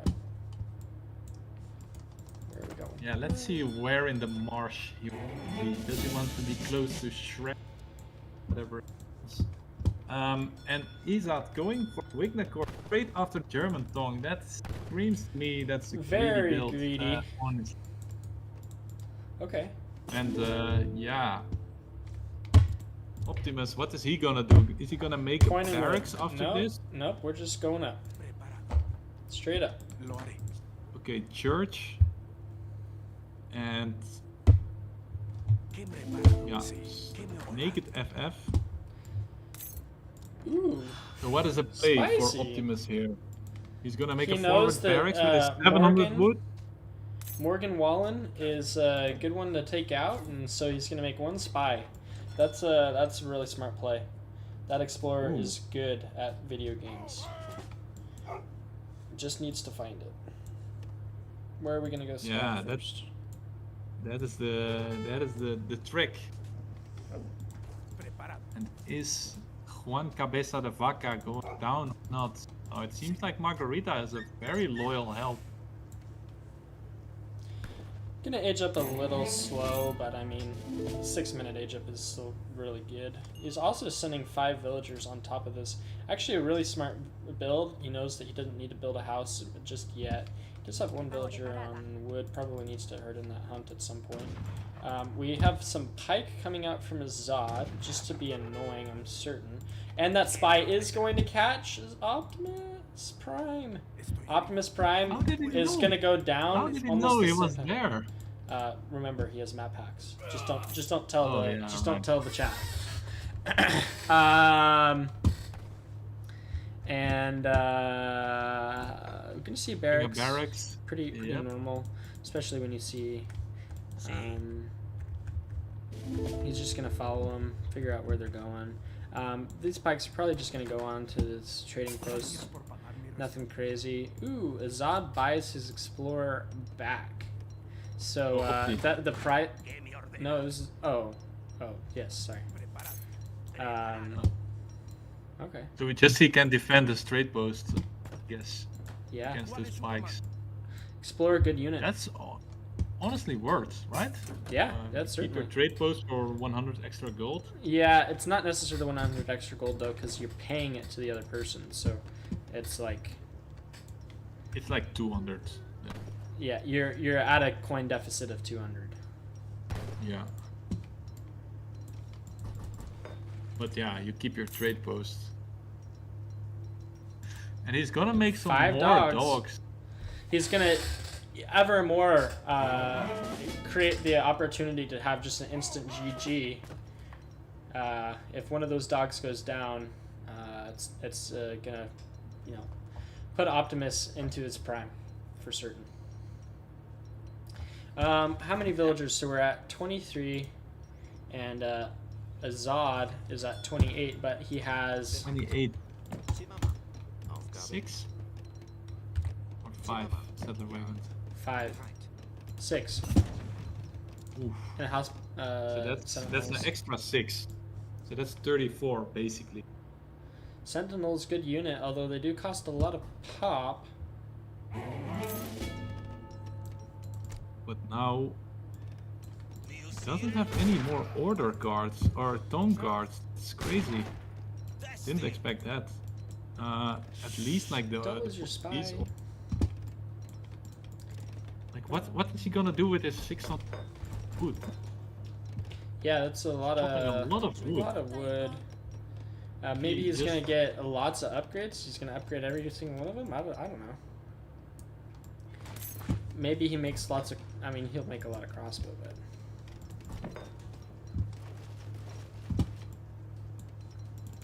Ooh, Yeah, it's he's go not time. doing the fast age up. So I think he wants to get his fixed cannon out or. He's gonna kill a vill if he wants to. Never mind.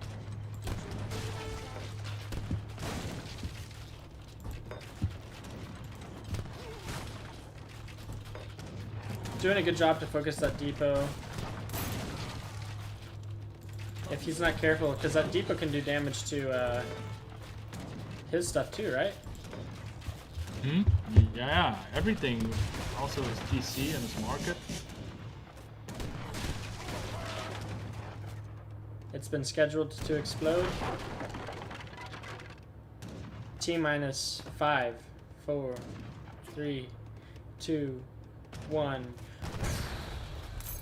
Ooh. And, he's just gonna ship some sentinels. How And can they, that back falconet out? almost dead to TC fire. A few villagers do go down.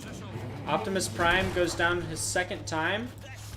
What a guy. The dogs are gonna go in and one might die, and now Optimus is gonna be coming back with a fiery vengeance.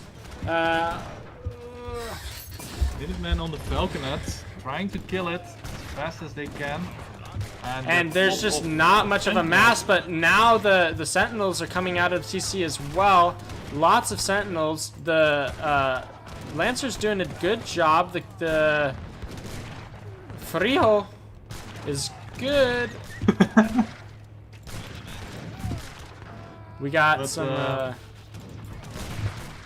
lot of infrastructure going down. The Commandery is a good unit, but I don't know. Even more Lancers coming in. Morgan dying once more. And this just looks to be so much, especially with these crossbows coming in.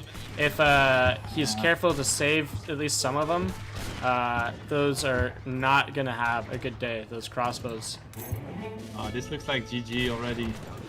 Optimus with a lot of power into Ezad's base. Ezad now getting some crossbows out, but they will The not Explorer's be gonna get the right snare, forever. and he might make some dogs as well, and this is just gonna come in, and he's gonna be under his base, and it's not gonna be looking good.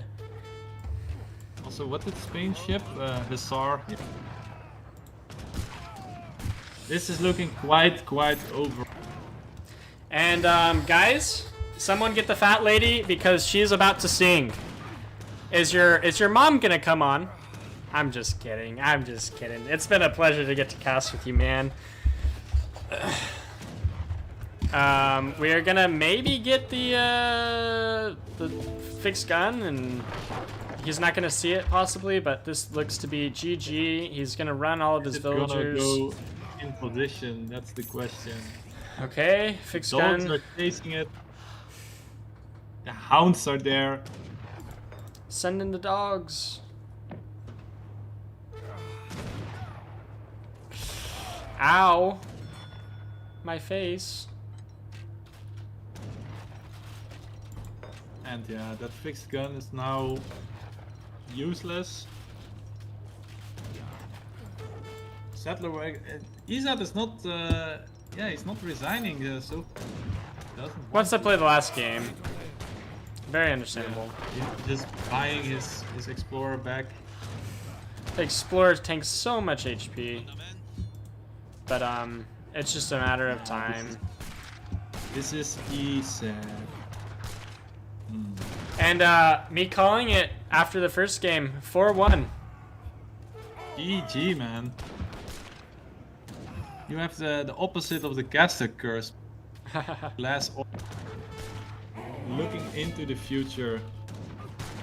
And you are indeed right with your prediction.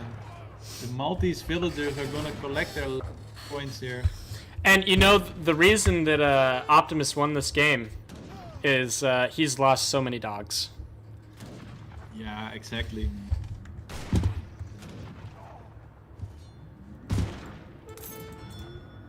And Yeah.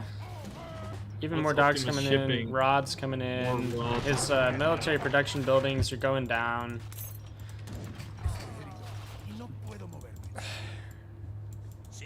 If he just scouts around a little bit, those are He cooked. just runs around the map. Only thing that's missing is a spy in the corner. Invisible. And the Spain. The Spain Spain is Pain dominant. Train. GG. Wow. Wow. 4-1 What to a Optimus. game. What a game. Well played, as always. Just incredible. Yeah, GG to Optimus, man. He really pulled it out of the bag. Really well played there. Yeah. It was, Yeah. I mean, that was just clean Spanish gameplay, right?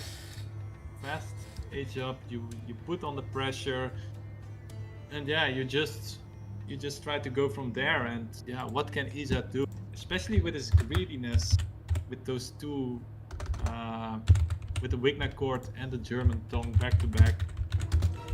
It feels like you're putting yourself in a position there, but yeah. GG to Optimus, man. He did it. yeah, I mean, such great games. They were so close every time. It was wonderful to see just the play from both of them.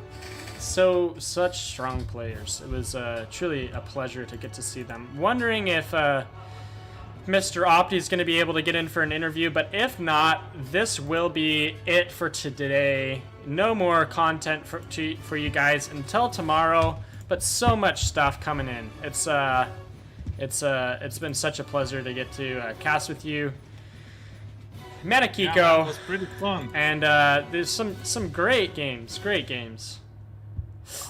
My favorite of this series has to be that Ethiopia-India game. Yeah, I mean, it That went for, was what, 40 just- minutes? Like, so strong. Yeah, that was just a great game. And it still felt like Ezad could have won that game. If he doesn't lose those vills to those Yurumi, I think it's wraps. But he lost just way too many.